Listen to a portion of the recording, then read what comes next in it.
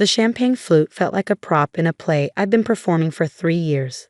Douglas Harrington II stood at the head of his massive dining table, his voice carrying that particular tone of wealthy condescension that made every compliment sound like an insult. To my son's wife, he raised his glass, pausing for effect. Proof that not everyone's cut out for business. The laughter rippled around the table, my mother-in-law Margaret's tinkling giggle, brother-in-law James's snort, his wife Patricia's knowing smirk. Even the teenagers, my nieces Emma and Chloe, joined in with the casual cruelty of those raised to believe their last name meant something. But she makes excellent cranberry sauce, Margaret added, as if throwing me a bone. Some people are meant for the kitchen, not the boardroom. I smiled sweetly, the same expression I perfected over 3 years of Harrington family gatherings. Thank you, Margaret. I do try. My husband Christopher squeezed my hand under the table, his version of support, which never quite extended to actually defending me out loud. He'd given up that fight 2 years ago, after his father had spent an entire Easter brunch explaining why my little marketing job was just a hobby compared to real business. How is the job search going, Sarah? Patricia asked with fake concern. Still looking for something suitable? I'm exploring opportunities, I said vaguely, cutting my prime rib with careful precision. Translation, still unemployed, James muttered, loud enough for everyone to hear. Now, Douglas said magnanimously. Not everyone can handle the pressure of real corporate work. Sarah's just finding her level. Finding my level. Like I was water seeking its natural depth, somewhere far below the Harrington standard. What they didn't know was that I found my level 18 months ago. Found it, exceeded it, and built something they couldn't imagine in their wildest country club dreams. But I'd made a promise to myself when I started, complete separation between my real life and my Harrington life until I was ready. Tonight felt ready. Speaking of business, Douglas continued because with the Harringtons, every conversation eventually circled back to their real estate empire. James just closed the Riverside development, $40 million project. 42, James corrected, preening. Largest mixed-use development in the city. That's wonderful, I said sincerely. Congratulations, James. He looked surprised by my genuine response, then suspicious. Yeah, well, it's what real business people do. Make things happen. Absolutely, I agreed. Building things is so important. Margaret turned to Christopher. And how's your division doing, darling? Your father says you're up for partner this year.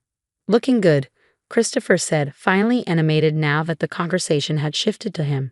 The Peterson acquisition should seal it. My boys, Douglas beamed, both following in the family tradition. Real estate in their blood. What about Emma? I asked, turning to my 16-year-old niece. Any interest in joining the family business? Emma shrugged, absorbed in her phone. Maybe. Grandpa says I need to prove myself first. Get into a good school, show I have the Harrington instinct. The Harrington instinct, I repeated. That's important. Critical, Douglas agreed. You either have it or you don't. No offense, Sarah, but it's genetic, like athletic ability or musical talent. Business acumen runs in bloodlines. I nodded thoughtfully. Bloodlines, of course. The conversation moved on to other topics, the club's new golf pro, the neighbor's scandalous divorce, which Mediterranean island was best for summer homes. I participated when expected, laughed at the right moments, complimented Margaret's new bracelet. All the while, my phone sat silent in my purse. I turned off notifications for the evening, but I knew what was waiting. Emails from my CEO, messages from the board, interview requests from Forbes, WSJ, TechCrunch, all addressed to Victoria Sterling, the name I'd built my empire under, using my middle name and mother's maiden name. Aunt Sarah, Emma said suddenly, looking up from her phone. What was your marketing job? The one you got fired from? Laid off, I corrected gently. Along with half the department, budget cuts. But what did you actually do? She pressed. Digital brand strategy, I said. That sounds made up, Chloe laughed. Everything sounds made up when you don't understand it, I replied mildly. Sarah worked for some startup, Christopher explained dismissively. They ran out of funding. Happens all the time to those tech companies. 90% failure rate, Douglas added authoritatively. That's why real estate is king. People always need buildings. And people always need technology, I pointed out. Fads come and go, he waved dismissively. The internet bubble, crypto nonsense, AI hype. But bricks and mortar? That's forever. Is that why Harrington Properties stock is down 12% this year? The question slipped out before I could stop it. The table went quiet. Douglas's face reddened. Market fluctuations, he said stiffly. Temporary. We're positioned for long-term growth. Of course, I agreed. Though your debt-to-equity ratio might concern some investors, especially with interest rates rising. How would you know about our debt ratio? James demanded. Public filings, I said simply. I like to stay informed. Since when do you read financial reports? Patricia scoffed. Since always. I just don't usually discuss them at dinner. Christopher was staring at me like I'd grown a second head. In 3 years of marriage, I'd never once challenged his family's business narratives. Well, Margaret said, desperate to change the subject. Who wants dessert? Sarah made her famous tiramisu. I escaped to the kitchen to plate the dessert, grateful for the momentary peace. Through the doorway, I could hear them dissecting my comments. Someone's been reading Wikipedia. James laughed. Probably trying to impress us, Patricia agreed. Poor thing doesn't realize Googling terms doesn't make you a businesswoman. I was arranging the last plate when Emma appeared in the kitchen. Aunt Sarah, can I ask you something weird? Always. I was trying to find your old company online. You know, the startup. But I found something else. She held up her phone. There's this CEO named Victoria Sterling who looks exactly like you. Like exactly. My heart stopped, then resumed at double speed. Oh, yeah, look. She showed me the screen, my own face staring back from a Business Insider article. She just announced some huge merger. Her company's worth like $1 billion or something. Crazy, right? You guys could be twins. I studied the photo carefully. That is a striking resemblance. Victoria Sterling. Emma Reed, founder and CEO of Catalyst Solutions. It says she turned down a $100 million offer from Google last year. Can you imagine? That's quite a story, I said neutrally. Emma was still scrolling. Oh my God, she's speaking at Davos next month. And she just bought. Her eyes widened. Aunt Sarah. She just bought TechNexus. That's the company you worked for. The one that laid you off. The kitchen suddenly felt very small. Coincidence, I said. But it says here she bought it specifically to gut the leadership team that made questionable downsizing decisions. She fired the entire C-suite. Emma looked up at me, her expression shifting from confusion to dawning realization. Aunt Sarah. The tiramisu is going to melt, I said. We should get back. But Emma wasn't moving. She was typing frantically on her phone. Victoria Sterling. V.S. Your middle name is Victoria. Your mom's last name was Sterling. I remember from your wedding program. Emma. Oh my God. She grabbed my arm. You're her. You're Victoria Sterling. You're a billionaire CEO and you've been letting Grandpa treat you like an idiot for 3 years. It's complicated. Complicated? Aunt Sarah, you own the company that tried to buy Grandpa's business last year. He bragged for months about turning down Sterling Enterprises. I'd forgotten about that. My head of acquisitions had identified Harrington Properties as a potential target. Overleveraged, underperforming, ripe for restructuring. I killed the deal when I realized what company it was. But not before they'd made the initial approach. Please don't say anything, I said quietly. Not yet. Emma stared at me. Are you kidding? They've been horrible to you. Grandpa, Dad, even Mom. They treat you like you're some gold digger who can't hold a job. I know. So why? I thought about how to explain 3 years of strategic silence. When I met Christopher, I was just Sarah. The layoff had just happened and I was planning my next move. We fell in love before I became her. And then once I started building the company, I wanted to keep it separate, to see if his family could accept me as just me. And they couldn't, Emma said flatly. No, they couldn't. So what? You just let them mock you forever. Not forever, I said. Just until the right moment. Emma's eyes lit up. Is tonight the right moment? Before I could answer, Chloe burst into the kitchen. Emma, what's taking so? Oh my God, are you looking at Victoria Sterling? I'm obsessed with her. She's like everything I want to be. Did you see she just launched that foundation for female founders? And her style is incredible. She wore custom dyer to the Met Gala. Chloe, Emma said slowly, look at the photo. Then look at Aunt Sarah. Chloe glanced between her phone and me several times, her expression shifting from confusion to shock. Wait. What? What? Sha. I hissed, but it was too late. Aunt Sarah is Victoria Sterling. Chloe shrieked. The dining room went silent. Then came the sound of chairs scraping, footsteps approaching. Christopher appeared first, his face a mix of confusion and concern. What's going on? Why is Chloe screaming? Behind him, the entire Harrington clan crowded into the kitchen doorway. Douglas looked annoyed at the disruption. Margaret clutched her pearls. James and Patricia wore matching expressions of irritation. The girls are being dramatic about something, I said calmly, though my heart was racing. Dramatic? Emma held up her phone. Grandpa, you know how you're always talking about Victoria Sterling? The tech CEO who tried to buy your company. Douglas's expression soured. That vulture. What about her? She's standing in your kitchen. The silence that followed was absolute. Then James laughed, a harsh, disbelieving sound. Right? Sarah is secretly a billionaire. Good one, Emma. Look at the pictures, Emma insisted, shoving her phone at him. James took the phone dismissively, then froze. His eyes darted between the screen and me. This is some kind of joke. Google it, Chloe said. Victoria Sterling, Catalyst Solutions. Look at the images, read the bio. Middle name Victoria, mother's maiden name Sterling. Started the company 18 months ago, right after Aunt Sarah got laid off. Patricia snatched the phone, her face cycling through emotions as she scrolled. This can't be real. It's not, Douglas said firmly. This is absurd. Sarah can barely hold a job, much less run a billion-dollar company. I set down the dessert plate I'd been holding. Why is that absurd, Douglas? He turned to me, his face red. Because I know you. 3 years of family dinners and you've never once shown any business acumen. You got fired from a junior marketing position. Laid off, I corrected. Along with 40% of the marketing department when the new CEO decided to streamline operations. That CEO, by the way, is now looking for a new job himself after I bought the company and reviewed his performance. You bought TechNexus. Christopher's voice was faint. Last month, it was undervalued due to poor leadership decisions, like laying off their best talent to make quarterly numbers look better. This is ridiculous, Douglas blustered. If you were Victoria Sterling, why hide it?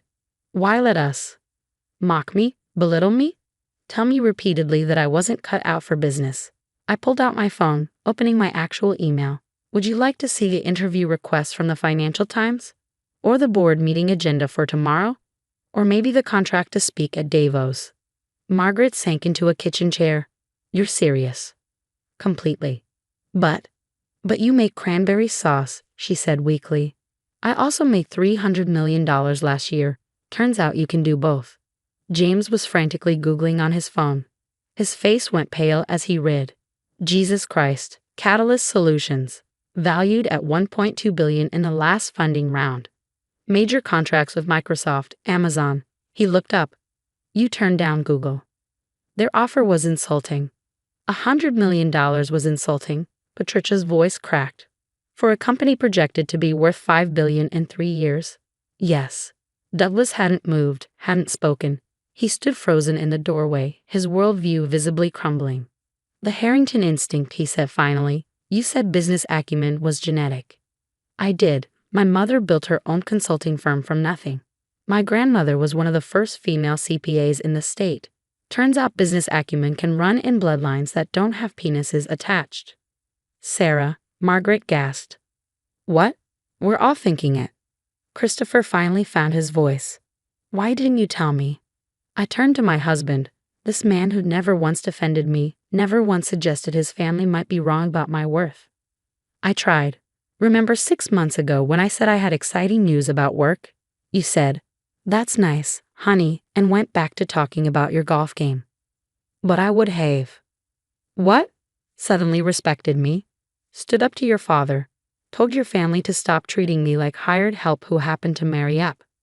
That's not fair. isn't it? I pulled up my photo gallery, scrolling to pictures from various events. Here's me at the Fortune 500 CEO Summit. You thought I was at a marketing conference. Here's me ringing the opening bell at NYSE when we announced our Series B. You thought I was visiting my sister. Here's me with the President's Council on Technology. You thought I was at a spa weekend. Each photo was a nail in the coffin of their assumptions. You lied to us, Douglas said, grasping for moral high ground. I told you I was exploring opportunities. I said I was working on something big. I mentioned my interest in technology dozens of times. You just never listened. Because you presented yourself as what? A normal person. Someone who didn't need to brag about achievements at every family dinner. I looked around the kitchen at their stunned faces. I gave you 3 years to see me as a person worth respecting regardless of my net worth. You failed. Emma, who'd been recording everything on her phone, whispered, "This is better than Netflix." The Sterling Enterprises offer, Douglas said suddenly. Last year. That was you. My acquisitions team identified Harrington Properties as a potential target. Overleveraged, family-run businesses often are. I killed the deal when I realized it was your company. Why? James demanded. Because unlike you, I don't believe in destroying family, even family that treats me like the help. We never, Patricia started. Thanksgiving 2021. I interrupted. You asked me to serve the wine because Sarah's so good at that sort of thing. Christmas 2022. I spent 3 hours in the kitchen while you all discussed business, then Margaret thanked me for knowing my place.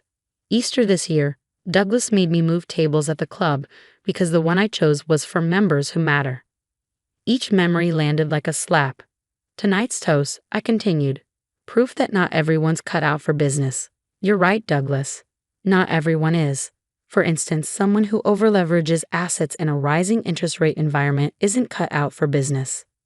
Someone who turns down partnership offers out of pride isn't cut out for business. Someone who judges capability based on gender and marriage status definitely isn't cut out for business. Are you threatening us? Douglas's voice was cold. I'm stating facts. Your company is struggling. You need capital and strategic guidance. Sterling Enterprises is still interested, but now the offer won't be as generous, and it comes with conditions. What conditions? New leadership, starting with the board. Turns out I do have some ideas about the real estate industry, revolutionary ones even. The kitchen felt like a pressure cooker. Christopher looked like he might faint. His parents seemed to have aged a decade in 10 minutes. James and Patricia were still staring at their phones, probably calculating my net worth. But it was Emma who broke the silence. This is the coolest thing that's ever happened in this family, she announced. Aunt Sarah, sorry Victoria, can I intern at your company? When you're 18, I promised. Will you teach me? Chloe asked eagerly. Like, how to build something from nothing. If you're willing to learn. I don't understand, Margaret said plaintively. If you're so successful, why stay with Christopher? Why endure our condescension, mockery, casual cruelty? I looked at my husband, who seemed to be questioning everything. Because I loved him. And I hoped that eventually his family might see value in me beyond my bank account or business success. I wanted to be accepted as Sarah, not as Victoria Sterling. And now? Christopher asked quietly. Now I realize I was trying to earn approval from people who were never going to give it. You can't respect someone you've decided is beneath you, no matter what they achieve. Douglas finally spoke, his voice strained. What happens now? I gathered my purse, my coat, my dignity. Now I go home. Tomorrow I run my company. Next week I close the Tech Nexus integration. Next month I speak at Davos. And sometime after that, my lawyers will send over a revised offer for Harrington Properties. You should probably accept it. And us? Christopher asked. Our marriage. That's a conversation for later, when you've decided whether you're married to Sarah, the failed marketer, or Victoria, the CEO. Though honestly, the fact that it matters makes the answer pretty clear. I headed for the door, then paused. Oh, and Margaret? The cranberry sauce recipe is my grandmother's. The woman who built her own company in 1963, when people like Douglas wouldn't even let her have a business checking account without a husband's signature. She'd be so proud to know her recipe was served at the table of people who think women aren't cut out for business. The cold December air felt like freedom as I walked to my car. Not the sensible Satan Christopher knew about, but the Tesla that Victoria Sterling drove. As I pulled away from the Harrington estate, my phone exploded with notifications. Emma had apparently posted her recording online with the caption, "Watch my billionaire aunt destroy my sexist family with Hakitis and LOGIC. Hashtag girl boss, hashtag Christmas drama, hashtag Victoria Sterling." By the time I reached my actual home, the penthouse Christopher had never seen because he'd never asked about my little apartment, the video had gone viral. My PR team was having a meltdown. My board was asking questions. The financial press was salivating. But for the first time in 3 years, I felt like myself. Both versions. Sarah, who made excellent tiramisu, and Victoria, who made excellent business decisions. They were never different people. The Harringtons just couldn't see past their own assumptions to notice. My phone rang. Christopher. I let it go to voicemail. Tomorrow there would be lawyers and decisions and probably a very public divorce. Tonight, I opened a bottle of wine. The good stuff, not the grocery store brand I brought to Harrington dinners, and toasted my grandmother's picture on the mantel. To knowing your worth, I said, even when, especially when, nobody else does. The city sparkled below my windows, full of possibility and promise. Somewhere in those lights, Douglas Harrington was probably still insisting this was all a mistake, a misunderstanding, a joke. But the market would open tomorrow, and Sterling Enterprises stock would take up another few points on news of the TechNexus acquisition. The Harrington instinct for business was about to meet the Sterling instinct for justice. And despite what they'd always believed, mine was genetic too. The first thing I noticed at Grandma's funeral was how everyone suddenly remembered her favourite flowers. Yellow roses filled the chapel, though she'd always told me during our Sunday visits that she preferred simple daisies. I watched my mother arrange them with theatrical precision, dabbing at dry eyes with a monogrammed handkerchief. My name is Danielle, and I was the only one who visited Grandma Edith in her final years. Not that anyone would know, they were too busy living their Instagram-perfect lives to notice either of us. "Darling, you should really say something during the service," my mother Alina whispered, her manicured hand gripping my shoulder too tightly. "It would look appropriate." I smiled softly. "I think I'll pass, Mom. Emerson's got it covered, right?" On cue, my older brother stepped up to the podium, his designer suit perfectly pressed. "Grandmother was a pillar of society," he began, his voice thick with manufactured emotion. "She understood the importance of legacy." I tuned him out, remembering instead the real conversations I'd had with Grandma. How she'd laugh at my terrible jokes every Sunday afternoon, her eyes crinkling at the corners. How she'd slip me her secret cookie recipe while telling me stories about her youth. How she'd hold my hand and tell me I was stronger than I knew. "Such a shame you never visited her," my cousin Tessa whispered from behind me. She was so lonely in that place. I bit back a response. They never saw me signing in at the care facility every weekend, never noticed the fresh flowers I brought, the books we read together, or the hours I spent just listening to her stories. They were too busy arguing over who would inherit her estate. After the service, Mother gathered everyone in the lawyer's office. Mr. Taylor, a serious man in wire-rimmed glasses, sat behind his desk with a manila envelope. "Let's make this quick," Mother announced, sliding the will across the desk. "We all know Emerson is the natural heir. He's the only one who truly appreciated family obligations." I watched my brother preen, already mentally spending money he hadn't inherited yet. Tessa leaned forward eagerly, probably hoping for a generous cousin's share. My stepfather Antonio checked his phone, bored but present. "Actually," Mr. Taylor cleared his throat, "there's a sealed directive that must be addressed first." Mother's perfectly plucked eyebrows drew together. "What sealed directive?" "The one Grandma Edith filed 3 months ago," I said quietly. The room fell silent as every head turned toward me. You know, during one of those visits I supposedly never made. Mr. Taylor pulled out another envelope, this one sealed with red wax. Mrs. Weaver was very specific about the timing of this revelation. "This is ridiculous," Emerson interrupted, standing up. "We all know Grandmother wanted the estate kept intact, under proper management. Danielle barely knew her." I reached into my bag and pulled out a worn leather journal. "Really? Then why do I have 3 years' worth of her thoughts written right here? Would you like to hear what she really thought about proper management?" Mother's face went pale. Where did you get that? She gave it to me, along with these. I placed a stack of photographs on the table. Dozens of pictures of Grandma and me together, dating back years. Sunday lunches, holiday celebrations, quiet afternoons in the garden. Funny how no one noticed I was there. Mr. Taylor cleared his throat again. Shall I proceed with the reading? Mother's lips pressed into a thin line as she nodded. I watched her hands tremble slightly as she reached for her water glass. Very well. He broke the seal and unfolded the document. I, Edith Marie Weaver, being of sound mind and body, do hereby declare this to be my final testament regarding the distribution of my assets. I already knew what it said. Grandma had shown me months ago, making me promise to keep it secret until this moment. She understood timing better than anyone. The entire estate, including all properties, investments, and liquid assets, currently valued at approximately 4.2 million, is to be placed in an irrevocable trust for the sole benefit of my granddaughter, Danielle.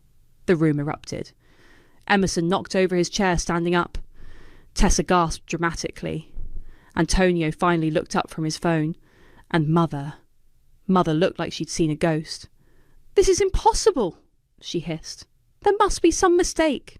Mr. Taylor adjusted his glasses. No mistake, Mrs. Thornton. Everything is quite legally binding. Your mother was very thorough. But why?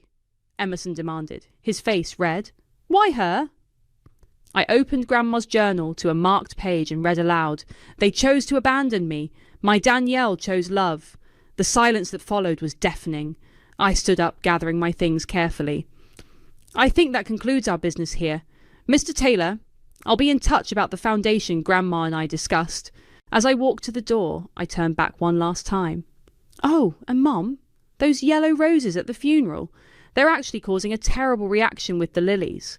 Grandma was allergic to them, but you'd have known that if you'd ever visited. The next morning, I arrived early at Mr. Taylor's office for the formal reading of the trust documents. The leather chair squeaked as I sat down, and I could still smell yesterday's coffee lingering in the air. Are you sure you want to do this? Mr. Taylor asked, organising papers on his desk. We could postpone until things calm down. They won't calm down, I replied, watching the door. Better to rip off the bandage now. Right on cue, Mother burst in, designer heels clicking against the hardwood floor. Emerson trailed behind her, looking like he hadn't slept.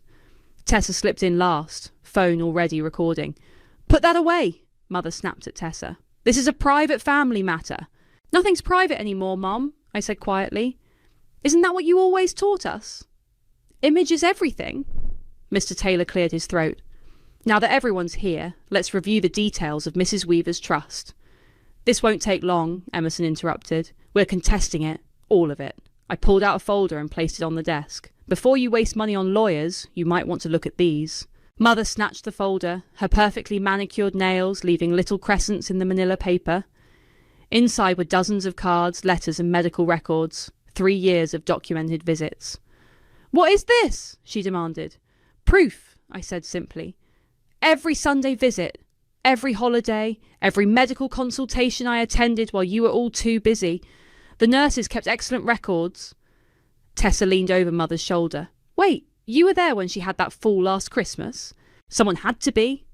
I met her eyes. Where were you, Tessa? Still in Aspen? Mr. Taylor pulled out the trust documents. Mrs. Weaver was very specific about her reasons. Shall I read them? Please do, I said, watching Mother's face carefully. To my family, he began. I've watched you all chase wealth and status, forgetting the simple truth that love requires presence. Only Danielle understood this. While you posted photos of charity galas and summer homes, she sat with me, reading books and sharing stories. Emerson's face reddened. That's not fair. We were building our careers, maintaining the family name. To my grandson Emerson, Mr. Taylor continued, who visited twice in 3 years, both times to discuss his inheritance. Stop, Mother commanded, but Mr. Taylor kept reading. To my daughter Alina, who was too ashamed to let her country club friends see her mother in a care facility. Mother stood up so quickly her chair toppled backward. This is character assassination. No, I said softly. This is the truth. Grandma wrote it all down, every empty promise, every missed visit, every time you sent your assistant with flowers instead of coming yourself.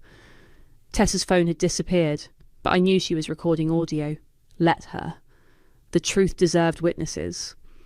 The trust is ironclad, Mr. Taylor explained. Mrs. Weaver had psychological evaluations done to prevent any claims of diminished capacity. She also videotaped her declarations. Video? Emerson's voice cracked. I nodded. Would you like to see them? She was quite coherent when she described how you asked her to sign over her house last year. Or when you tried to access her accounts for safekeeping. The colour drained from his face. Mother grabbed his arm, her knuckles white. This isn't over, she hissed. You can't just take everything. I'm not taking anything, I replied. Grandma gave it to me. There's a difference. Mr. Taylor pulled out one final envelope. Mrs. Weaver also left individual letters. Would you like them now? Mother snatched hers, tore it open, and began reading. Her hands shook more with each line. Emerson crumpled his without opening it. Tessa eagerly grabbed hers, probably hoping for a secret codicil in her favour. I already had mine, given to me months ago over tea and cookies. My darling girl, she'd written, you never needed my money to be worthy, but you'll use it wisely, and that's why you're getting it. This meeting is over, Mother announced, gathering her things. Our lawyers will be in touch. They already have been, Mr. Taylor said. Everything's been reviewed. The trust takes effect immediately. As they filed out, Tessa lingered behind. I always liked you, Danny, she said, trying to smile. We should get coffee sometime. Sure, I replied. Just like we should have visited Grandma together sometime. After they left, Mr. Taylor handed me a key. The safety deposit box you requested. Everything's there, the journals, the videos, the financial records. Thank you. I stood up, smoothing my skirt. Grandma said you'd understand why we had to do it this way. He nodded. Mrs. Weaver was a wise woman. She knew the truth would hurt, but lies hurt more in the end. As I left his office, my phone buzzed with messages. Mother, Emerson, distant relatives I hadn't heard from in years. I turned it off without reading them. Grandma always said patience was a virtue. She'd waited years to reveal the truth about her family. I could wait a little longer to reveal the rest of mine. A week after the trust revelation, my phone wouldn't stop buzzing. Old classmates, distant relatives, even my high school math teacher somehow found my number. But the message that made my coffee go cold was from Matthew, my ex-boyfriend. Hey stranger, it read. Been thinking about you. Dinner sometime. The same Matthew who'd told me 2 years ago that I lacked ambition and was too focused on family obligations when I spent weekends with Grandma instead of networking at his corporate events. I deleted his message without responding and opened my laptop to check my email. 300 unread messages blinked back at me. The top one was from Emerson's wife, Sarah. Please talk some sense into him, she wrote. He hasn't left the house in days. He's drinking again. The next was from Mother. We need to meet, privately, no lawyers. I closed my laptop and grabbed my keys.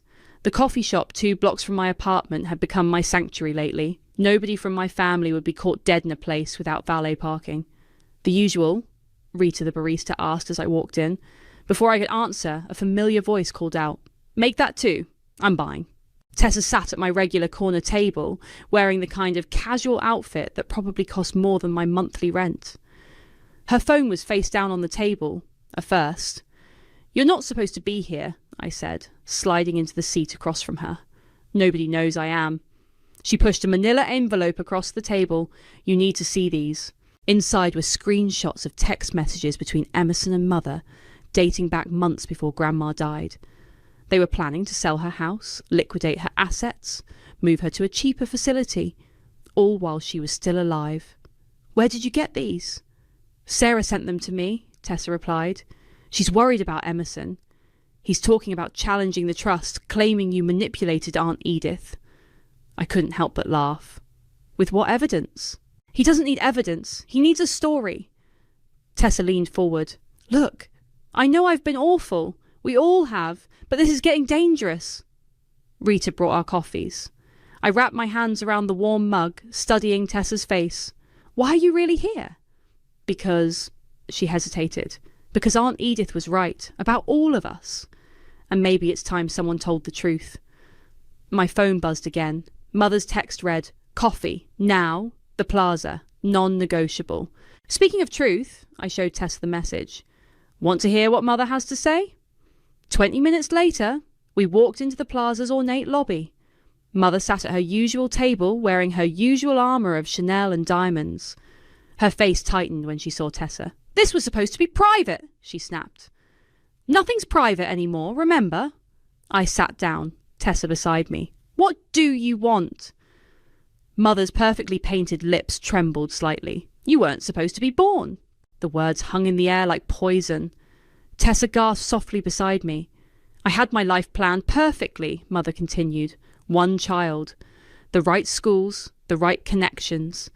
Then you came along and ruined everything. I took a sip of water, keeping my voice steady. Is that why you never visited Grandma? Because she loved your mistake?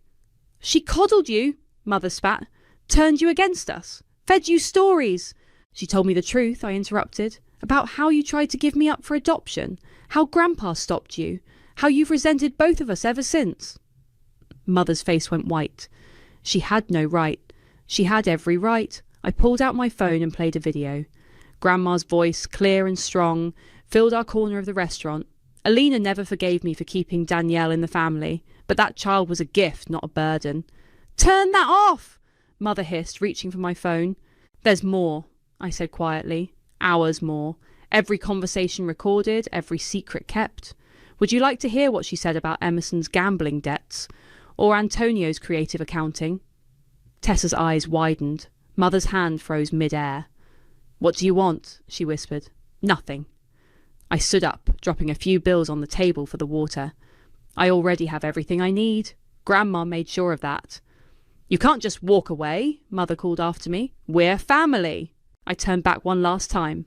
Family shows up, Mother. Family stays. Family loves without conditions or price tags. You taught me exactly what family isn't, and Grandma showed me what it could be.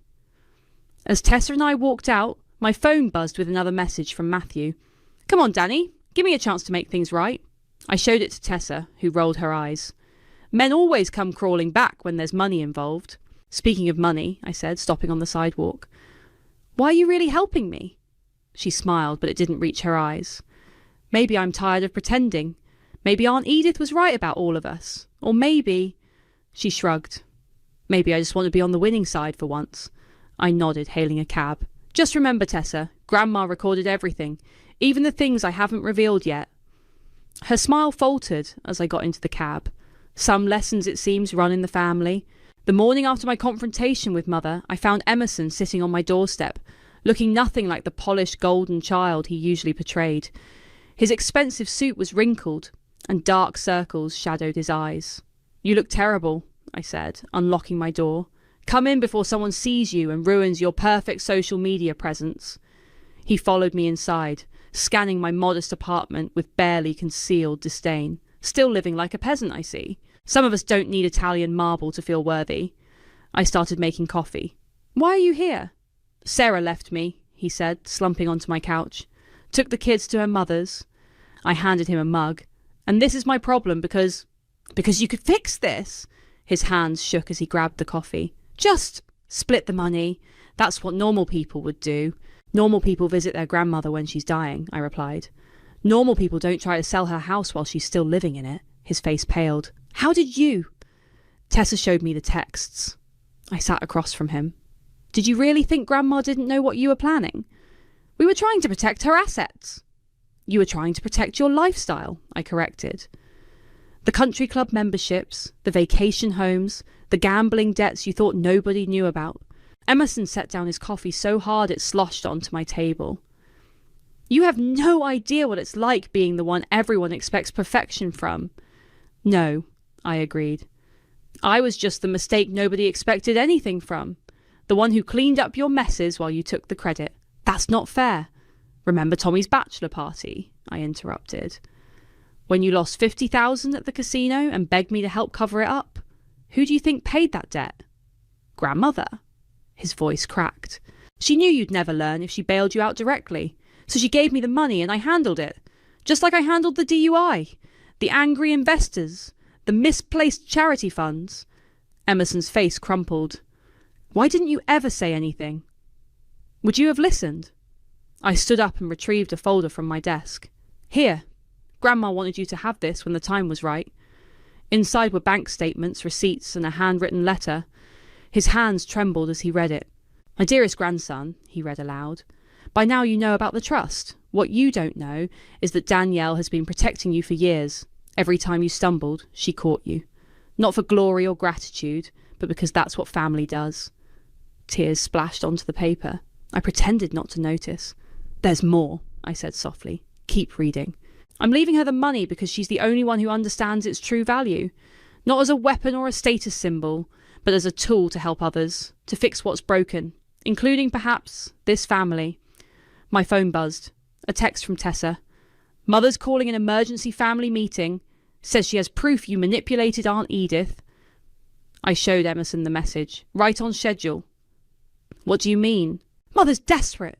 Desperate people make mistakes. I took back the folder. Like forgetting that Grandma recorded everything. Everything. His voice was barely a whisper. Including the night Mother came to the nursing home, demanding Grandma change her will. The night you brought those papers for her to sign. The night... Stop! Emerson stood up, swaying slightly. Just stop. What do you want from me? I want you to get help, I said simply. Real help. Not another fancy rehab that Mother can brag about at her charity lunches. Grandma left you a trust fund too, a small one, contingent on completing addiction treatment. His eyes widened. She did. She loved you, Emerson. We both did. But love without accountability isn't love at all. Sarah said something similar, he mumbled, reaching for his phone, before she left.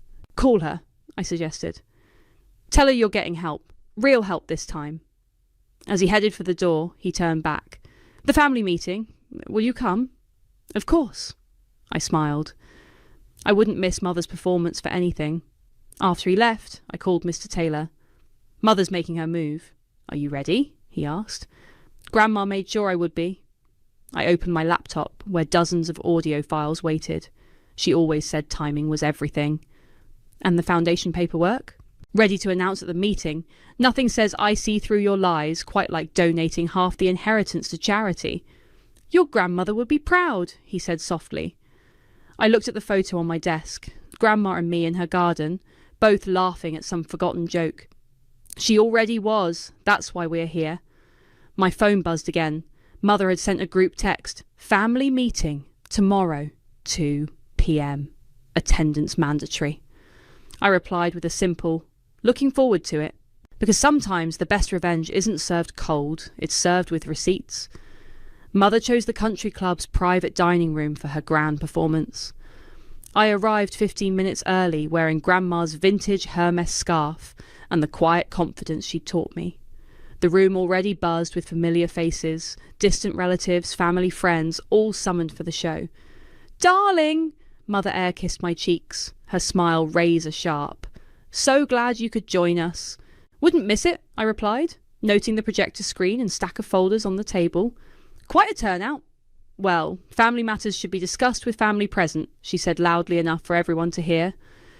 I spotted Tessa in the corner, frantically typing on her phone. She caught my eye and gave a slight nod. I'll signal that everything was ready. Mother clinked her glass, calling the room to attention. Thank you all for coming on such short notice. As you know, we've had some unfortunate revelations recently. Antonio stood beside her, looking uncomfortable in his role as supportive husband. Emerson sat near the front, noticeably sober and avoiding my gaze. My mother's final wishes were influenced by manipulation and deceit, Mother continued, clicking to her first slide. I have evidence. The screen showed a photo of me at the nursing home, dated 6 months ago. My daughter, who claims she visited regularly, was rarely there according to official logs. I raised my hand like a student. Is this the part where I show my visitor badges, all 36 of them? Or should we start with the security camera footage? Mother's smile flickered. There's more. We have testimony from staff members. Former staff members, I corrected. The ones you fired last week for refusing to lie. Should we call them in? They're actually waiting outside. Murmurs rippled through the room. Mother's hand shook as she clicked to the next slide. We also have evidence of financial coercion, she pressed on. Multiple withdrawals from my mother's accounts. For her medical care, I interrupted. Care that you refused to pay for? Would you like to see the receipts? Or should we discuss why you diverted her insurance payments to your personal account? The room went silent. Antonio stepped away from Mother, his face ashen. You don't understand, Mother's voice cracked. Everything I did was for this family's reputation. No, I stood up. Everything you did was for yourself, and now it's my turn to present. I nodded to Tessa, who connected her laptop to the projector. The screen filled with a video of Grandma, recorded 3 months before she died. Hello, Alina. Grandma's voice filled the room. If you're watching this, you're probably trying to challenge my decisions. Let me save you some time. Mother sank into a chair as Grandma continued. I've documented every visit, every conversation, every attempt to access my accounts. I've recorded every threat, every manipulation, every time you sent others to do your dirty work. And I've given copies to my lawyers, my doctors, and most importantly, to Danielle. The video continued, showing Mother's late-night visit to the nursing home, her demands, her threats. Then Emerson's attempts to get Grandma to sign papers. Then Antonio's creative bookkeeping. Turn it off, Mother whispered. Why? I asked. Isn't this the family meeting you wanted? You're destroying us, she hissed. No, you did that yourself. I turned to address the room. But destruction isn't my goal. Redemption is. I pulled out my own folders and began passing them around. Inside you'll find details of the Edith Weaver Foundation. Half of my inheritance will fund better care for elderly patients, support for their families, and oversight to prevent elder abuse. Tessa stood up. I'd like to volunteer for the foundation. Of course you would, Mother snapped. Always switching sides. No, Mother, I said quietly. She's choosing the right side, just like I did, just like Grandma did. Emerson cleared his throat. I'd like to help too, after I finished treatment. Mother looked around the room, her carefully constructed world crumbling. This isn't over. Actually, it is. Mr. Taylor stepped in from the hallway. The foundation paperwork has been filed. The trust is secure. And the investigation into financial misconduct is proceeding. Investigation? Antonio's voice cracked. Did you really think Grandma wouldn't notice the missing millions? I asked. She was old, not blind. Mother stood up, swaying slightly. You planned this. All of it. No, you did. Every scheme, every lie, every manipulation led to this moment. I just followed Grandma's example. I watched, I waited, and I kept receipts. The room began to empty, people avoiding Mother's desperate gaze. Tessa collected her laptop, pausing to squeeze my hand. Emerson left quietly, already on the phone with Sarah. What happens now? Mother asked, suddenly looking old and tired. Now? I gathered my things. Now you decide. The foundation could use experienced fundraisers, people who understand social connections, people seeking redemption. I left her there, surrounded by empty chairs and shattered illusions. Outside, the spring air felt clean and fresh, like the garden where Grandma and I used to sit. My phone buzzed. A message from Mr. Taylor. Your grandmother would be proud. I smiled, touching her scarf. She already is, I whispered. She already is. The media storm hit 3 days after the country club meeting. I woke up to find my face splashed across local news websites. Heiress exposes family's dark secrets. Someone had leaked the video of Mother's nursing home confrontation with Grandma. My phone rang. Tessa. Before you ask, I didn't leak it, she said quickly. I know. I watched another notification pop up. Mother did. What? Why would she? Because she's trying to control the narrative, I explained. Make herself the victim. Poor Mother, betrayed by her ungrateful daughter. As if on cue, my doorbell rang. Matthew stood there, holding coffee and wearing his most charming smile. I saw the news, he said, trying to step inside. Thought you might need a friend. I blocked the doorway. Like you needed a friend when you dumped me for being too focused on family. His smile faltered. Come on, Danny. People change. Yes, they do. Especially when money's involved. I took the coffee and closed the door in his face. My phone buzzed again. This time it was Emerson. Have you seen Mother's interview? He asked without preamble. I pulled up the local news website. There she was. perfectly composed in designer clothes, tears glistening but never falling. "My daughter has been poisoned against me," she said to the reporter. "My mother's mental state in her final days. Well, we all know how manipulation works." I muted the video. "She's desperate. She's dangerous," Emerson corrected. "Antonio left her this morning, took everything from their joint accounts. Good thing Grandma saw that coming." I opened my laptop, checking the Foundation's accounts. "All the money's secure." "That's not why I called," Emerson said quietly. "I'm checking into rehab today. A real facility, not one of Mother's spa retreats. Sarah knows. She's driving me there." His voice cracked. "Thank you for not giving up on me like I gave up on Grandma." After we hung up, I called Mr. Taylor. "Mother's making her move." "I saw," he replied. "But she forgot something important." "What's that?" "The nursing home's security footage. All of it, including the night she tried to force your grandmother to change her will." I smiled. "When should we release it?" "That's not all," he continued. "The financial investigation uncovered some interesting transfers. Your mother's been embezzling from her own charity foundation for years." My doorbell rang again. This time it was Tessa, looking frantic. "Mother's calling another family meeting," she burst out as I let her in. "Tonight, at the house." "Of course she is." I checked my watch. "Perfect timing." "What do you mean?" I opened my email and showed her the press release draft.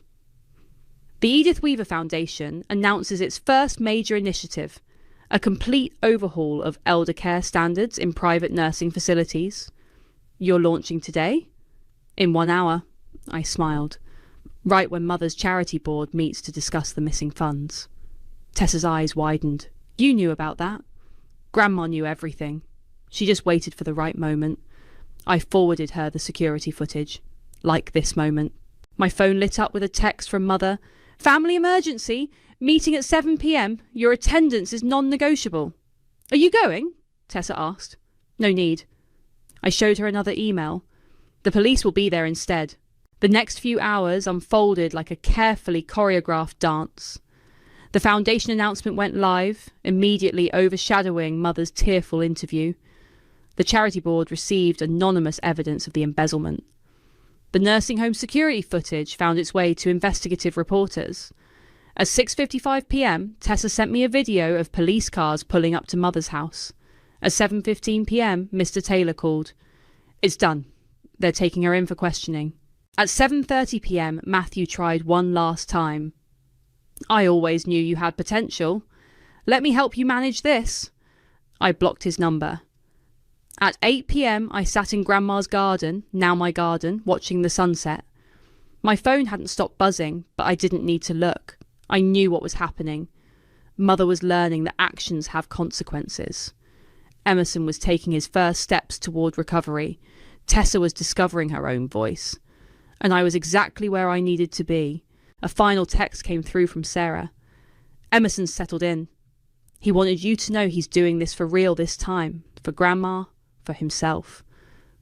I touched the roses Grandma and I had planted together. "See?" I whispered to her memory. "Sometimes the quiet ones win." My phone buzzed one last time. A news alert. Socialite arrested. Charity fraud and elder abuse investigation launches. I turned off my phone and sat in the peaceful garden. Grandma always said revenge wasn't about destruction. It was about justice. About truth. About waiting for the right moment to let karma do its work. And karma, it seemed, had perfect timing. 3 months after Mother's arrest, I stood at the podium of the Edith Weaver Foundation's first public event. The ballroom was packed with faces both familiar and new, nurses, caregivers, elderly residents, and yes, even some family members. "My grandmother taught me that true wealth isn't measured in dollars," I began, "but in the lives we touch and the changes we make." In the front row, Emerson sat with Sarah and their kids, 60 days sober and actually smiling. Beside them, Tessa had traded her designer clothes for a practical blazer, her foundation badge proudly displayed. "Today we're announcing our first major initiative," I continued. "The Edith Weaver Care Standards program will ensure that no elderly person feels forgotten or abandoned. That no family can prioritise wealth over well-being." A reporter raised her hand. "Is this a response to your mother's recent guilty plea?" "No," I replied firmly. This is a response to every parent who deserves better, every grandparent who built a legacy only to be treated as a burden.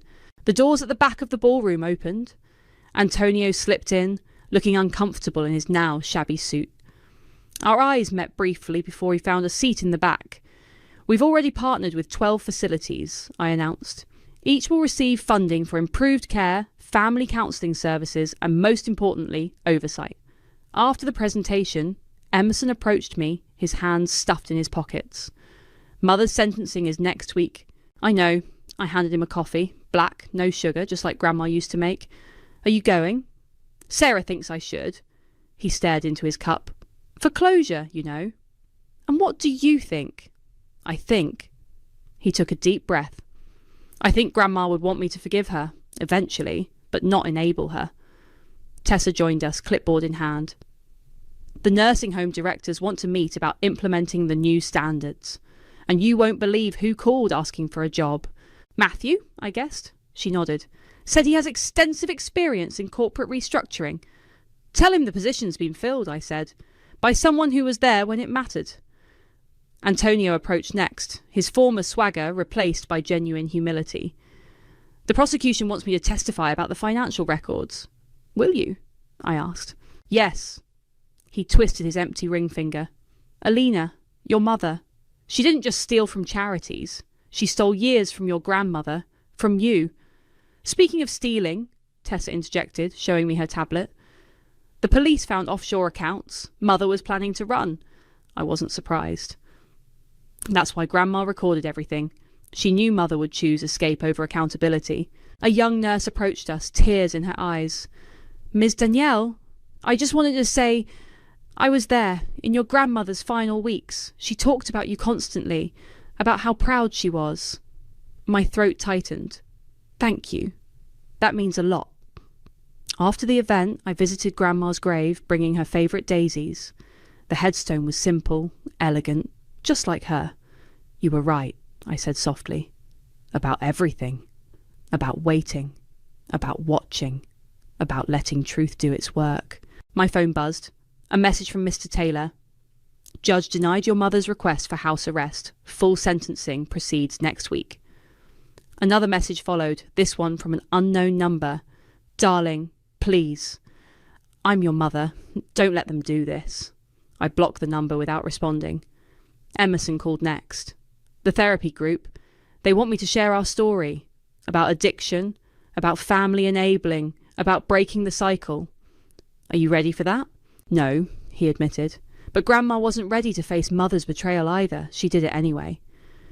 Back at the foundation office, Tessa was organising the next phase. 4 more facilities want to join the programme, and Sarah's starting a support group for families. Good. I looked at the photo on my desk, Grandma and me in her garden. That's exactly what we needed. There's something else. Tessa hesitated.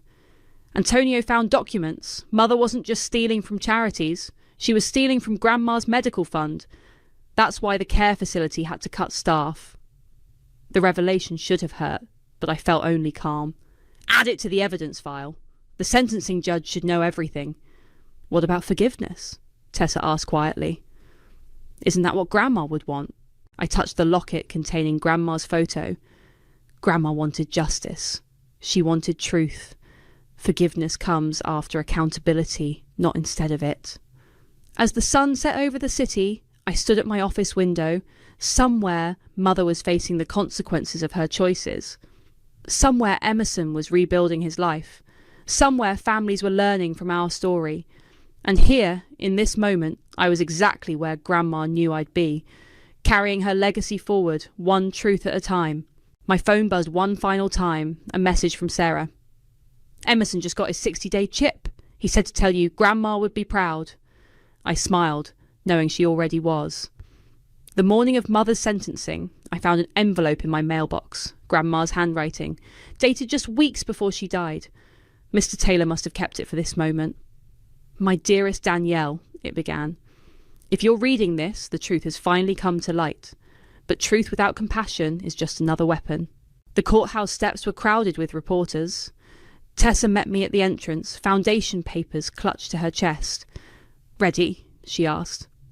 I touched Grandma's locket. Almost. Inside, Mother sat with her lawyer, designer clothes replaced by something simpler. She'd lost weight. Her eyes met mine briefly before darting away. Emerson slipped into the seat beside me, Sarah's hand in his. "Just got the news," he whispered. "The Foundation's first resident advocacy program launches today." "Grandma would have loved that," I replied. The judge entered, and Mother stood. She looked smaller somehow, her shoulders bent under the weight of consequence. "Before sentencing," the judge announced, "the defendant may make a statement."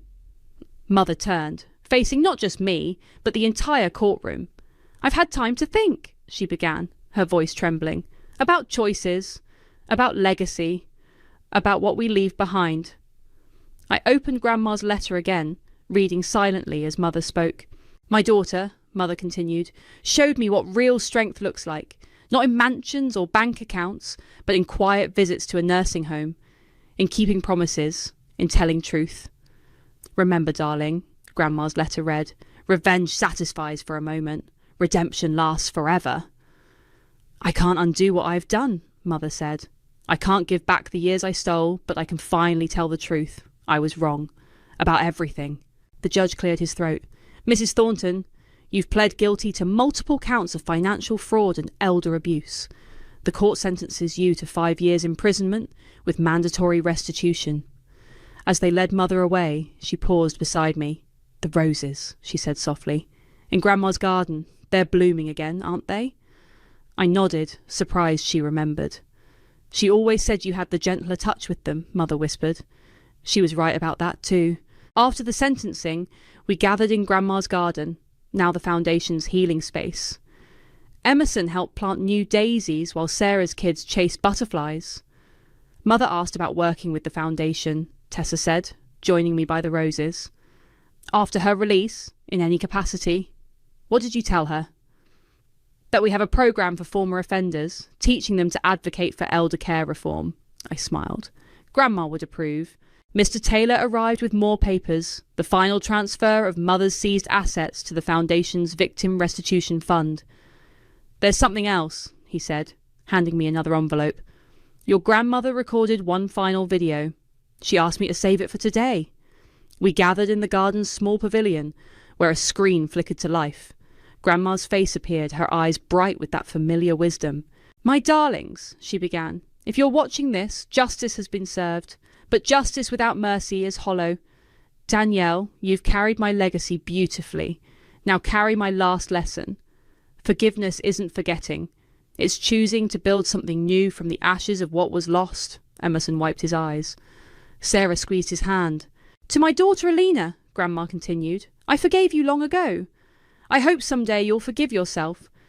To Emerson, strength isn't in never falling, but in rising again. And to my dearest Danielle, you never needed money to prove your worth. You proved it every Sunday, simply by showing up." The video ended. In the quiet that followed, a butterfly landed on one of Grandma's roses.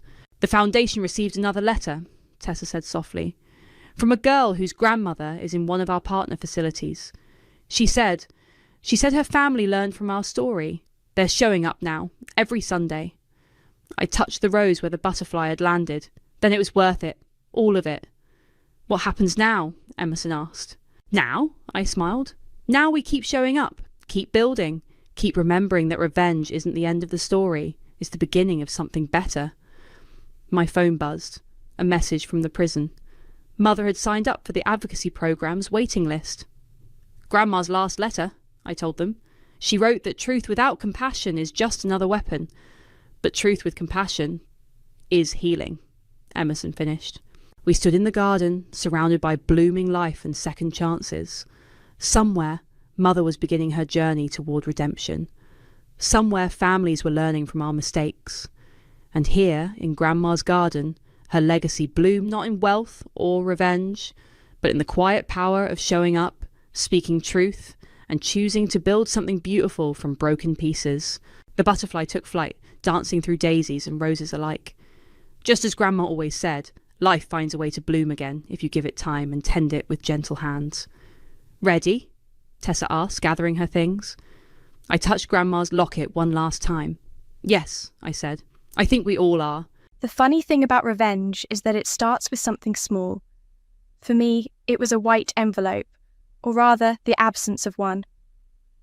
I'm Kayla, and I've always been the invisible daughter, not the successful influencer like my sister Mackenzie, or the charming trust fund baby like my brother Evan. Just there. The quiet one who works in tech security and shows up to family events exactly on time, never early, never late enough to make a scene. This Thanksgiving was no different. I pulled up to my parents' sprawling estate in my sensible Volvo, watching my sister's Range Rover gleam in the circular driveway like a trophy. Inside, the house smelled of sage and wealth, that particular scent of people who hire others to cook their holiday meals. Kayla, darling, my mother Arceus Diaz, Sandra's voice carried that artificial warmth she reserved for public appearances. She air-kissed my cheek, careful not to smudge her perfect lipstick. You're looking comfortable. I smoothed my black dress. Designer, but understated. Thanks, Mom. The living room was a showcase of forced family harmony. Mackenzie held court on the cream leather sofa, documenting every moment for her followers. Evan lounged with a whiskey, already 3 drinks deep. My cousin Caroline caught my eye and gave me a small, genuine smile, the only real one I'd seen so far. Everyone to the dining room.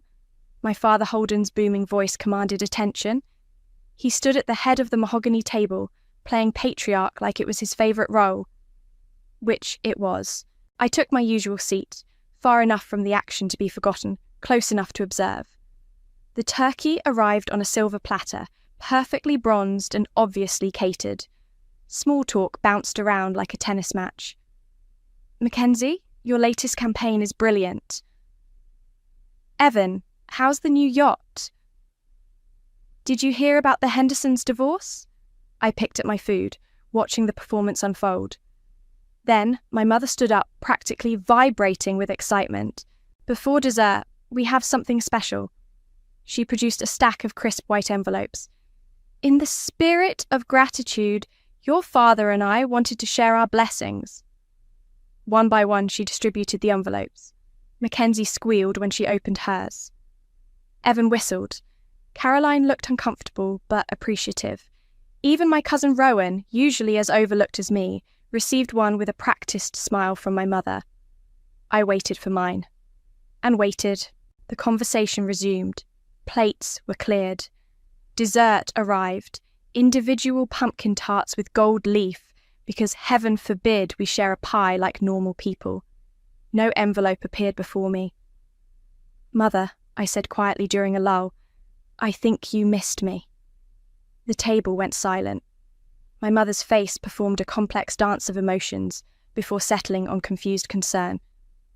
Oh, Kayla, dear, we thought, well, you're so independent. You never want our help. We didn't want to offend you.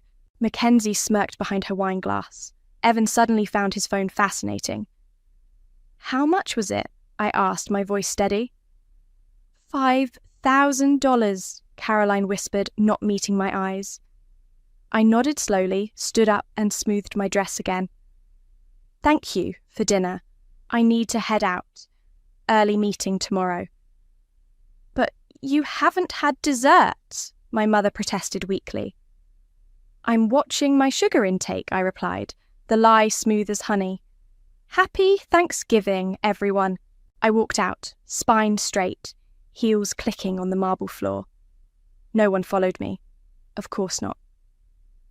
In my car, I opened the trunk and reached for a small lockbox hidden under the spare tyre.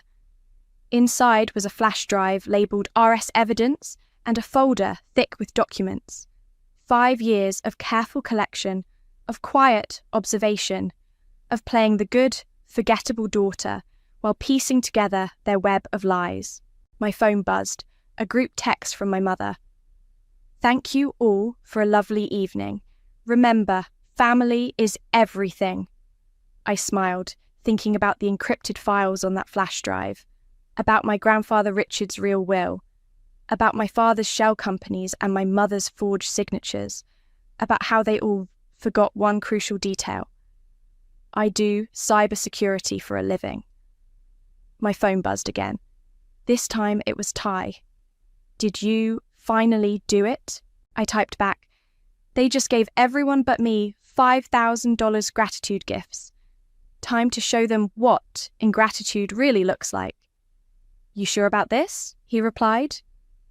I started my car, watching the warm lights of the family estate shrink in my rearview mirror. The flash drive felt heavy in my pocket. 5 years of evidence, of patience, of playing the perfect victim. They think I'm quiet, I texted back.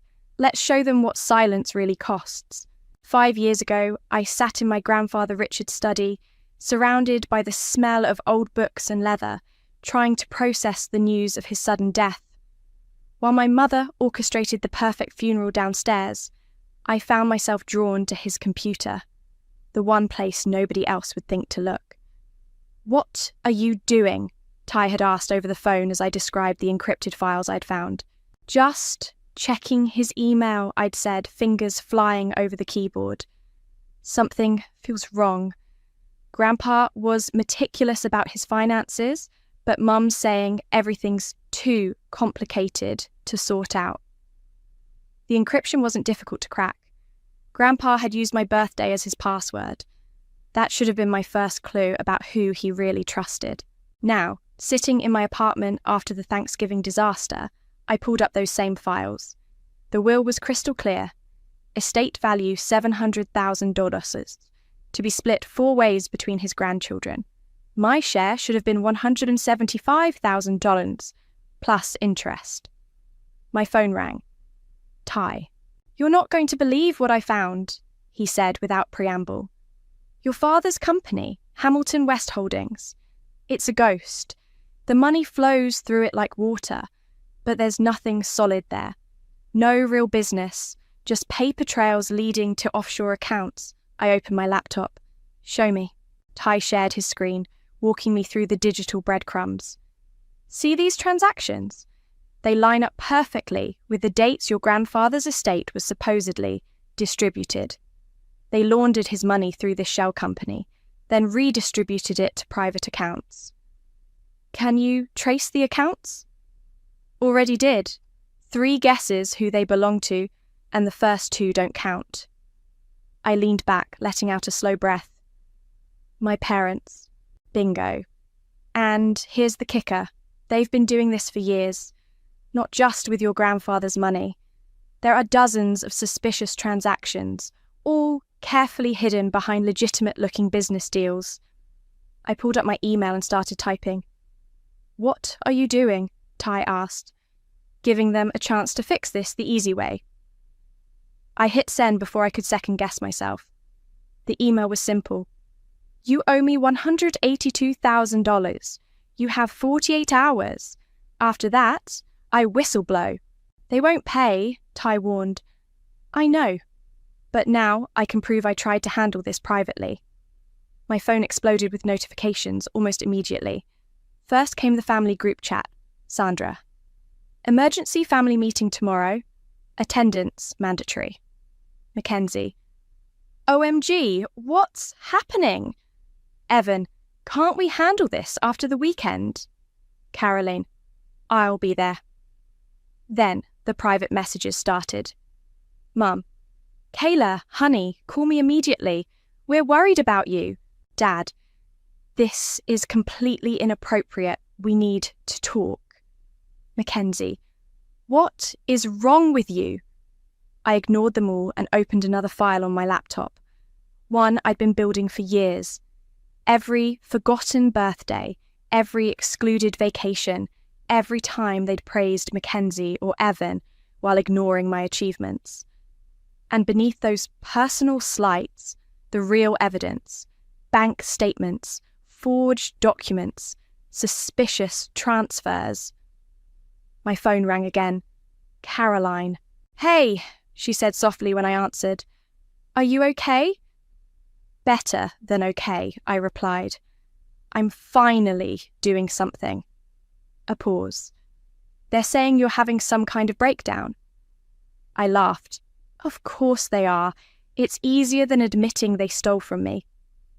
What do you mean? Ask them about Grandpa's will sometime. The real one, not the version they presented. Another pause. Kayla, I think I might know something about that, but not over the phone. Can we meet? Tomorrow, before the family meeting. Coffee shop on 5th? I'll be there at 8. After we hung up, I sent one more email, this time to a secure account only I could access. Every piece of evidence, every file, every record. If anything happened to me, it would all go public automatically. My phone buzzed with a text from Rowan. Whatever you're doing, be careful. They're not who you think they are. I smiled, thinking of the flash drive in my safe. No, I typed back. They're exactly who I think they are. They just don't know who I am yet. Opening my laptop one last time, I set up the dead man's switch. If I didn't enter a code every 24 hours, everything would be sent to the IRS, FBI, and every major news outlet in the state. Ty called again. You sure about this? Once you start, there's no going back. I thought about that empty place at the Thanksgiving table where my envelope should have been. About years of being the family afterthought. About my grandfather's betrayed trust. They had 5 years to do the right thing, I said. Now, they get 48 hours. And then? I closed my laptop, thinking of all the careful notes I'd taken, all the evidence I'd gathered while playing the quiet, forgettable daughter. And then they learn why you should never underestimate the person who has nothing left to lose. Caroline was already waiting when I arrived at the coffee shop, 2 steaming cups on the table. Her hands fidgeted with a manila envelope. They don't know I'm meeting you, she said as I sat down, but there's something you need to see. She slid the envelope across the table. Inside were documents, old ones with my grandfather's letterhead. I was his assistant before I married into the family. These are copies of drafts he made of his will, the real ones. Why didn't you say anything before? Caroline's eyes darted to the window. Fear, money, shame, take your pick. She leaned forward. But that's not why I called you here. The family meeting today, it's not a reconciliation. It's an intervention. My coffee turned bitter in my mouth. What kind of intervention? They've got a psychiatrist coming. They're going to try to have you committed for paranoid delusions. I set my cup down carefully. Of course they are. Kayla, don't go there. I'll be there, I cut her off. But first, I need copies of these documents. 2 hours later, I pulled up to Caroline's house where the family meeting was scheduled. My mother's Bentley was already parked outside, along with several other expensive cars. I activated the recording app on my phone before walking in. The living room looked staged. Concerned faces arranged in a perfect semicircle. A man in a tweed jacket sat in an armchair, notepad ready. My mother's eyes were red-rimmed, carefully smudged mascara completing the worried parent aesthetic. Sweetheart, she started, voice trembling, we're all here because we love you. That's new, I replied, remaining standing. My father stepped forward. Kayla, these accusations, these delusions about stolen money, they're symptoms of something serious. Dr. Harrison is here to help. The psychiatrist cleared his throat. Miss Fletcher, your family has shared some concerning emails. Have they shared the bank records too? I interrupted. The shell companies? The forged documents? You see? Mackenzie burst out. She's completely paranoid. I pulled out my phone and played a recording, my grandfather's voice clear and strong, reading his will. The room went silent. That's not, my father started. Inadmissible, I finished. Maybe. But the digital trail of where his money actually went, that's very admissible. Enough. My mother stood up. Kayla, we're prepared to be generous. $10,000 right now if you drop this tantrum. I laughed. you're offering me 10,000 of my own money. That's almost impressive. You ungrateful little... Evan started, but Rowan cut him off. Wait, he said, looking pale. What do you mean, her own money?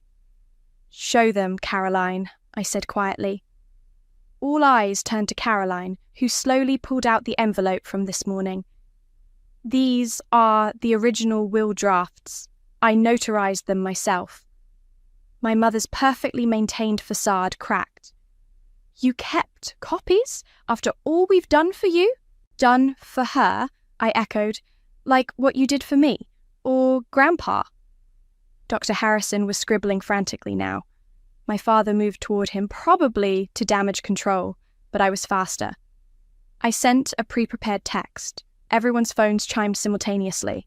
That's a summary of Hamilton West Holdings' activities for the past 5 years, I said calmly. Every transaction, every shell company, every cent of laundered money. The full report goes to the IRS in, I checked my watch, 41 hours unless I get what I'm owed. You're bluffing, my father said, but his voice shook. Try me. Mackenzie stood up, designer heels clicking on hardwood. You want to play hardball? Fine. She pulled out her phone, tapped a few times, and held it up. A video started playing, teenage me at a family gathering, being mocked while everyone laughed. Remember this? She sneered. Delete that email, or everyone sees what a pathetic victim you've always been. I smiled. Post it. Show everyone exactly who you are. I'm sure your followers will love seeing how you treat family. Get out! My mother hissed. Get out of this house! I walked to the door, then turned back. 41 hours? That's all you have left to fix this legally. Rowan followed me out. In the driveway, he grabbed my arm. Get out of town, he whispered urgently. They never corrected the will. They forged the executor's signature. This goes deeper than you know. I gently removed his hand. I know exactly how deep it goes. That's why I'm not running. Back in my car, I called Ty. How's the dead man's switch? Active and armed. You okay? I watched through the window as my family erupted into arguments, their shadows dancing behind Caroline's curtains, like puppets with cut strings. I'm fine, I said, but they're not going to be. The parking garage was empty at midnight except for 2 cars, mine and Rowan's. He stood in the shadows, checking over his shoulder every few seconds. They'll kill me if they know I'm here, he said as I approached. Then make it quick. He pulled out a folder. I found these when I was clerking at the estate law firm last year.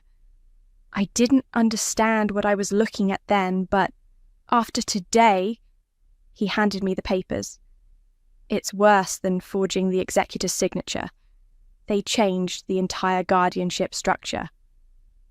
Under the fluorescent lights, I scanned the documents. They made Mum the legal guardian while Grandpa was still alive, without his knowledge. The paperwork is dated 3 months before his death. They were planning this. My hands shook slightly. Why are you showing me this now? Because I saw their faces today when you played that recording. They're not just worried about money anymore. They're scared. He stepped closer. And scared people do desperate things. My phone buzzed. Ty calling. Everything's set, he said when I answered. If you don't enter the override code every 24 hours, the files go straight to the IRS, FBI, and 3 major news outlets. Good. How's the backup plan? Ready. I've got copies on servers in 4 countries. Even if they somehow get to your files, they can't stop this.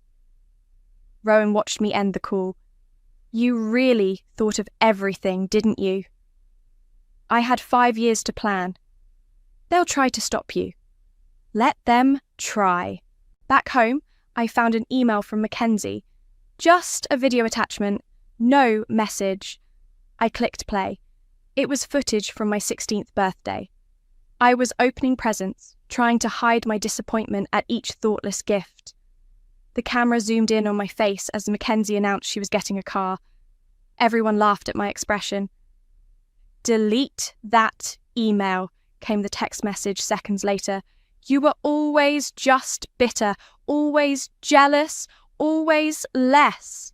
I forwarded both the video and threat to my secure server, then replied, "Thanks for the evidence of long-term emotional abuse. My therapist will love it." My phone rang immediately. I let it go to voicemail. "Kayla?" My mother's voice cracked with tears. "Please stop this. You're destroying everything for no reason. We can talk about this. We can fix this as a family." I played the message twice, noting how her voice changed from pleading to manipulative in those few sentences. Classic Sandra performance. Ty called again. "Your father's making moves. He's trying to transfer assets offshore." "Let him try. The IRS is already watching those accounts." "How did you manage that?" "Anonymous tip last month about tax evasion. They've been monitoring everything since then." A knock at my door made me freeze. Through the peephole, I saw Caroline. "I had to come," she said when I let her in. "I helped notarize some of Sandra's documents, the forged ones." She pulled out her phone. "I kept copies. I kept everything." "Why?" "Insurance. I knew someday someone would need proof." She sent me the files. "I'm sorry I didn't help you sooner." "You're helping now." After she left, I reviewed the new evidence. Caroline's files were the missing piece. Proof of deliberate fraud, not just convenient oversight. My phone lit up with a text from Evan. "Whatever they did, I had nothing to do with it. Leave me out of this." Then Mackenzie. "You think you're so smart? Watch your back." Then my father. "We raised you better than this." I blocked them all and called Ty. "How long until the first deadline?" 22 hours. "You sure you want to go through with this?" I thought about the video Mackenzie sent, about years of calculated exclusion, about my grandfather's trust being betrayed. "They had decades to be decent human beings," I said. "They had 5 years to make this right. They had 48 hours to return what they stole. And now they get to learn what happens when you underestimate the quiet one." A final text came through, from Rowan. "They're meeting with lawyers tomorrow. Big firm, be careful." I smiled, thinking of the dead man's switch, the offshore servers, the years of collected evidence. They could hire every lawyer in the state. It wouldn't matter. "You're not stopping, are you?" Caroline had asked earlier. My answer hadn't changed.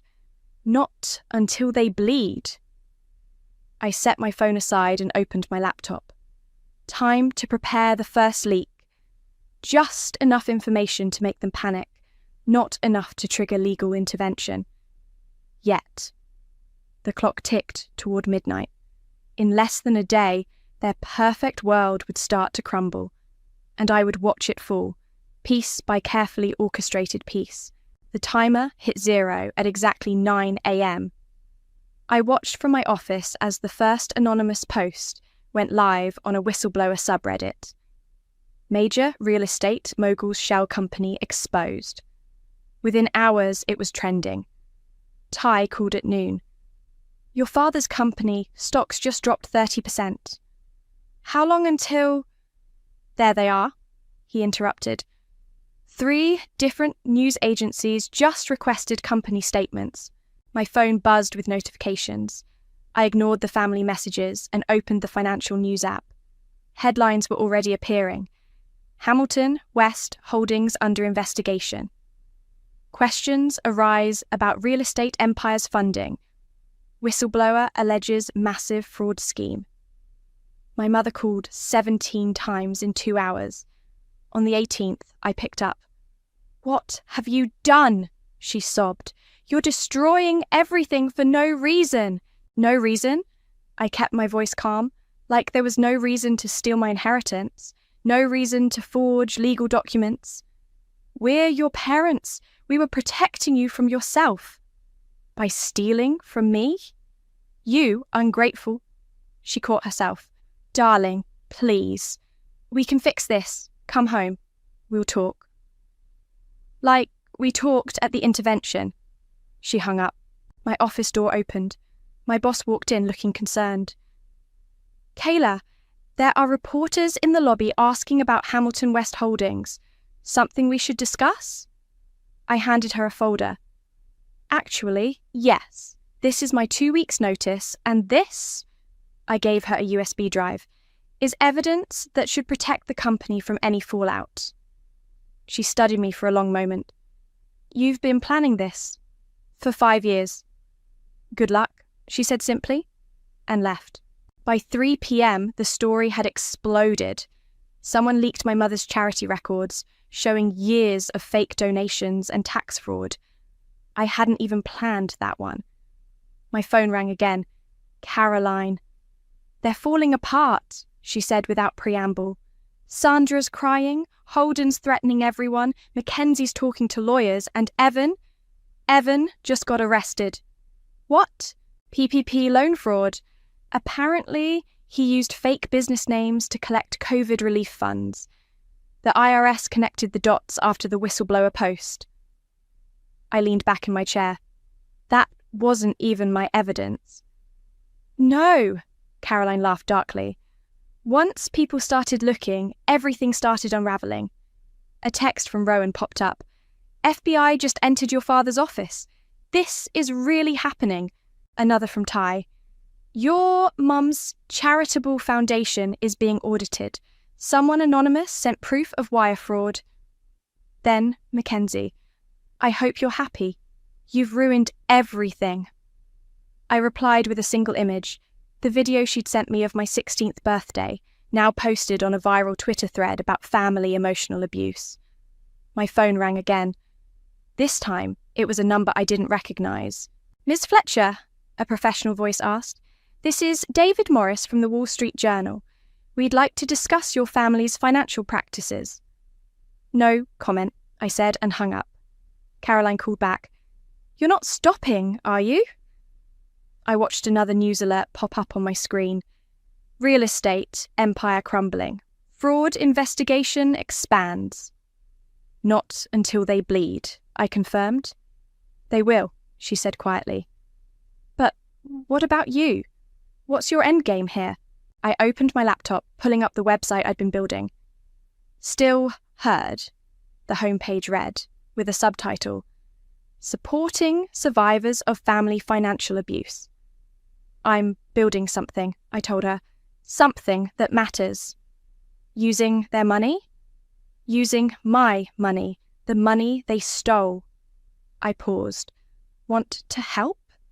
She was quiet for a moment. Yes. God help me. Yes. By evening, my father's company had lost 60% of its value. My mother's social circles were deserting her. Evan was out on bail but facing federal charges. Mackenzie's influencer empire was crumbling as followers discovered her family's true nature. Rowan sent one final text. They're meeting tonight? Emergency Family Council. You're not invited, obviously. Obviously, I texted back. I worked late into the night, finishing the Still Heard website. Every page, every resource, every support link was a weapon forged from my own experience. Other women would find help here, strength here. My phone lit up with a final message from my mother. Whatever you want, name your price, please. Just make it stop. I looked at the family photo on my desk, taken years ago when I still believed in their love. Then I looked at my computer screen, where the Still Heard mission statement glowed. Because silence doesn't mean surrender. Sometimes it means you're planning. I typed back 3 words. Too late now. Then I turned off my phone, opened a bottle of wine, and watched the evening news tear my family's reputation apart, one headline at a time. The IRS agents arrived at my father's office at exactly 9 a.m. I watched the live news coverage from a coffee shop across the street, sipping my latte as they carried out box after box of documents. They found the offshore accounts, Ty said over the phone, all of them. How's Dad taking it? According to the security feed I'm watching. Not well. He just threw a chair through his office window. My phone buzzed with a news alert. Prominent real estate developer under federal investigation for tax evasion and money laundering. Caroline slid into the seat across from me, looking exhausted. Your mother's charity foundation is done. The board just voted to dissolve it completely. How many fake donations did they find? Millions. She was using it to write off personal expenses for years. Caroline pushed her hair back. But that's not why I'm here. Have you seen Mackenzie's lawsuit? I nearly choked on my coffee. What lawsuit? She handed me her tablet. The legal document was clear. Mackenzie was suing our father for emotional coercion and fraudulent contracts. She claims he forced her to sign documents for fake businesses, Caroline explained. She's trying to distance herself from the fraud charges. Throwing him under the bus to save herself, I mused. How very Mackenzie. My phone rang. Rowan. The FBI just left my office, he said without greeting. They had a lot of questions about the estate law firm and those guardianship papers. What did you tell them? Everything. I'm done protecting them. He paused. But listen, there's something else. I found records of payments to a private investigator. They've been having you followed. I smiled. I know. I've been feeding him fake information for months. The coffee shop's TV switched to breaking news. Social media influencer Mackenzie Fletcher accused of running Ponzi scheme through fashion brand. Caroline and I watched in silence as reporters detailed how Mackenzie had been embezzling from her own company, using investor money to fund her lifestyle while the business ran at a loss. I didn't know about that one, I admitted. None of us did. Caroline shook her head. She was running her own scam the whole time. My phone lit up with a text from Evan. They're freezing all our accounts, even my trust fund. What am I supposed to do? I didn't reply. Instead, I opened my laptop and showed Caroline the Still Heard website. Look at what I've built with some of the early settlement money they tried to buy me off with. Her eyes widened as she scrolled through the resources. Legal aid, financial advisors, support groups, all specifically for victims of family financial abuse. This is incredible, she whispered. It launches next week. Want to be on the board of directors? She looked up, tears in her eyes. Yes, God, yes, Rowan called again. Your mother's having a breakdown. She's threatening to expose everyone's secrets. Let her, I said. I've already exposed them all. The news kept coming throughout the day. My father's company under federal receivership. My mother's social circles publicly denouncing her. Evan facing additional charges for cryptocurrency fraud. Mackenzie's fashion brand investors filing class action lawsuits. By evening, my phone was flooded with messages. Mum, please make it stop. We're still your family. Dad, you've made your point. Name your price. Mackenzie, I'll tell them you were involved too. Evan, I need money. Please, I'm desperate. I ignored them all and called Ty instead. How's the dead man's switch? Still active, but Kayla, they're not just bleeding anymore. They're drowning. I watched another news alert pop up. Fletcher, family estate to be auctioned for restitution. Good, I said. Caroline touched my arm. What happens now? I showed her the final piece of my plan. A TED Talk invitation to launch Still Heard nationally. Now, we build something meaningful from their ashes. I closed my laptop. They thought money was power. I'm going to show them that truth is stronger. My phone buzzed one last time. A text from Rowan. They're saying you planned this for years, that you were always going to destroy them. I typed back. They're right. I did plan it. While they were busy underestimating me, I was busy documenting everything. They taught me that family means nothing without respect, so I taught them about consequences, Caroline read the message over my shoulder. "You're not stopping, are you?" "No," I said, watching another news van pull up outside my father's office. "I'm just getting started." The sun set over the city as headlines continued to roll in, each one another nail in my family's gilded coffin. They'd spent years building their empire on lies. I'd spent 5 years planning its demolition, and now, watching it all crumble, I felt nothing but peace. The invitation arrived by courier. Thick cream paper, my parents' last grasp at elegance. "Please join us for dinner. Just family. One last time." "It's a trap," Ty said when I called him. "Of course it is." I straightened my blazer in the mirror. "That's why you'll be monitoring everything from the security system I installed last week." "The one they don't know about?" "Exactly." The family estate looked different now. The perfectly manicured lawn was overgrown, the fountain dry. A foreclosure notice peeked out from behind a bush. I rang the doorbell. No answer. The door was unlocked. Inside, the house felt hollow. Half the artwork was missing, empty squares of lighter wallpaper marking where paintings used to hang. My mother's prized crystal vases were gone from their pedestals. They sat at the dining room table, my parents, looking decades older than they had at Thanksgiving. The table that once hosted 20 now held 3-place settings. "Where are Mackenzie and Evan?" I asked, remaining standing. "Mackenzie fled to Europe yesterday," my mother said, her voice hoarse. "Evan is dealing with his legal issues." "Sit," my father commanded, then caught himself. "Please." I took my seat, noting the familiar power play. They'd positioned me with my back to the door. I pulled out my phone and set it on the table, recording. "What do you want from us?" my mother whispered. I reached into my bag and withdrew a sealed envelope. Inside was a contract, prepared by my lawyers. "It's simple. Transfer my rightful share of Grandpa Richard's estate, the full 25% plus interest, and sign this statement accepting liability for the fraud. In return, I end my media connections." My father's hand shook as he reached for the papers. "This isn't just about the money anymore, is it?" "It never was." My mother started crying. Real tears this time, not the carefully manufactured ones she'd perfected over years of manipulation. "We were protecting you. You were always so different, quiet. We thought you needed to learn to fight for yourself."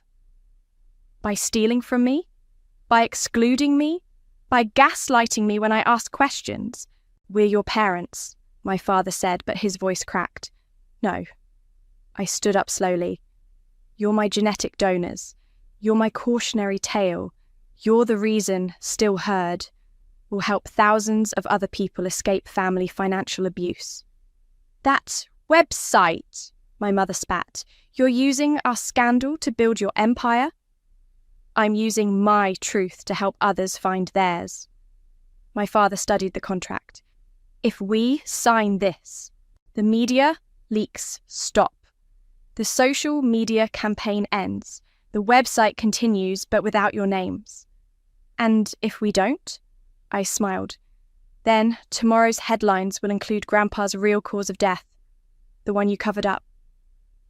They both went pale. "You wouldn't," my mother whispered. "Try me." My father's hand trembled as he signed the contract. My mother followed, mascara tracking down her cheeks. I took the papers and stood up. "One last thing." They looked up. "You didn't lose a daughter today. You gave her away years ago, piece by piece, slight by slight. I'm just making it official." "Kayla, please." My mother reached for my hand. I stepped back. "Goodbye, Sandra. Goodbye, Holden. The lawyers will be in touch about the transfer." At the door, I turned back one last time. They sat there, 2 broken figures in an empty house, surrounded by the ruins of their empire. My phone buzzed. "Ty, you okay?" Better than okay. I walked to my car. How's the recording? Crystal clear, including the part where they basically admitted to covering up your grandfather's death. Good. Hold on to that. Insurance for if they try anything else. Caroline was waiting at my apartment with wine and takeout. How did it go? I handed her the signed contract. They folded, like bullies always do when someone stands up to them. And now, I pulled up the Still Heard website on my laptop. The launch countdown showed less than 24 hours. Now, we help other people find their voice. I open my email to find hundreds of messages from people sharing similar stories. Look at this. We're already making a difference. They'll hate you for this, Caroline warned. They already did. At least now it's for something that matters. My phone lit up with a final text from Rowan. It's done. The estate transfer just went through. You won. I looked around my apartment, at the vision board for Still Heard, at the years of collected evidence now serving as inspiration for our resource library, at Caroline working on our outreach program. No, I typed back. We all won. Everyone who's ever been silenced just got a little louder. The sun set over the city, painting the sky the colour of change. Tomorrow, Still Heard would launch. Tomorrow, thousands would find their voice. But tonight, in the quiet of victory, I finally felt heard. The auditorium lights felt warm on my face as I stepped up to the podium. 3,000 people sat in perfect silence, waiting. In the front row, Caroline and Rowan gave me encouraging nods. Ty monitored the live stream from backstage. They called me quiet, I began. Passive, invisible. My voice carried through the space, stronger than I'd ever allowed it to be in my family's presence. But someone forgettable doesn't build an empire from silence. The screen behind me displayed the Still Heard logo, now recognised nationwide. In the past month, our organisation has helped over 5,000 people escape financial abuse. We've provided legal aid to families fighting fraudulent guardianships. We've given voice to the voiceless. I clicked to the next slide, a series of headlines about my family's downfall. My story made headlines, yes, but it's not unique. Financial abuse thrives in silence. It breeds in the gaps between family loyalty and family lies. My phone buzzed in my pocket. Probably another message from my mother. She'd been sending them daily since the estate auction. I ignored it. Today, I'm announcing the launch of our National Legal Defence Fund. Every dollar my family stole from me is being used to help others fight back. Applause erupted. In the wings, Ty gave me a thumbs up. The live stream numbers were exploding. But this isn't about revenge, I continued. It's about restoration, about taking back what was stolen. Not just money, but dignity, voice, power. The doors at the back of the auditorium opened. I caught a glimpse of Mackenzie slipping in, trying to be inconspicuous. She'd returned from Europe last week, her influencer empire in shambles. To those watching who feel trapped, who think speaking up means losing everything, you've already lost everything that matters. Your silence is their weapon.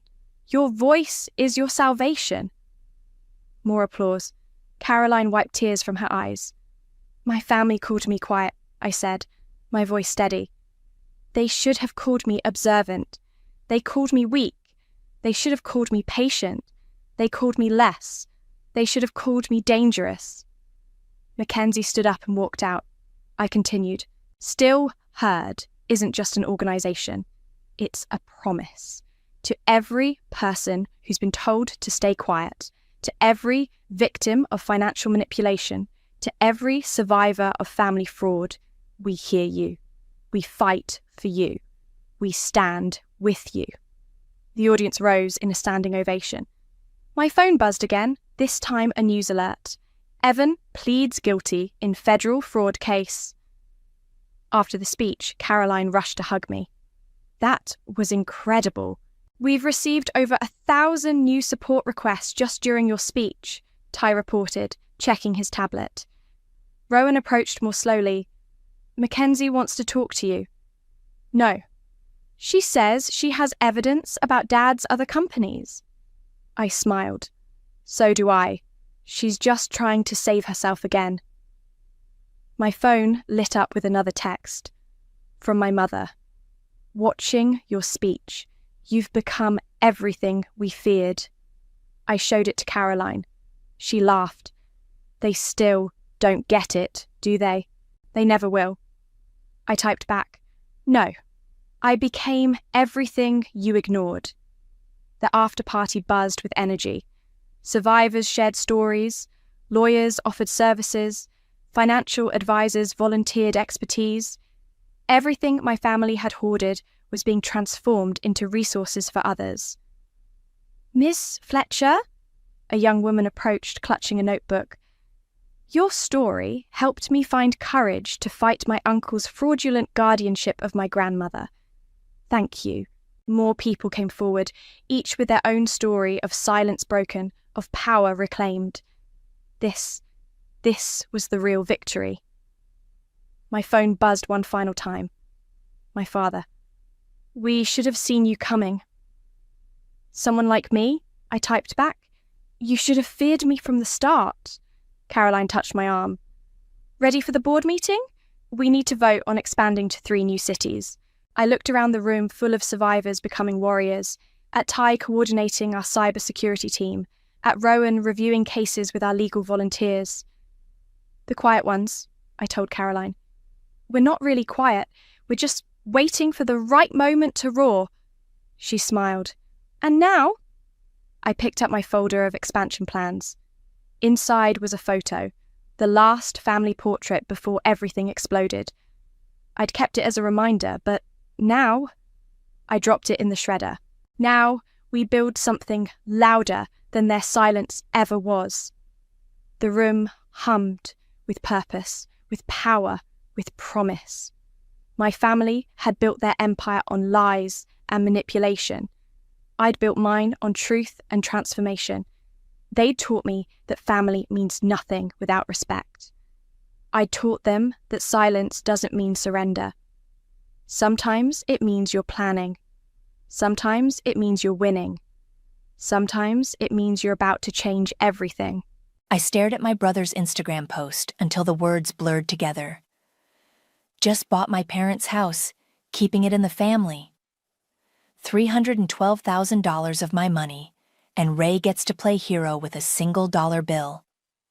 My name is Penny, and I've spent my entire life watching my younger brother take credit for things he never earned. But this time, he went too far. Can you believe this? My best friend Cassandra's voice crackled through my phone. Your brother is seriously taking credit for saving your parents' house? I can absolutely believe it. I clicked my phone off and tossed it onto my couch. That's exactly who they raised him to be. Just 3 weeks ago, I'd sat in my parents' kitchen, listening to Mom cry about the foreclosure notice while Dad stared at his coffee. They hadn't told Ray, didn't want to burden him while he was finding himself at 30 years old. We just need more time, Mom had said, wringing her hands. Maybe if we sell some furniture? I remember looking around that kitchen, seeing the ghost of every Christmas morning when Ray got exactly what he wanted, while I got practical gifts that built character.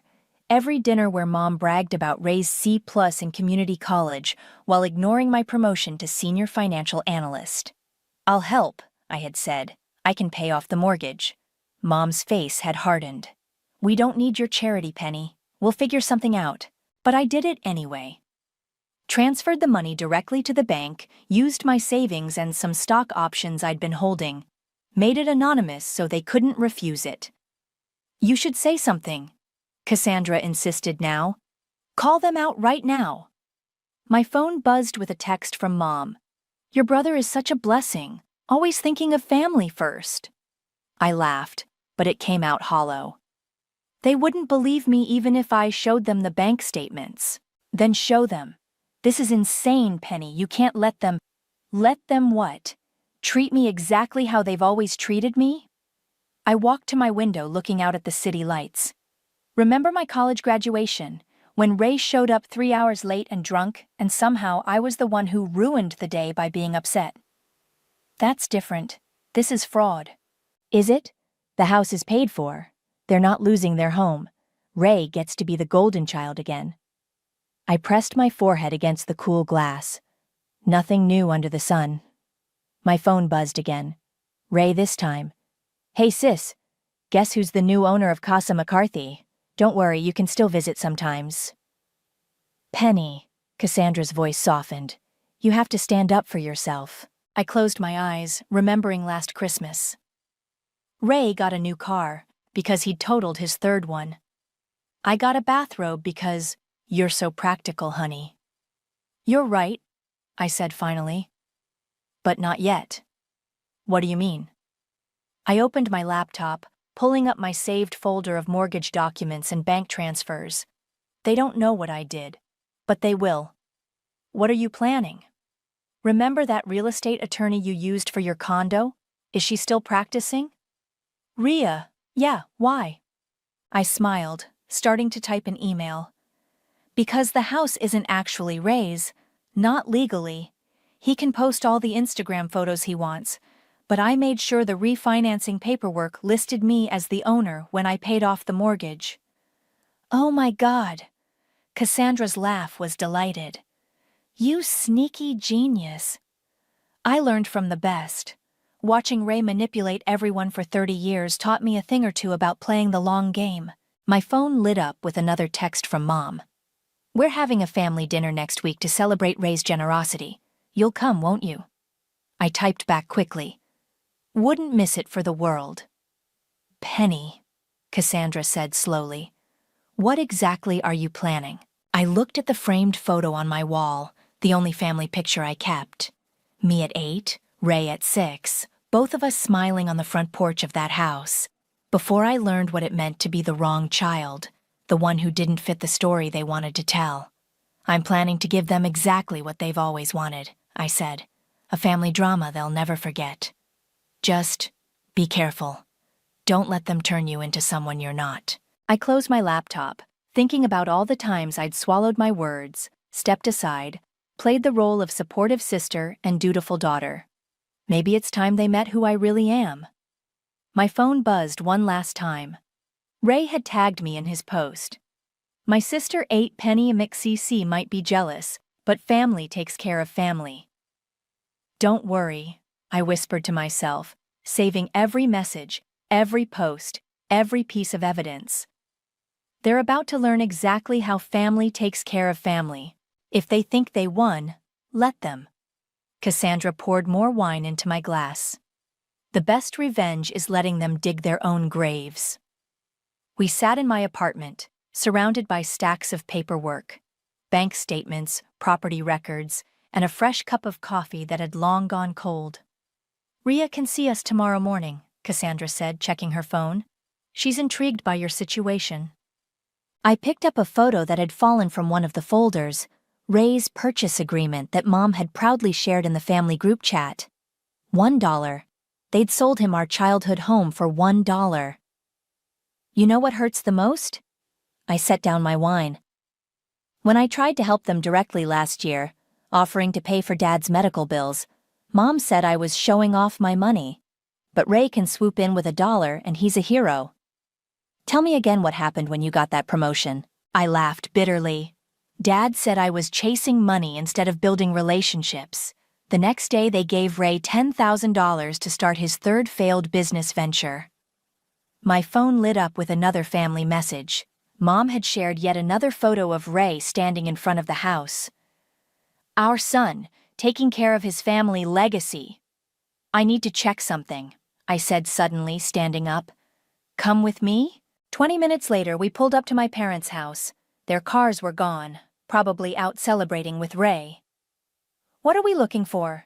Cassandra asked as I unlocked the door with my spare key. Dad's office. He keeps everything in there. I headed straight for the small room off the kitchen. Last time I was here, I saw him hiding something when I walked in. The office was exactly as I remembered. cluttered with papers, old photos of Ray's sporting events, and a single picture of me tucked behind the computer monitor. I started opening drawers. "Penny," Cassandra called from behind me. "Look at this." She held up a letter, legal letterhead clearly visible. I scanned it quickly, my hand starting to shake. "They revised their will 3 months ago," I whispered. "They wrote me out completely. Everything goes to Ray." "Before or after you paid the mortgage?" "Before. They didn't know I was going to do it." I sat heavily in Dad's chair. "They just decided I didn't deserve anything." Cassandra squeezed my shoulder. "You okay?" "Actually, yes." I carefully photographed the letter. "This makes everything easier." "How so?" "Because now I don't have to feel guilty about what I'm going to do." I pulled out my phone and dialed Ria's number, leaving a message. "I need to know exactly what rights I have as the legal owner of this property." On the drive home, memories flooded back. Ray breaking my science project the night before the fair, Mom saying I should have helped him with his instead, Dad telling me I was too ambitious when I got accepted to my dream college. The constant refrain, "Why can't you be more like your brother?" "They're going to hate you for this," Cassandra said softly. "They already do. They just pretend they don't." I gripped the steering wheel tighter. At least now they'll have a reason. My phone rang, Ria returning my call. I put it on speaker. "I've reviewed the documents you sent," she said. "The refinancing agreement is clear. You're the legal owner of the property. Any subsequent transfer to your brother for $1 would be invalid without your signature. And if they try to fight it? They'd have to explain why they accepted mortgage payment from you, then attempted to transfer the property without your knowledge. That's fraud." I smiled. "Perfect. Can you draw up the paperwork to make everything official? I want my name on every legal document possible. I'll have it ready tomorrow." "But Penny," Ria paused, "are you sure you want to do this? Family property disputes can get ugly." "It's been ugly for 32 years, I said. "I'm just finally playing by their rules." After hanging up, I turned to Cassandra. "Want to help me plan a family dinner?" "What are you thinking?" "Ray loves being the center of attention. Let's give him one last spotlight." I pulled up my calendar. "Next Saturday, we'll invite everyone. Aunts, uncles, cousins. Let them all see the truth at once." "You're going to destroy them," Cassandra said, but she was already pulling up catering numbers. "No," I corrected her. "They destroyed us a long time ago. I'm just going to make sure everyone knows it." My phone buzzed with a text from Ray. "Hey sis, having a little housewarming party tomorrow. You should come see how I'm fixing up my house." I typed back, "Can't tomorrow, but I'm planning a special dinner next weekend. Don't make any plans." "Aw, throwing a party for your baby brother?" I looked at Cassandra and smiled. "Something like that. It's going to be a night to remember." "You know what?" Cassandra raised her glass. "I can't wait to watch them realize who they've been underestimating all these years." I clinked my glass against hers. "To family legacies. And to finally showing them exactly who I am." "The table settings look perfect," Cassandra said, adjusting the last crystal wine glass. "Very Last Supper vibes." I moved around the dining room of my parents' house, my house now, legally, placing small envelopes at each place setting. Each contained copies of bank statements, transfer records, and the refinancing documents with my name clearly listed as owner. "Mom called again," I said, checking my phone. "Wanted to know if she should bring her special casserole for Ray's celebration dinner." "What did you tell her?" "That I'm handling everything." She sounded suspicious. "I've never volunteered to host before." The doorbell rang. It was the caterers, arriving early as planned. As they set up in the kitchen, I walked through each room, making final adjustments to my carefully curated displays. In the living room, I'd hung the photo of Ray's first car, the one he crashed 2 weeks after getting it. Beside it, the credit card statement showing I'd paid for the repairs while he told our parents it was just a scratch. The hallway now featured my college acceptance letters, the ones Mom had thrown away, claiming they must have gotten lost in the mail. I'd found them stuffed in the back of her desk drawer last week. "This is kind of brilliant," Cassandra said, following me. "Every room tells a story they tried to hide." I stopped at the small closet under the stairs. "This is where they used to send me when I acted out. Usually meant disagreeing with Ray or asking why he got special treatment." "How long?" "Once, 6 hours, because I wouldn't let Ray copy my homework." I touched the scratch marks I'd made on the inside of the door. I was 9. My phone buzzed with a text from Ray. "Getting ready for my party, sis. Bringing my new girlfriend, Natasha. Try not to be jealous." "Jealous of what?" Cassandra read over my shoulder. "His emoji addiction?" "He's always needed an audience." I replied with a simple thumbs up. "Tonight, he'll have one." The caterers finished setting up just as my phone rang again. This time it was Rhea. "Everything's filed," she said. "You're officially the sole owner of record. If anyone checks the property records, your name is the only one they'll find." Perfect timing. I thanked her and hung up. Cassandra helped me place the final touches: fresh flowers, dimmed lights, and a projector screen hidden behind elegant curtains. Everything had to look perfect, normal, like any other family celebration. "Your cousin Noelle just texted," Cassandra said. "She's bringing wine." "Good. The more relaxed everyone is, the better." I straightened a place card. "Did you get the security cameras set up?" "All 4 corners of the dining room. Everything will be recorded." I nodded, touching the envelope at my place setting. Inside was one extra document the others wouldn't have: a transcript of Ray's phone call with a real estate agent, discussing his plans to sell the house within months. Natasha had sent it to me anonymously last night. "You know," Cassandra said softly, "there's still time to just confront them privately." I walked to the fireplace where a fresh scratch marked the brick. From last Christmas, when Ray had thrown a tantrum about his car being the wrong color and knocked over Mom's favorite vase. They'd blamed me for putting it too close to the edge. "They had 32 years of private chances," I said. "Tonight, everyone sees the truth." My phone lit up with family messages. "Mom, so excited for Ray's celebration." "Dad, our boy really stepped up." Aunt Linda, "Can't wait to toast the man of the hour." Ray, "Hope you're ready to celebrate your amazing brother." I sent one final message to the group. "Dinner's at 7. Don't be late. Tonight's going to be special." Cassandra checked her watch. "They'll start arriving in an hour.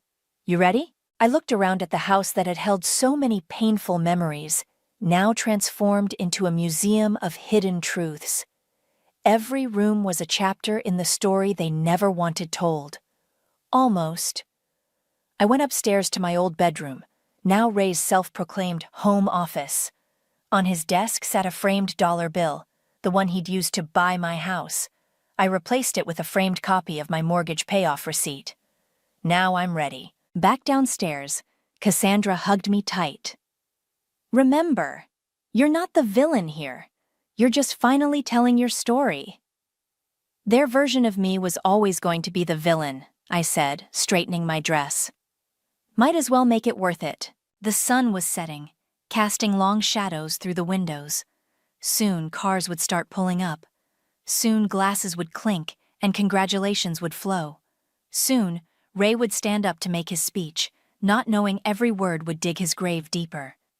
My phone buzzed one last time. Ray again. "Bring tissues, sis. My thank you speech is going to make everyone cry." I smiled, touching the envelopes on the table. "Don't worry, little brother. There will definitely be tears." The doorbell chimed at exactly 7. Mom and Dad arrived first, of course, Mom clutching her casserole despite my instructions about catering. "The house looks wonderful," she gushed, looking around. "Though I might rearrange some of these photos, Ray's graduation should be more prominent." "Everything is exactly where it should be," I said, taking their coats.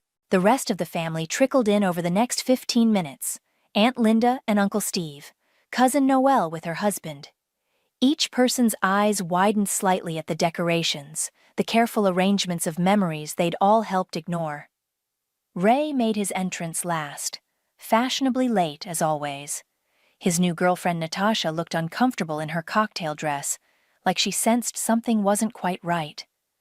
"Baby sister!" Ray wrapped me in an exaggerated hug.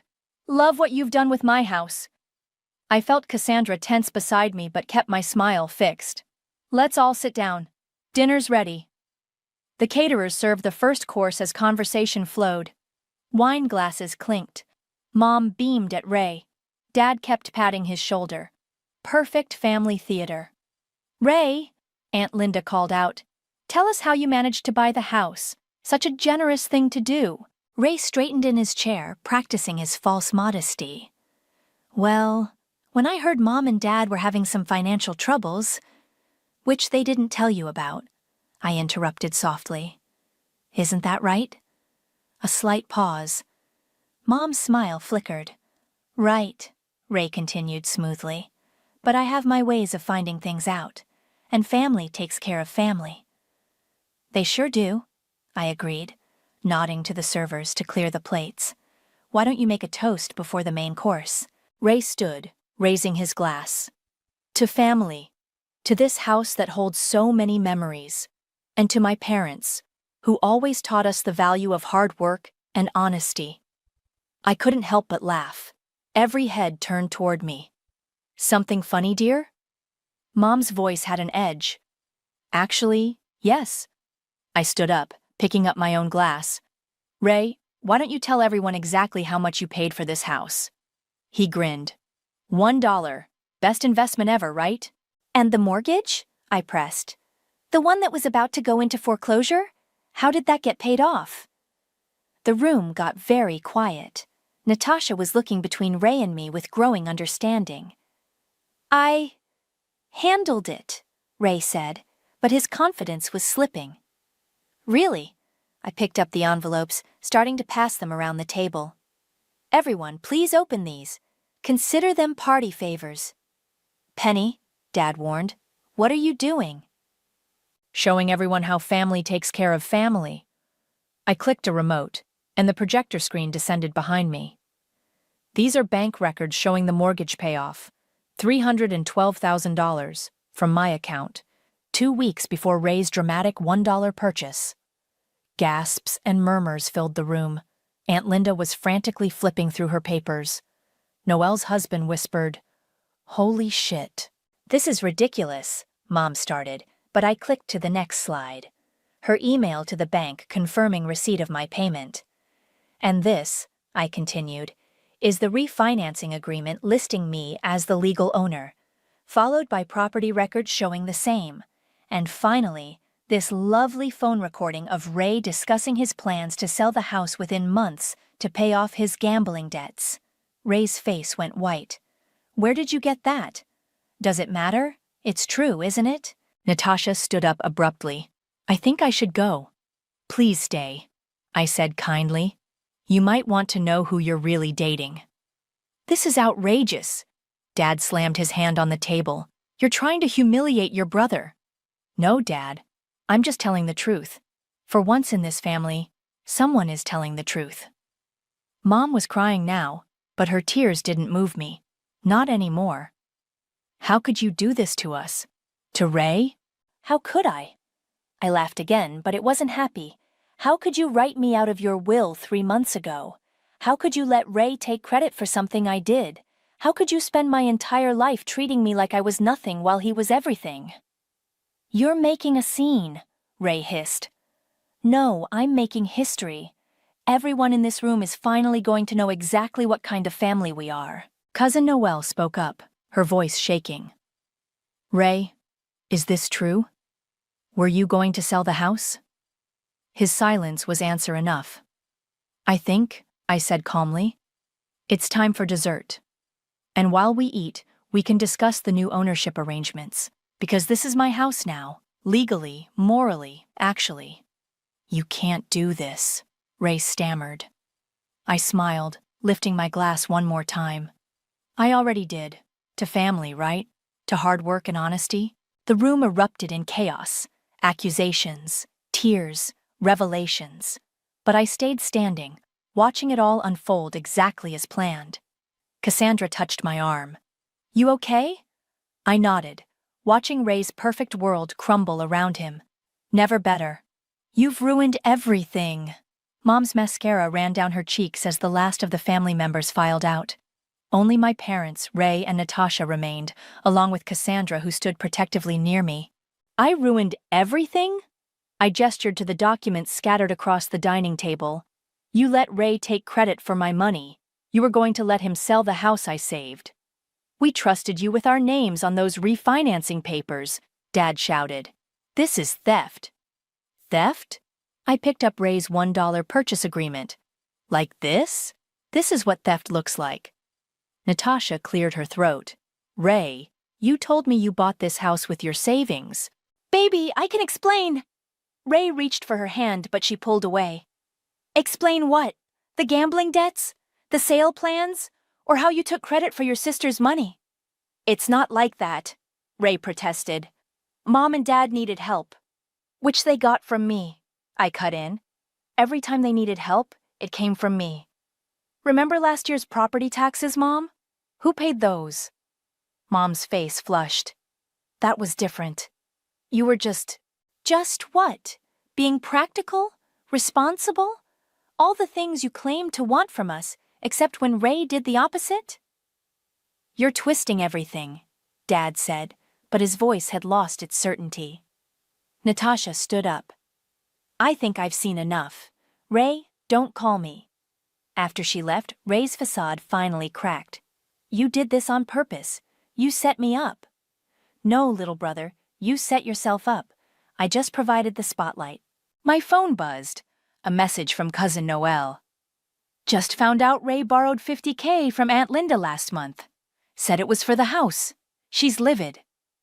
"Check your phone, Ray." I smiled. "I think the family group chat is about to get interesting." As if on cue, his phone exploded with notifications. His face went from red to pale as he read them. "This isn't fair," he whispered. "Fair?" I laughed.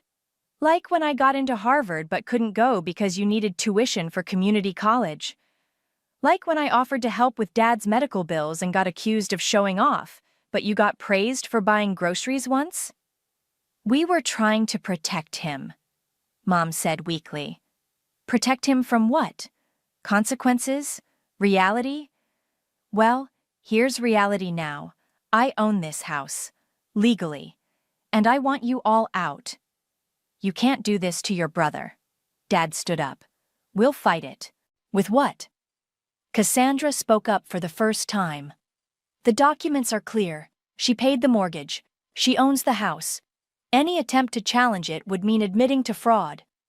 Ray suddenly lunged for the papers on the table, but I was faster. "Looking for this?" I held up his phone conversation about selling the house. "Natasha sent it to me. Turns out she has principles." "You've always been jealous," he spat. "Always wanted what I had." "What you had?" I stepped closer. "You had everything, every chance, every excuse, every benefit of the doubt, and you still failed. That's not my fault." Mom started to speak, but her phone buzzed again. She read the message and gasped. "Linda's telling everyone about the loan." "Time to go," I said firmly. "All of you. Now." "This is our home," Dad protested. "No, it's my home. I paid for it. I own it. And I want you out." They gathered their things in stunned silence. At the door, Mom turned back. "Where did we go wrong with you? You made me choose. Be invisible in this family or be a villain. I'm just finally playing the part you wrote for me." After they left, Cassandra poured us both a glass of wine. That was intense. "It's not over," I said, checking my phone. "Ray's already contacted a lawyer." "Let him try. The paperwork is solid." I walked through the house, looking at all the photos and memories I'd displayed. You know what's funny? I kept hoping they'd prove me wrong, that they'd admit what they did and apologize. And instead, they did exactly what they've always done. Blamed me for not playing along with their lies. My phone buzzed with a text from Natasha. I'm sorry about tonight. I had no idea. For what it's worth, you did the right thing. Then another message from Noel. Just so you know, Ray's been lying about his finances for years. He owes money all over town. Want to help me redecorate tomorrow? I asked Cassandra. I think it's time this house told a different story. Count me in. She clinked her glass against mine. To new beginnings. I looked around at what was now truly my home, thinking of all the memories it held, both painful and powerful. To endings, too. My phone lit up one more time. Ray, this isn't over. I typed back 3 words. Yes, it is. Then I blocked his number, turned off my phone, and started planning how to turn this house of painful memories into something new. Something mine. His lawyer doesn't have a case, Rhea said, spreading documents across her desk. The refinancing agreement is ironclad. You paid the mortgage, you own the house. I nodded, but my hands were shaking slightly. 3 days had passed since the dinner, and Ray's lawyer had already sent 2 threatening letters. What about their claim that I misled them about the refinancing? I asked. They signed the papers, all of them. Rhea tapped a stack of documents. They can't claim fraud when they willingly put your name on everything. My phone buzzed, another family member taking sides. Aunt Linda. Ray borrowed money from everyone. You exposed him for what he is. The family's imploding, I told Rhea. Everyone's coming forward with stories about Ray's lies.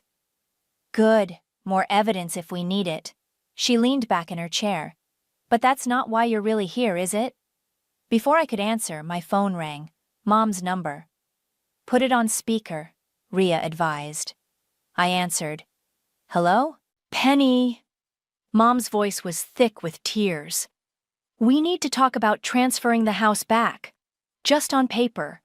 Your father's blood pressure is not my responsibility, I cut in. Neither is Ray's gambling debt or your reputation in the family.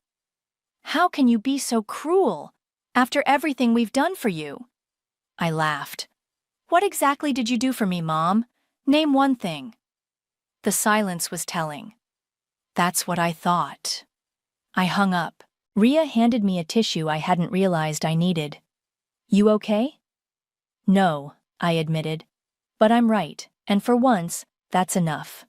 My phone lit up again, Natasha requesting to meet for coffee. I agreed, curious what Ray's ex had to say. An hour later, I sat across from her at a small cafe. He proposed, Natasha said without preamble. The day after your dinner. Said we could live in the house.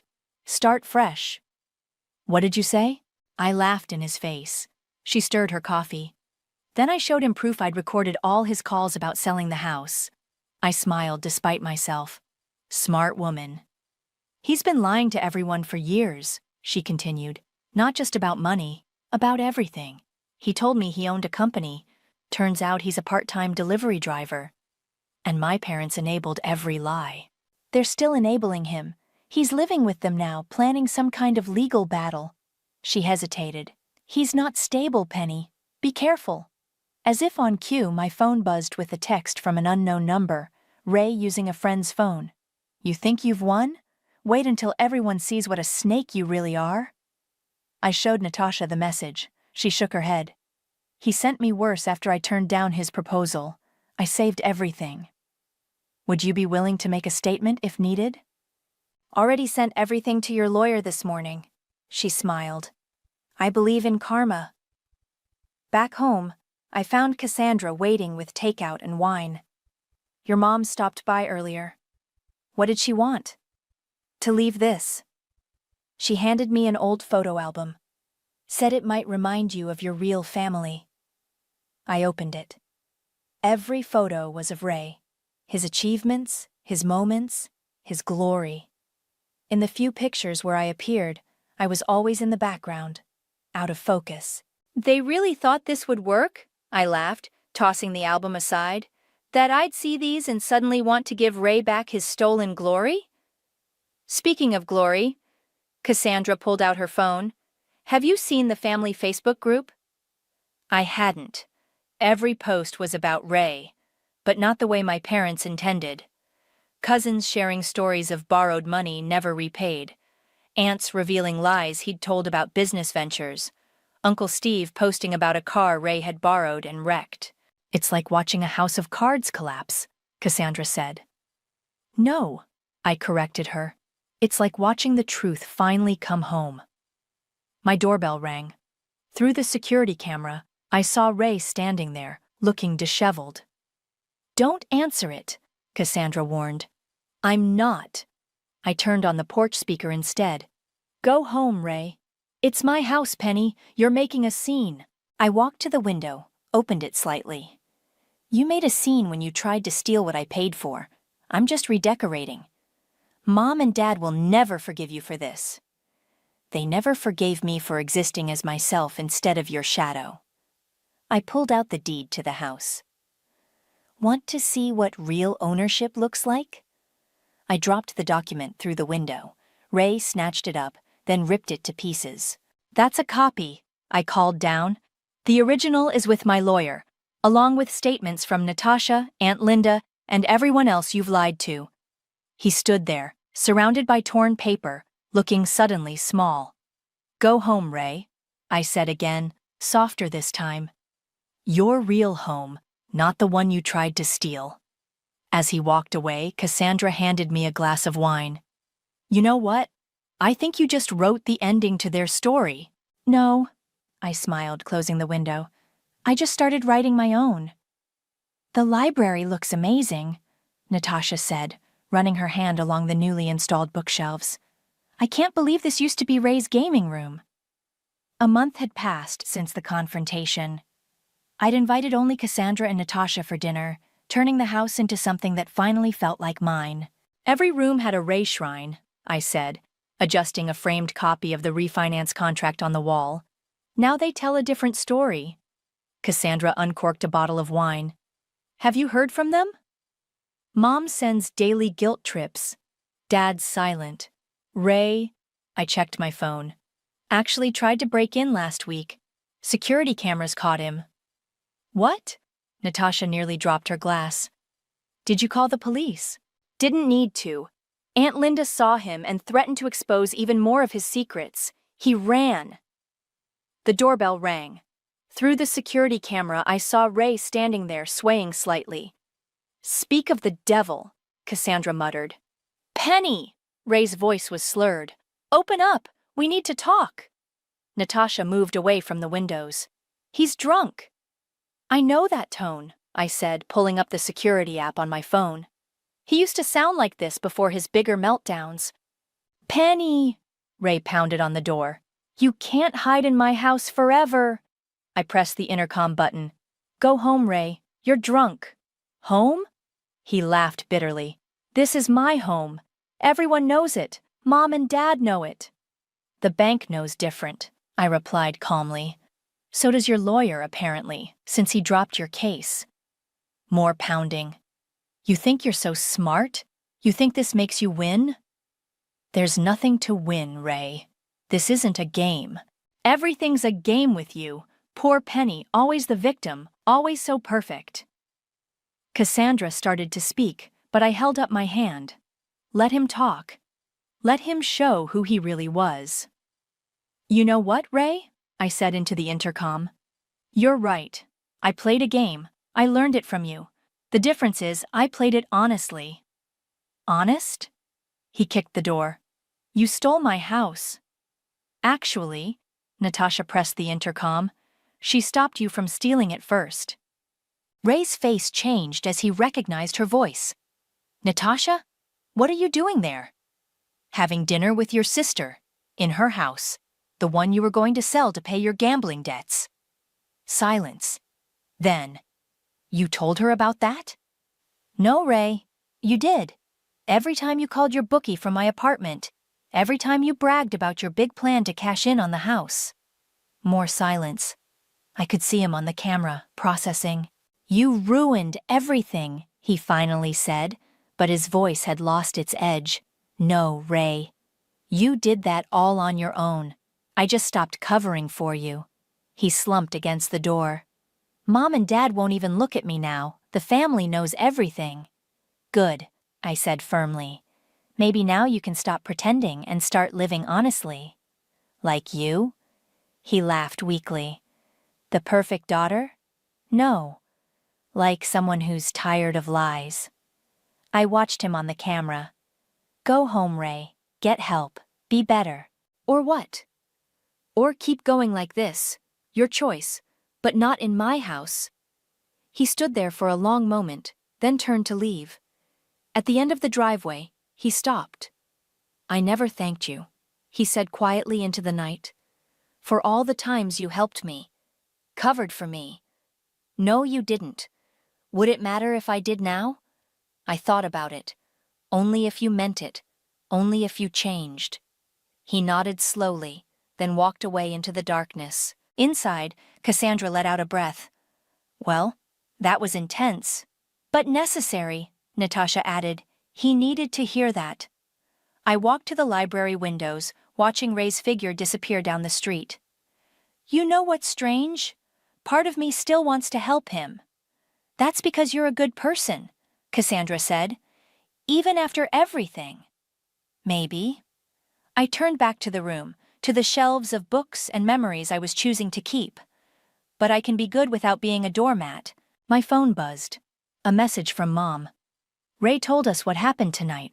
We need to talk. All of us. Please. I showed the message to Cassandra and Natasha. Are you going to respond? Natasha asked. Yes, I said, typing carefully. But on my terms. In my house. With my truth. I sent the message. Sunday dinner, 6 p.m. Bring yourselves, not your expectations. To new beginnings, Cassandra raised her glass. No, I corrected her, looking around at the room I'd created from the ashes of Ray's domain. To honest endings, and to finally being seen. We clinked glasses as the security lights dimmed outside, leaving the house peaceful, quiet, and finally, truly mine. The Sunday dinner table felt different. Mom sat stiffly in her chair. Dad stared at his plate, and Ray, sober, wearing a suit that actually fit, kept fidgeting with his water glass. The house looks different, Mom finally said, glancing at the walls where Ray's photos used to hang. It is different, I replied, serving the meal I'd cooked myself. No catering this time. Like me. Penny, Dad cleared his throat. We've been doing some thinking. And talking. A lot of talking. With a family counselor, Ray added quietly. She helped us see some things. I set down my fork. What things? That we failed you. Mom's voice cracked. Not just with the house, with everything. We favored Ray, Dad continued, made excuses for him, put everything on you. And I took advantage of it, Ray said, meeting my eyes for the first time. Every time, because I could. I looked at each of them, searching for the usual manipulation, the hidden agenda, the subtle blame. Found none. The family's different too, Ray continued. Aunt Linda's helping me set up a payment plan for everyone I owe money to, including you. I don't want your money, Ray. I know, but I need to make it right. He pulled out an envelope. This is everything. Every time you covered for me, every loan, every bailout, with interest. Mom reached for her purse. We have something too. She slid across a stack of papers. Bank statements. Their own accounting of everything they'd given Ray over the years while denying me the same support. We can't change the past, Dad said, but we can acknowledge it and do better. I looked at the papers, then at them. Why now? Because we finally saw ourselves, Mom whispered. In those documents you showed everyone, in Ray's confession, in the family's stories, we saw what we'd become. And what we made me become, Ray added. The counselor helped us understand, Dad said, about scapegoats and golden children, about how we hurt both of you, just in different ways. I felt tears threatening but held them back. Understanding isn't the same as changing. No, Ray agreed. But it's a start. I'm in real therapy now. Gamblers Anonymous, too. And we're selling our condo, Mom said, to pay back the family members Ray borrowed from. It's time we faced consequences, too. I stirred my untouched food. What do you want from me? Nothing, Dad said firmly. You don't owe us anything. We owe you. A lifetime of apologies, Mom added. And the space to decide if you want us in your life at all. Ray pushed his envelope closer. And the truth. Finally. I opened his envelope first. Inside, beyond the payment plan, was a handwritten confession. Every lie, every manipulation. Every time I'd covered for him and he'd taken advantage. I sent copies to everyone in the family, he said. They deserved to know. Keep the money, I said finally. Use it for therapy, for making things right with others. I don't need it. What do you need? Mom asked softly. I looked around my house, my home, at all the changes I'd made. The library where Ray's gaming room had been. The office where Dad's shrine to Ray once stood. The kitchen where Mom's passive-aggressive notes no longer hung. I need you to understand something, I said carefully. This is my home now, not just legally, really. And if you want to be part of my life, it has to be on those terms. We understand, Dad nodded. And Ray? I turned to my brother. If you ever try to take anything from me again, I won't, he said quickly. I'm done taking, from anyone. I stood up, walking to the library. They followed. On the walls hung new photos. Me at college graduation, my first company launch, moments they'd missed or dismissed. But also, in one corner, a single family photo. The last one before everything went wrong. I kept this one, I said, to remember where we started and to measure how far we need to go. Can we try? Mom asked. To go that far? I thought about Cassandra's words about being good without being a doormat, about Natasha's belief in karma, about my own journey from invisible to visible. Yes, I said finally, but slowly, carefully, and only with the truth. That's more than we deserve, Ray said. Probably, I agreed, but it's what I choose to give. My choice this time. We returned to the dinner table. The food was cold, but somehow it didn't matter. We ate in a different kind of silence, not heavy with unspoken resentment, but quiet with the weight of new beginnings. My phone buzzed with a text from Cassandra. You okay in there? I looked at my family, really looked at them. At Ray's humbled posture, at Mom's tear-stained face, at Dad's uncertain smile, at all of us trying to find a new way forward. Yes, I typed back. I think I finally am. Because sometimes the best revenge isn't making others hurt like you hurt. Sometimes it's making them see who you really are and who they could be. I used to think family loyalty was like gravity, an unbreakable force that just existed. I was wrong. My name is Natasha, and for 2 years I lived off instant ramen and delusion while my parents rebuilt their lives with my money. I thought I was being noble. Turns out I was just being stupid. It started when Dad lost his job at the manufacturing plant. 23 years of service gone in a restructuring. Mom called me crying that night, her voice cracking through the phone. Natasha, honey, we don't know what we're going to do. The mortgage, the credit cards, we're drowning. I was 26 then, fresh off a promotion at my tech company in Austin. My salary had just hit 6 figures, and I felt invincible. Of course I'd help them. That's what good daughters do, right? Don't worry, Mom. We'll figure this out together. Those words cost me everything.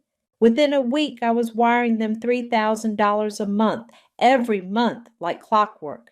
I moved out of my decent apartment into a studio that smelled like old carpet and broken dreams. I canceled my gym membership, my Netflix, my life. Grocery shopping became a math equation. How many meals could I squeeze out of $20? You're looking thin, my coworker Mia said one Tuesday, watching me eat another sad desk salad. When is the last time you went out for a real meal? I'm fine, I lied. The same lie I'd been telling everyone, including myself. Meanwhile, my parents sent updates. Dad was looking for work, but the market was tough. Mom picked up part-time hours at a retail store, but it barely covered groceries. They were grateful, so grateful for my help. You're our angel, Mom would say during our weekly calls. I don't know what we'd do without you. I lived for those words. They made the ramen taste less like cardboard and the loneliness feel less crushing. I was saving my family. I was the hero of this story. My career kept climbing despite my personal life falling apart. Another promotion, another raise, another opportunity to send more money home. I turned down work trips because I couldn't afford the upfront costs. I declined team dinners and office parties because explaining why I couldn't split a $100 bill was too humiliating. The company wants to send you to that conference in Seattle, my manager told me last spring. It's a great networking opportunity.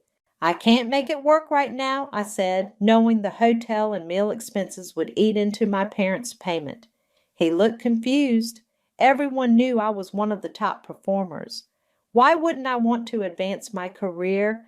Because my family needed me. Because sacrifice meant something. Because I was doing the right thing. 2 years of this, 24 months of living like a monk so my parents could keep their house and their dignity. I told myself it was temporary, that Dad would find work soon, that things would get better. They did get better, just not for me. Last month, I landed the biggest bonus of my career, $15,000 for leading a project that saved the company $500,000. I stared at that direct deposit notification and felt something I hadn't experienced in years. Possibility. For once I could breathe, I could buy real groceries, maybe even take a weekend trip. But first I wanted to share the good news with the people who mattered most. I decided to surprise them, drive the 4 hours to their house, take them out for a nice dinner, maybe slip them an extra $1,000 from the bonus, show up like the successful daughter they'd raised, the one who'd sacrificed everything to keep them afloat. I should have called first. I pulled into their driveway Saturday afternoon, already imagining Mom's face when I told her about the bonus. The house looked good, better than good. The lawn was pristine, new shutters on the windows, fresh paint on the front door, and parked right there, gleaming like a middle finger in the afternoon sun, was a brand new red Mustang. My hands went numb on the steering wheel. The car still had temporary plates, dealer stickers in the windows. That new car smell probably still lingered inside. I sat there for 5 minutes staring at that car, trying to make the math work in my head, trying to find an explanation that didn't make me the biggest fool in Texas. There wasn't one. I walked to the front door on autopilot, my bonus celebration evaporating with each step.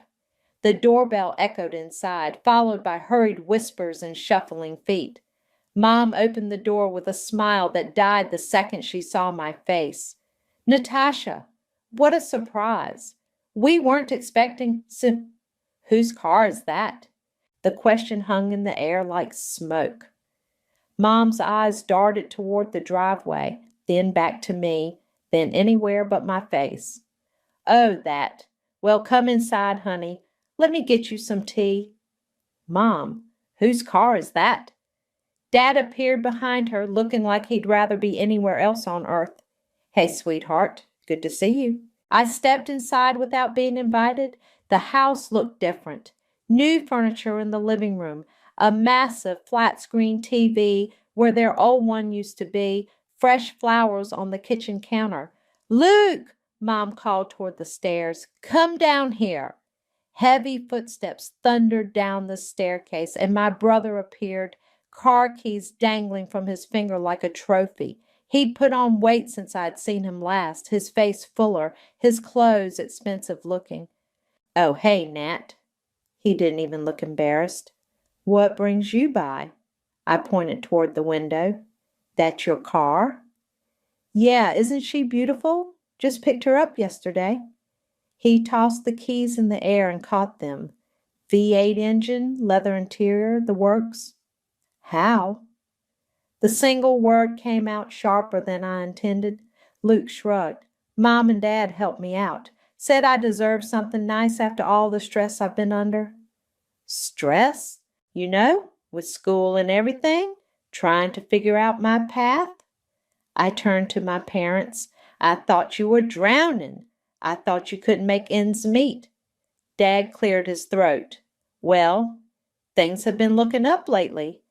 Because of the $3,000 I send you every month? Silence. Mom twisted her wedding ring. Dad studied his shoes. Luke kept jingling those damn keys. Natasha, honey, you don't understand? Mom finally said. We've been managing our money better, and Luke really needed... Luke needed a Mustang? He's been going through a rough patch, Dad said quietly. Dropped out of school, couldn't find work. We thought if he had reliable transportation... Reliable? I laughed, but there was no humor in it.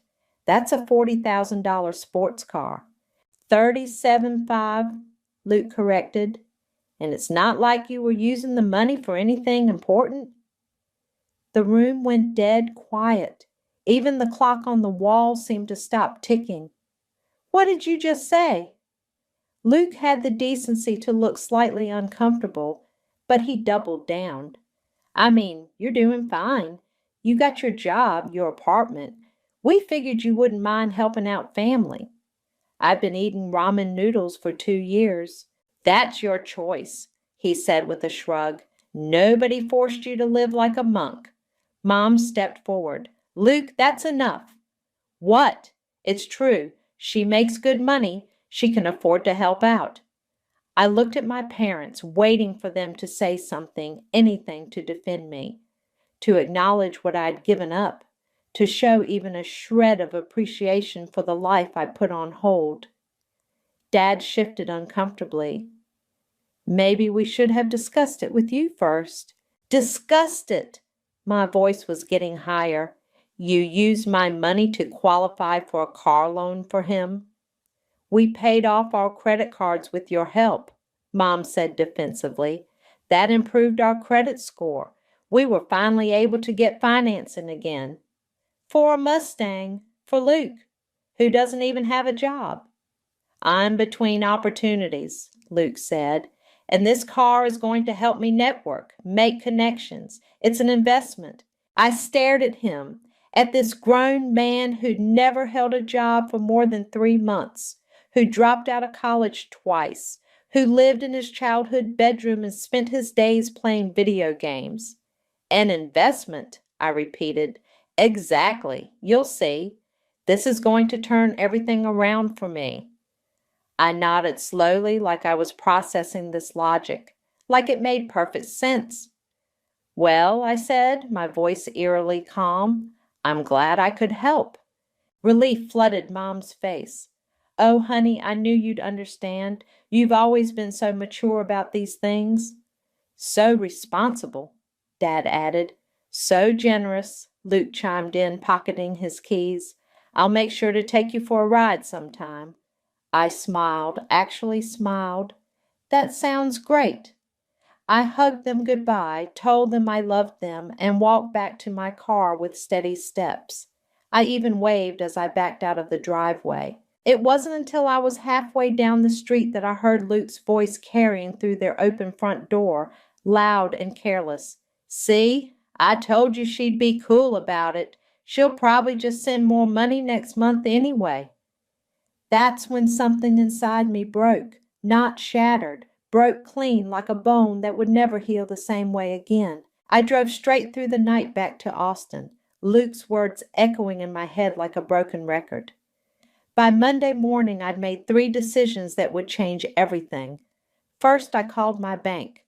I need to close my automatic transfers, I told the representative. All of them, ma'am? Every single one. Second, I walked into my manager's office.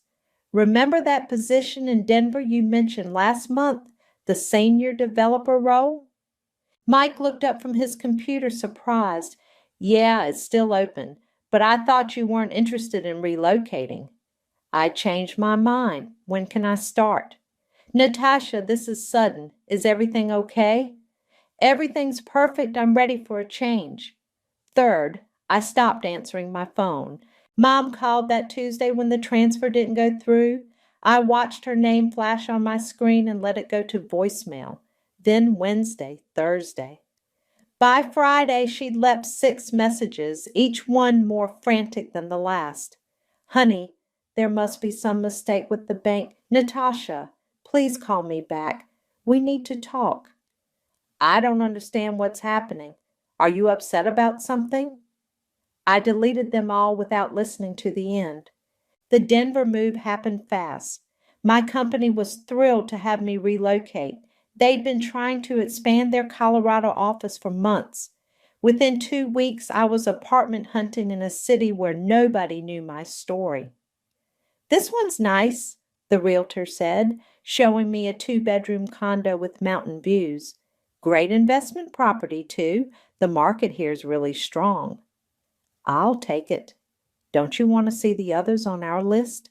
No need. This is perfect. I put down 20% cash, money I've been hiding in a separate savings account for 3 years, money my parents didn't know existed, my emergency fund that I'd never touched, not even when I was eating 50-cent ramen every night. The closing happened on a Friday. I got my keys and spent the weekend buying real furniture, real food, real clothes that weren't from discount stores. For the first time in 2 years, I bought groceries without calculating the cost per meal. Monday morning, I started my new job. Welcome to the team, said Mia, a project manager with kind eyes and an easy smile. I'll be showing you around today. Thanks. I'm excited to be here. Relocating from Texas, right? Big change. What brought you to Denver? I paused, considering how much to share. Fresh start. She nodded like she understood completely. Sometimes that's exactly what you need.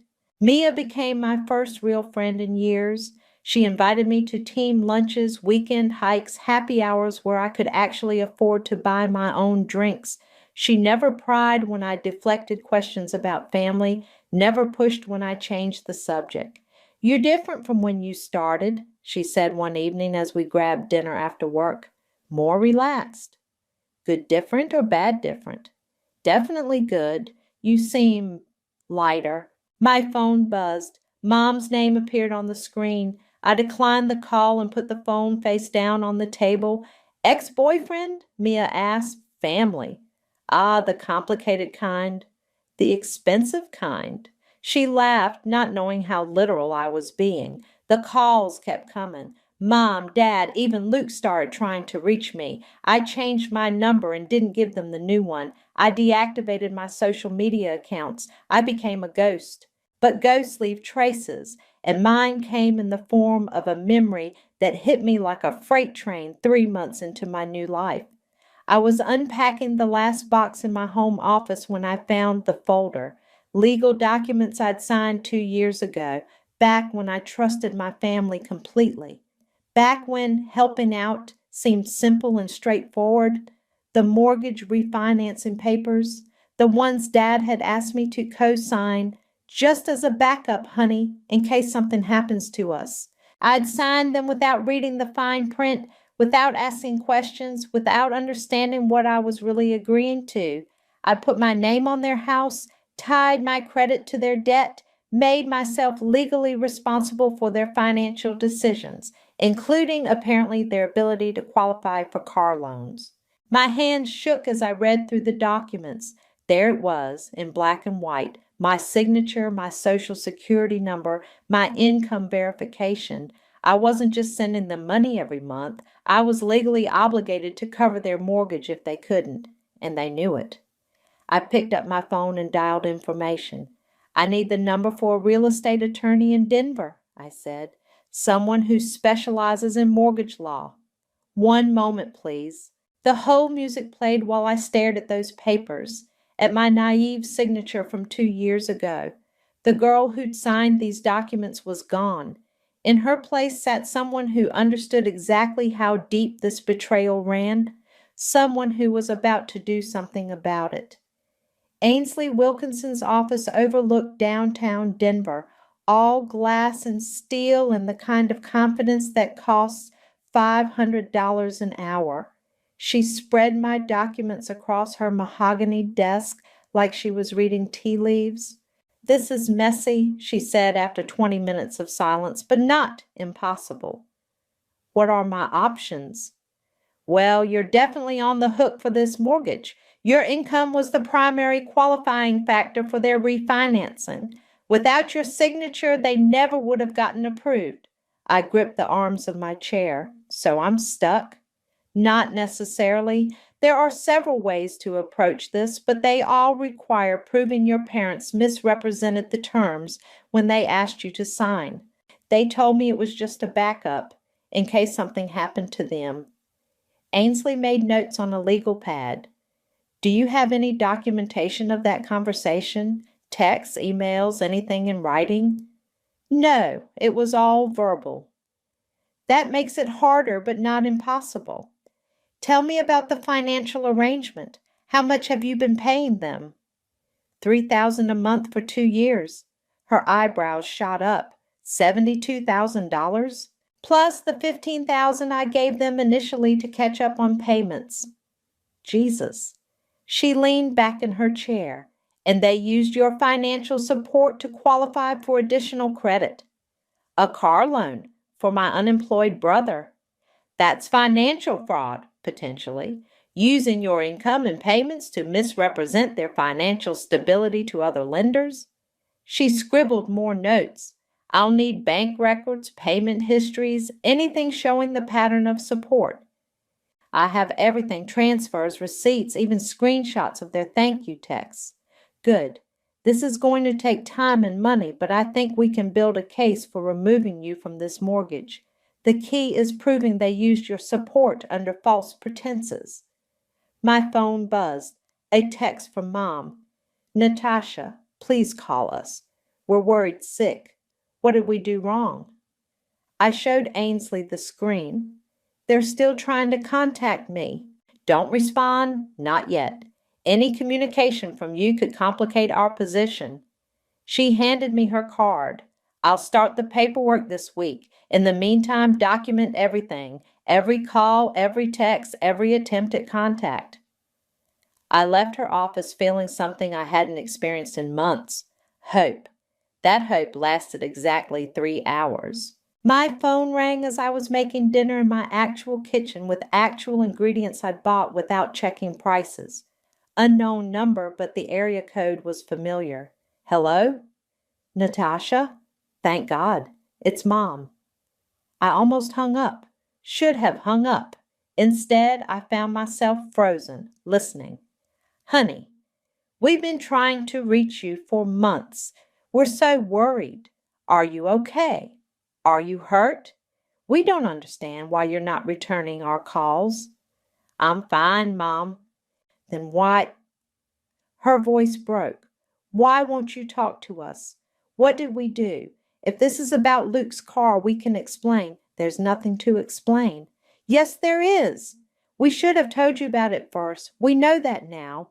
But honey, you have to understand Luke was in such a dark place. He needed something to give him hope, to help him get back on his feet." "With my money." "It's not like that. We're a family. We help each other." "Do we?" Silence stretched between us. I could hear Dad in the background, whispering something I couldn't make out. "Of course we do," Mom said finally. "That's what families do. We support each other through hard times." "When have you ever supported me through hard times?" "What do you mean? We've always been there for you." "Name one time." More silence. Longer this time. "Natasha, you're being unfair. You've always been the strong one, the successful one. You didn't need help like Luke does." "I didn't need help because I was too busy helping you. And we're grateful, so grateful. But Luke—" I hung up. Immediately, my phone started buzzing with texts, photos. Luke standing next to his Mustang, grinning like he'd won the lottery. The house I'd helped them keep looking better than ever. A family dinner at what looked like an expensive restaurant. The final text came from a number I didn't recognize. "This is Luke. Got your number from Mom. Don't know why you're being such a drama queen about this. We're family. Family helps family. Stop being selfish and call them back." I screenshot everything and emailed it to Ainsley. Then I poured myself a glass of wine, real wine, not the cheap stuff I used to buy, and sat on my balcony watching the sunset paint the mountains gold. My phone rang again. This time I recognized the number. "Brody?" "Hey, Nat, I heard through the grapevine that you cut ties with your family. Is that true?" Brody: "My ex from college, the one who had known my family back when things were simpler. We'd stayed friendly after the breakup, but I hadn't talked to him in over a year." Word travels fast. "Your cousin posted something cryptic on Facebook about family loyalty. I put two and two together." He paused. "Look, I know this might be weird timing, but there's something you should know about your dad. Something from way back that might explain a lot." My wine glass stopped halfway to my lips. "What kind of something?" "Not over the phone? Can we meet? I'm actually in Denver next week for work." "Brody, just tell me." "Trust me on this one, Nat. You need to hear this in person." Brody looked older, more serious than I remembered. We met at a coffee shop in downtown Denver, far enough from my office that I wouldn't run into coworkers. He ordered black coffee and got straight to the point. "Your dad had a gambling problem." I set my latte down harder than intended. "What?" "Back when we were dating, senior year of college. You remember that weekend I came home with you for your mom's birthday?" "Vaguely." "Your dad disappeared for hours that Saturday, said he was running errands. Your mom was stressed about it, kept checking her phone. I thought it was weird, but I didn't say anything." "That doesn't mean—" "I saw him, Nat, at the casino outside town, sitting at a blackjack table with a stack of chips that had to be worth thousands." The coffee shop noise faded to background static. "You're sure it was him?" "Positive.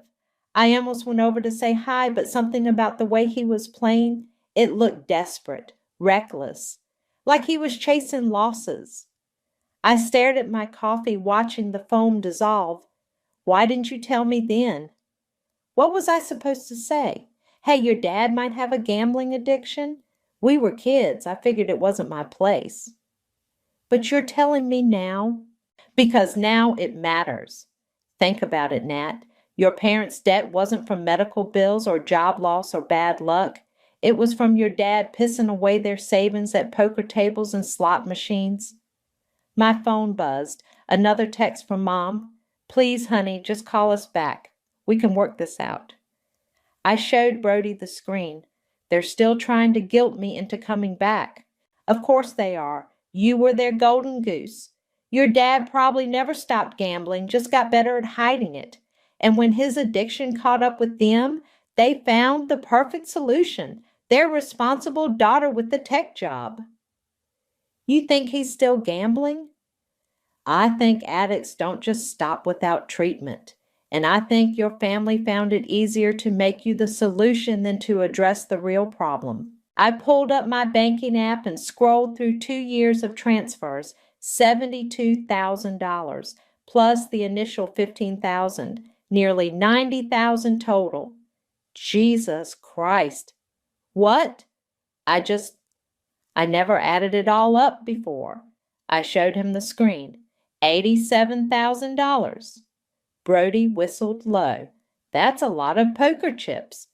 My phone rang. Dad's number. I declined it and immediately got a text. "Natasha, please. Your mother is beside herself. We need to talk." "They're panicking," I said. "Good. They should be. You were enabling them without even knowing it." The word enabling hit like a slap. All those months of sacrifice, of living on ramen and hope, thinking I was being noble. I was just feeding an addiction. I need to go. I stood up abruptly. Nat, wait! Thank you for telling me. I mean it, but I need to process this. I drove home in a daze, Brody's revelation spinning in my head. At every red light, I found myself remembering things differently. Dad's evasiveness about money, Mom's constant anxiety about finances, the way they'd both been so grateful for my help, but never quite able to explain exactly where the money was going. My phone rang again as I pulled into my parking garage. Ainsley. I have good news, she said without preamble. The mortgage company is willing to work with us. Your parents missed their last 2 payments. They what? Without your monthly support, they can't make the payments. The bank is already starting foreclosure proceedings. This actually strengthens our case significantly. How? It proves they were financially dependent on your support to maintain the mortgage. That's evidence of misrepresentation when they asked you to co-sign. I sat in my car, engine off, trying to process everything. So what happens now? I can file a motion to remove you from the mortgage based on fraudulent inducement. With their payment history and your documentation of financial support, we have a strong case. How long will it take? A few weeks, maybe a month. The bank wants this resolved quickly. Foreclosures are expensive for them, too. After I hung up, I sat in the silence of my garage. My phone showed 17 missed calls and 43 unread texts from various family members. I scrolled through them without opening any. Mom, we're going to lose the house. Dad, please, just one conversation. That's all I ask. Luke, you're destroying this family over a stupid car. Even my aunt had texted. Your parents are heartbroken. Whatever happened, family forgives. I deleted them all and blocked their numbers. Then I called Ainsley back. File the motion, I said. Are you sure? Once we start this process, there's no going back. Your relationship with your family? There is no relationship. File it. Okay, I'll have the paperwork ready by tomorrow. I hung up and finally allowed myself to smile. Not a happy smile, something colder, more satisfied. They wanted to play games with my money, my trust, my life. Fine. Game on. 3 weeks later, Ainsley called with the news I've been waiting for. It's done. Your name is officially off the mortgage. I was sitting in my office pretending to review code while actually refreshing my email every 5 minutes. Just like that? The bank didn't want to fight it. Your documentation was solid, and frankly, they're more interested in cutting their losses than keeping a co-signer who's not making payments anyway. What happens to my parents now? That's not your problem anymore. Legally, you're completely separated from their debt. I hung up and stared at my computer screen, not seeing the lines of code. After 2 years of financial bondage, I was free. Completely, legally, irrevocably free. That evening, I did something I hadn't done since moving to Denver. I went shopping, real shopping, not the careful, calculated grocery runs I'd trained myself to do. I bought a new dress, expensive shoes, a bottle of wine that cost more than I used to spend on food in a week. At home, I opened the wine and sat at my kitchen table with a piece of paper and a pen. The letter took me 3 drafts to get right. Mom and Dad, by now you probably heard from the bank. I wanted you to know that I'm doing well.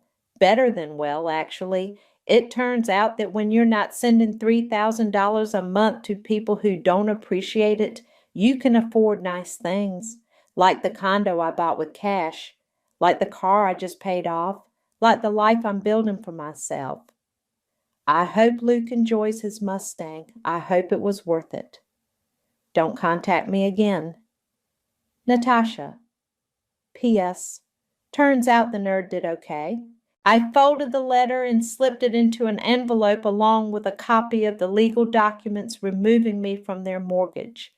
Then I walked to the post office and sent it registered mail, Signature required. The next morning, I woke up to 17 missed calls. Mom had called 12 times, starting at 6 a.m. Dad called 3 times. Luke twice. I listened to exactly one voicemail before deleting the rest. Natasha, honey, please call us back. We got your letter and we don't understand. The bank is saying terrible things, that we're going to lose the house. This can't be right. You wouldn't do this to us. You're not this cruel. Please just call us back so we can fix this. I made coffee and deleted the message. At work, Mia noticed my mood immediately. You look different today. Lighter somehow? I feel lighter, like I've been carrying a heavy backpack for years and finally took it off. Good for you. Whatever you did, it's working. My phone buzzed. A text from an unknown number. This is your cousin Sarah. Your parents asked me to reach out. They're devastated. Whatever happened, family should stick together. I blocked the number and went back to work. The calls kept coming all week. Different numbers, different relatives, all with the same message. Family forgives. Family sticks together. I was being cruel and unreasonable.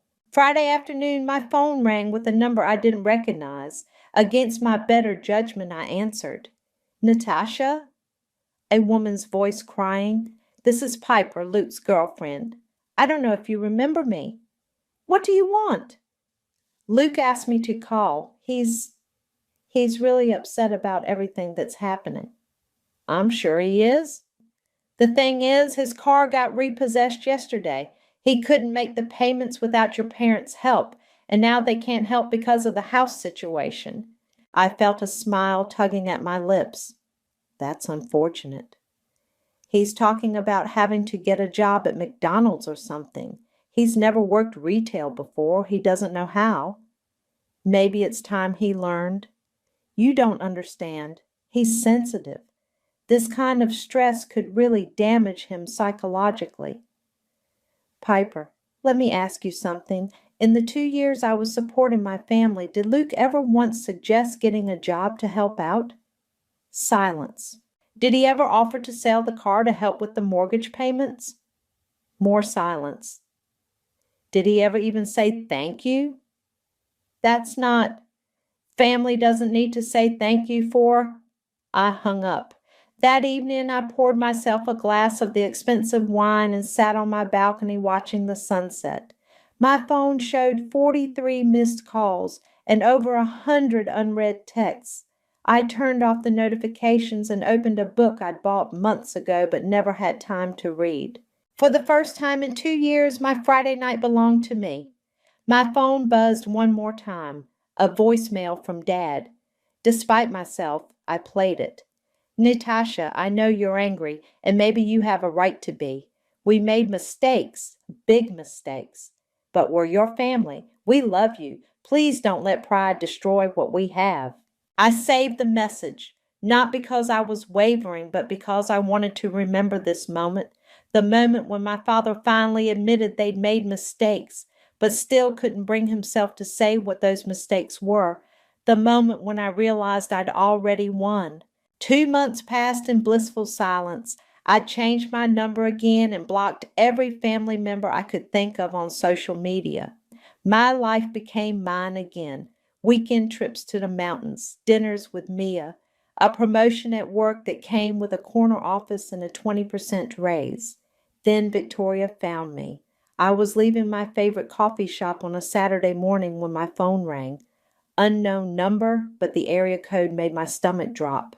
Hello? Natasha, thank God. It's Mom. Please don't hang up. I should have. I meant to. But something in her voice stopped me, a desperation I'd never heard before. How did you get this number? Your cousin Sarah got it from your old coworker in Austin. Honey, please, I'm begging you. We need to talk. There's nothing to talk about. Yes, there is. Her voice cracked. We're losing everything. The foreclosure went through last week. We have 30 days to get out. I kept walking toward my car, phone pressed to my ear. That's not my problem anymore. But it is. Don't you see? We're family. When one of us falls, we all fall. funny. I don't remember falling when I was eating ramen every night so you could keep your house. That was different. How was it different? Silence, then sobbing, actual gut-wrenching sobs that made people on the street turn and stare. We didn't know, she whispered. We didn't know you were struggling too. I told you I was living paycheck to paycheck, but you never asked us to stop taking the money. The audacity of it hit me like a physical blow. I shouldn't have had to ask. You're right. You're absolutely right. We were selfish and stupid and we took advantage of your generosity. But Natasha, we're your parents. We made mistakes, but we love you.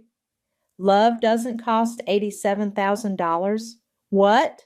That's how much I gave you. $87,000 over 2 years. Did you know that? Did you ever add it up? More sobbing. We'll pay you back. Every penny.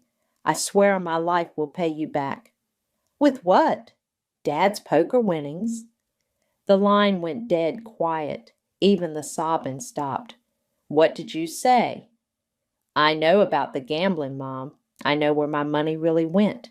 That's not... He stopped. Years ago, he got help.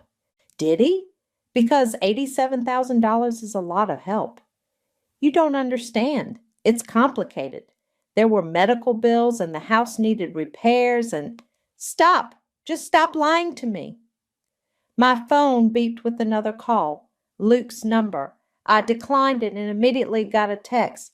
Answer your fucking phone. Mom, I have to go. Wait, there's something else. About Luke. Despite myself, I hesitated. What about Luke? He crashed the car, the Mustang, last month. A laugh escaped before I could stop it. Of course he did. It's not funny. He was drinking. He could have been killed. But he wasn't. The insurance won't cover it because his license was suspended for unpaid tickets. And now he's talking about hurting himself. He says his life is over. His life is over because he has to get a job? He's not like you, Natasha. He's not strong. He needs support, guidance. He needs to grow up. My phone started ringing again. Luke, persistent as always. This time I answered. What? You selfish bitch. His voice was slurred, either drunk or crying or both. You destroyed our family over money, over fucking money. I didn't destroy anything. I just stopped enabling it. Enabling what? We're your family. You're strangers who happen to share my DNA. Fuck you. Fuck you and your self-righteous bullshit. You think you're so much better than us because you have some tech job? I think I'm better than you because I work for what I have. I work. Where? Doing what? Silence. That's what I thought. You know what? I'm glad you're gone. We don't need you. We never needed you. Then why are you calling me? The line went quiet except for his heavy breathing. Luke? We're going to be homeless, he whispered. Mom and Dad are going to be living in their car because of you. No, they're going to be living in their car because Dad gambled away their savings and you crashed a $40,000 car instead of getting a job. You could fix this. You could help us find a place. Help us get back on our feet. I could, but I won't. Why? Why are you being so cruel? I looked up at the mountains, at the life I'd built for myself, at the future that was finally mine. Because you taught me that family only matters when it's convenient. I hung up and blocked his number too. That night I got one final voicemail, Dad's voice broken and defeated. Natasha, I know I have no right to ask this, but please, please find it in your heart to forgive us. We were wrong. I was wrong. I did gamble. I did lie. I destroyed our family's finances and then let you pay the price. But we're still your parents. We still love you. Please don't let our mistakes end this forever. I listened to it 3 times. Then I deleted it. I was sitting on my balcony with Mia, sharing a bottle of wine and watching the sunset paint the mountains gold, when she finally asked the question I'd been expecting. Do you ever regret it? Regret what? Cutting them off completely. I mean, they're still your family. I swirled the wine in my glass, considering. You know what I regret? I regret not doing it sooner. Really? Really. I spent 2 years of my life eating ramen and wearing the same 3 outfits so my unemployed brother could drive a Mustang. I regret every month I enabled that. Mia nodded slowly. I get it. Don't you miss them at all? I miss who I thought they were, but those people never existed. My phone buzzed with a notification. Instagram, which I reactivated recently under a different name. A message from someone I didn't recognize. Hey, aren't you Gary's daughter? I'm his co-worker from the plant. Heard about what happened with your family. Just wanted you to know your dad's been telling everyone you abandoned them over a little disagreement about money. Thought you should know what he's saying. I showed Mia the message. She read it and shook her head.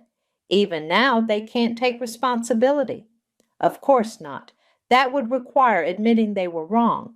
I typed back, thanks for letting me know. For the record, the little disagreement was about $87,000 and a gambling addiction he never told me about.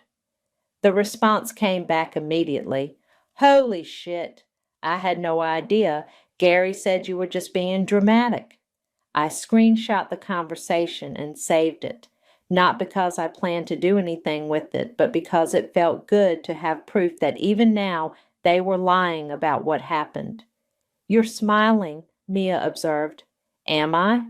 Yeah, kind of a scary smile, actually. I'm just thinking about karma. My phone buzzed again.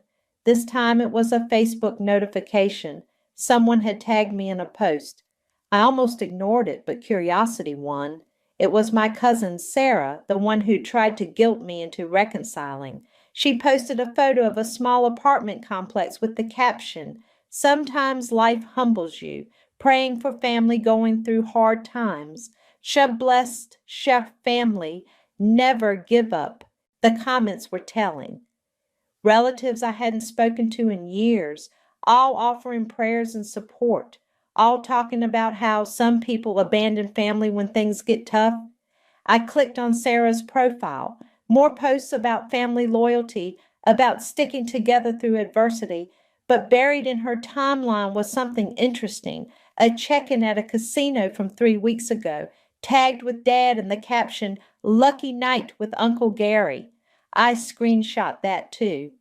What's so funny now? Mia asked. My dad is still gambling. Even after losing the house, even after everything, he's still gambling. How do you know?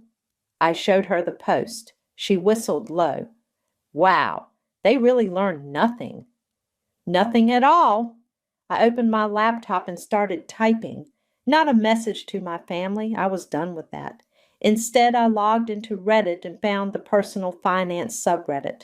Title, I gave my parents $87K over 2 years. They used it to buy my brother a Mustang. Now they're homeless and blaming me. I wrote the whole story, every detail, every betrayal, every moment of realization. I wrote about the gambling, the lies, the manipulation. I wrote about the co-signed mortgage and the legal battle to get free. I wrote about the phone calls and guilt trips and relatives trying to shame me into going back. And I wrote about how good it felt to finally put myself first. The post exploded overnight. Thousands of upvotes, hundreds of comments, all supportive. People sharing their own stories of family financial abuse. People congratulating me for getting out. One comment stood out. You didn't abandon your family. You stopped being their ATM. There's a difference. Another, they're not homeless because of you. They're homeless because of their choices. And my favorite, the best revenge is living well. Sounds like you're doing exactly that. Mia found the post the next morning and called me immediately. You're famous. This thing has like 50,000 upvotes. I just wanted to tell the story. Let people know they're not alone if they're going through something similar. Well, you did that. The comments are incredible. You're helping people. That felt better than any revenge I could have planned. I closed my laptop and walked out onto my balcony. The mountain stretched endlessly in front of me, and for the first time in years, so did my future. My phone was silent. No desperate calls, no guilt-laden texts, no family members trying to manipulate me into coming back. Just silence. Beautiful, peaceful silence. I poured myself coffee in a mug I bought because I liked it, not because it was on sale. I opened a book I'd purchased for pleasure, not because it was free at the library. And I smiled. Not the scary smile Mia had mentioned, but something softer, something that belonged entirely to me. The girl who used to eat ramen so her family could live comfortably was gone. In her place sat a woman who understood the difference between love and exploitation, a woman who chose herself, finally. The check for $200 felt like a slap across my face. Not just any slap, the kind that leaves a mark, that makes your ears ring, that everyone pretends not to notice at a funeral. My name is Noelle, and I just buried my mother yesterday. Today, I'm sitting in a leather chair that probably costs more than what she left me, listening to her lawyer read a will that erases 34 years of my existence. To my beloved son Abraham, I leave the family estate at 1542 Maple Grove, including all furnishings and contents. Peyton, the attorney, drones on in his methodical voice. Additionally, all investment accounts totaling approximately $1.6 million and my personal Rolex timepiece. Abraham sits across from me, his face a mask of practiced grief. He dabs at his eyes with a monogrammed handkerchief, probably bought with Mum's credit card, like everything else in his life. And to my daughter Noelle, Peyton continues, adjusting his glasses, I leave the sum of $200 for sentimental purposes. The room goes quiet. I can feel Sage, my best friend, tense beside me. She reaches for my hand, but I pull away. That's it? The words escape before I can stop them. Peyton clears his throat. That concludes the reading of the will. 3 years, I say, my voice steady despite the hurricane in my chest. I took care of her for 3 years while she was dying. I cleaned her, fed her, drove her to every chemo appointment. Where were you, Abraham? My brother's face softens into that familiar patronizing smile. Now, Noelle, let's not make this ugly. Mom made her choices. Choices? I stand up, my chair scraping against hardwood. I had power of attorney. I managed her accounts, her medications, her entire life while you were busy posting Instagram stories from Bali. Ms. Wilkinson, Peyton interrupts, perhaps we should take a moment. No, I grab my purse. We're done here. I stride out of the office, down the hallway, into the women's bathroom.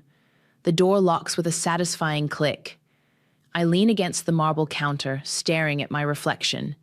Mom's high cheekbones, her steel gray eyes, the resemblance she always hated. My phone buzzes, a text from Corey. You okay? Want me to come get you?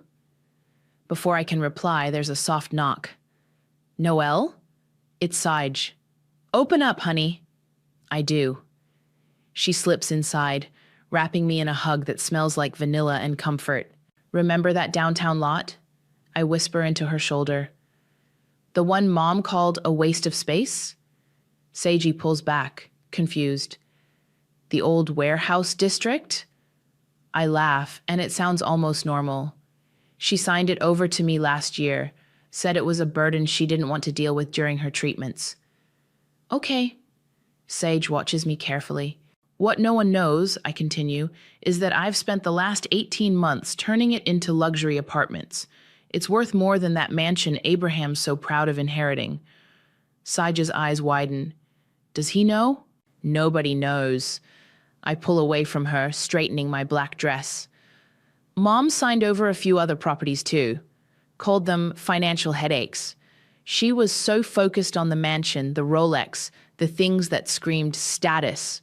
She never looked at the quiet potential of what she considered worthless. Like you, Sage says softly. Like me. I reach into my purse and pull out an old folder, edges worn soft with handling. Inside are property deeds, transfer documents, all bearing Esther Wilkinson's elegant signature. Everyone thinks I lost today. They have no idea what's coming. Noelle! Sage's voice carries a warning. What are you planning? I tuck the folder away, check my lipstick in the mirror. Perfect, like always. Like Mom taught me to be. Remember when I was 21? I smooth my hair. I told her I wanted to go into real estate development. She laughed and said I was too vengeful to succeed in this family. I remember. Well, I reach for the door handle. She was right about one thing. I am vengeful. We step out into the hallway. Abraham is waiting, that $200 check extended like a peace offering. Little sister, he says, don't be difficult about this. Take the check. It's what Mom wanted. I pluck it from his fingers, tear it in half, and let the pieces flutter to his expensive shoes. Keep it, I say sweetly. You'll need it more than I will. His face clouds with confusion, but I'm already walking away. Behind me, I hear him ask Sage, "What's that supposed to mean?" She doesn't answer. She doesn't have to. In 3 months, in 6 months, in a year, he'll understand exactly what it means. Mom always said timing was everything. She taught me that, along with how to smile while plotting revenge. I step into the sunshine, pull out my phone, and dial Corey's number. "Hey," I say when he answers. "Remember that real estate investor who's been sniffing around the mansion? Call him. Tell him I have some interesting information about the property's title. The game is starting, and this time I'm dealing the cards." "You've done something remarkable here," Bruce Joseph says, walking through the gleaming lobby of my downtown development.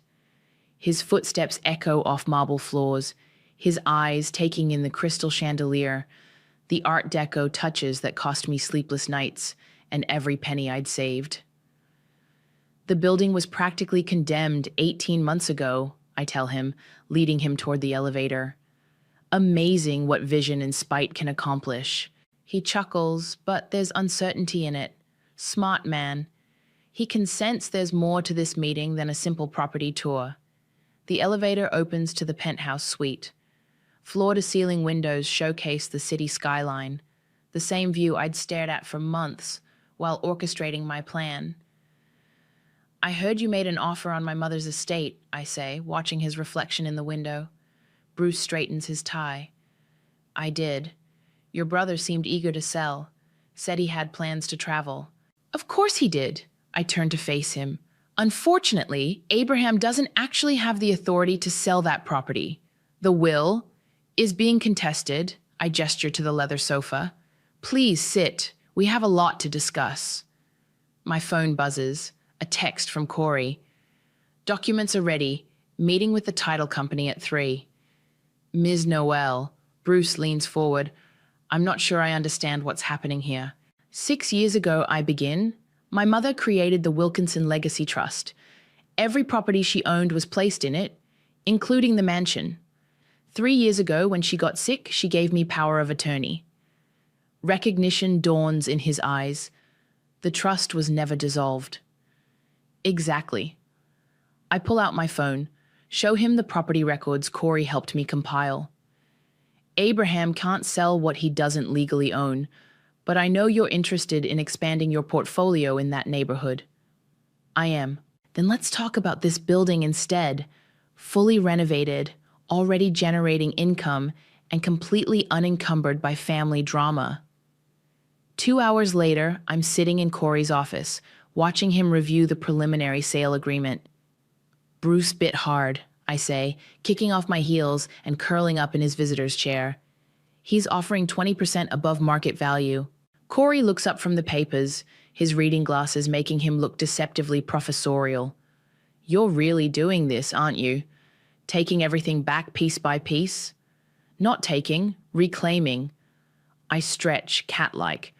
Mom signed over these worthless properties thinking she was unburdening herself. She never bothered to check what I was doing with them.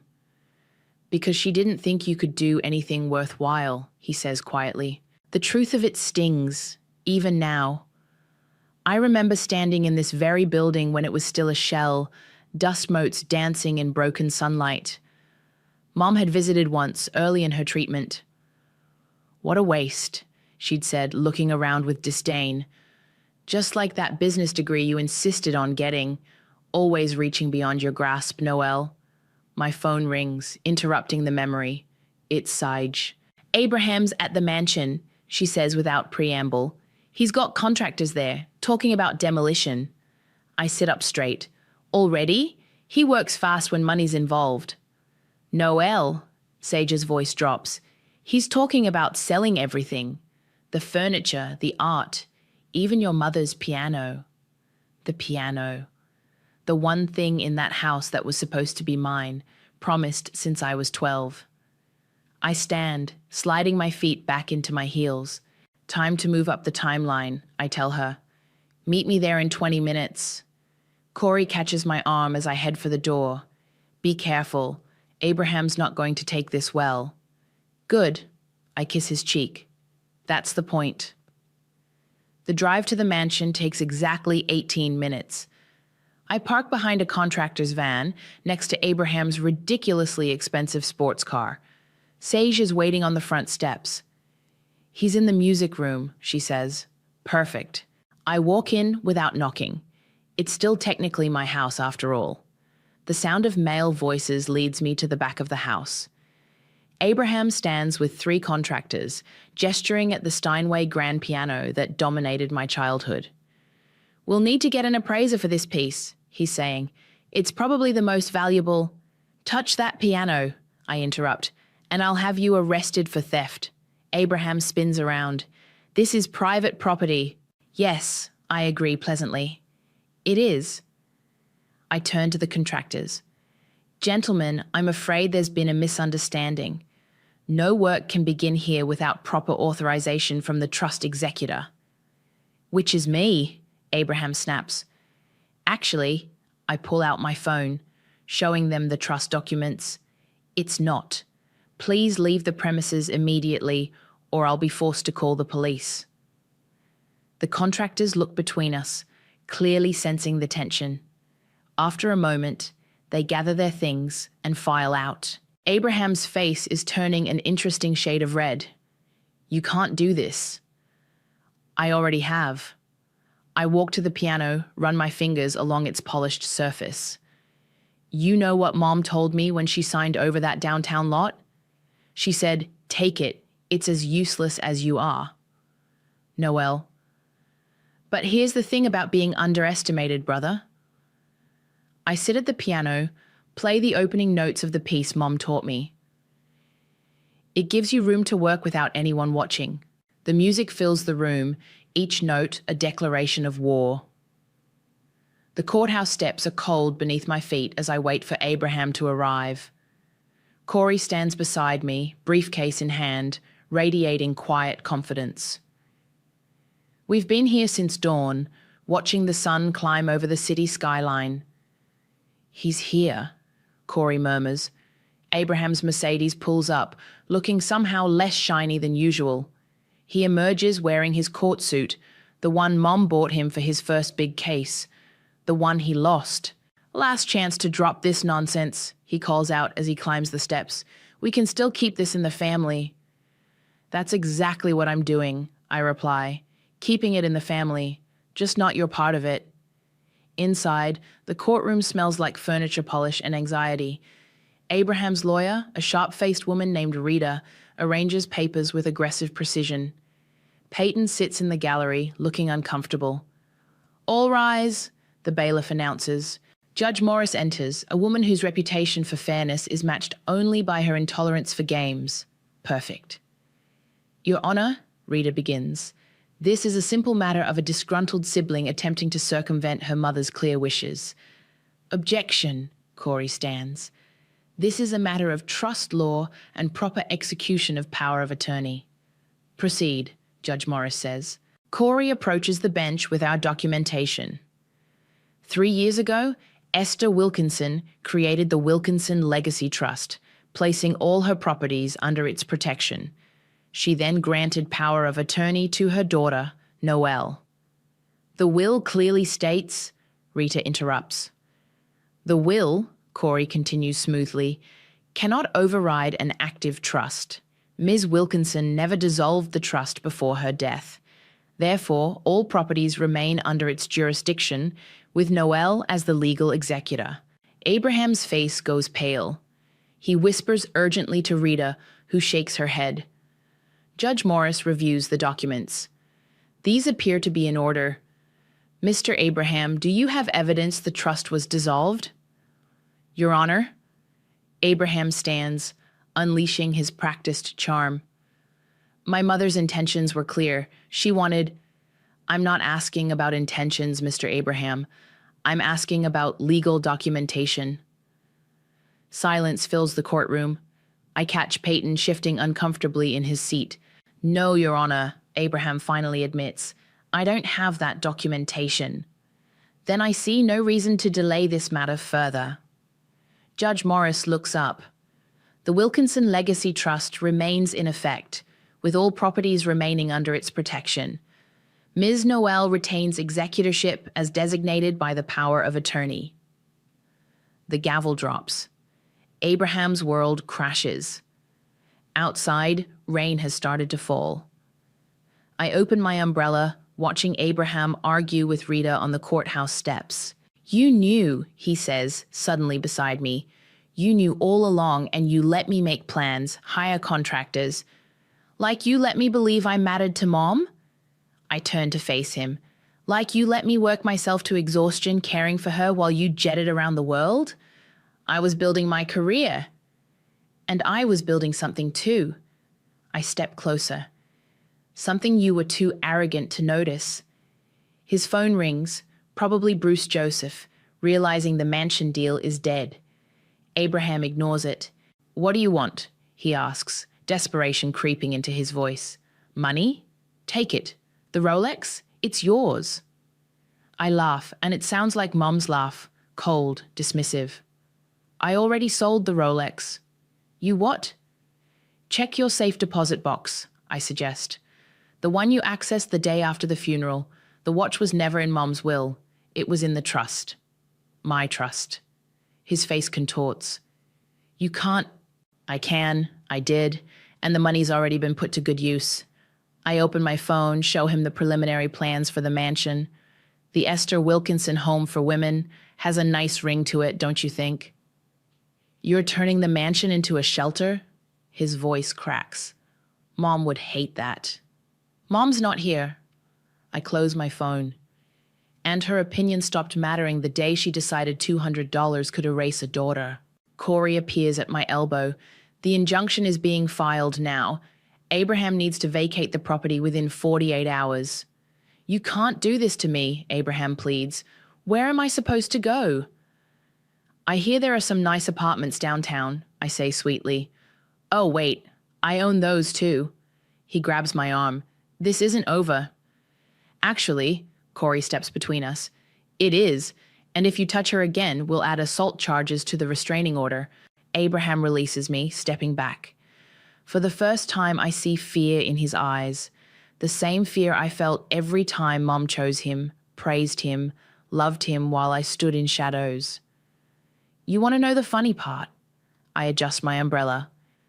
If you'd been even slightly kind to me, if you'd shown up for one chemo appointment, made one hospital visit, I might have let you keep it all. Noelle, but you didn't. And now? I smile, Mom's smile. Now you own nothing, brother, just like I did for 34 years. I walk away, leaving him in the rain. My phone buzzes, a text from Saj. Moving trucks are ready when you are. Send them, I type back. It's time to clear out the past. Behind me, I hear Abraham's voice break on my name. I don't turn around. Some things, once broken, stay that way. The attic still smells like broken dreams and cedar. Dust motes dance in the afternoon light as I sort through boxes, deciding what stays and what goes. The shelter opens in 3 weeks, and every inch of this house needs to be transformed. Look what I found. Sage calls from behind a stack of photo albums. She holds up a framed trophy, Abraham's regional tennis championship from sophomore year. Prime spot on the donation pile? No, I take it from her. Display pile. We're putting it right next to this.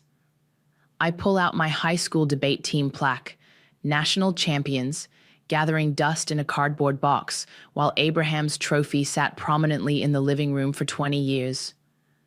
Making a point? Saja asks. Always. I wipe dust from the plaque. The shelter's main hall will have a wall dedicated to achievement. Every award, every certificate, displayed equally, the way it should have been. My phone buzzes, a text from Corey. You need to see this, coming up. Footsteps on the attic stairs, then Corey appears holding a folder. His face is tight with concern. Remember how I was looking into those final estate changes? He hands me the folder.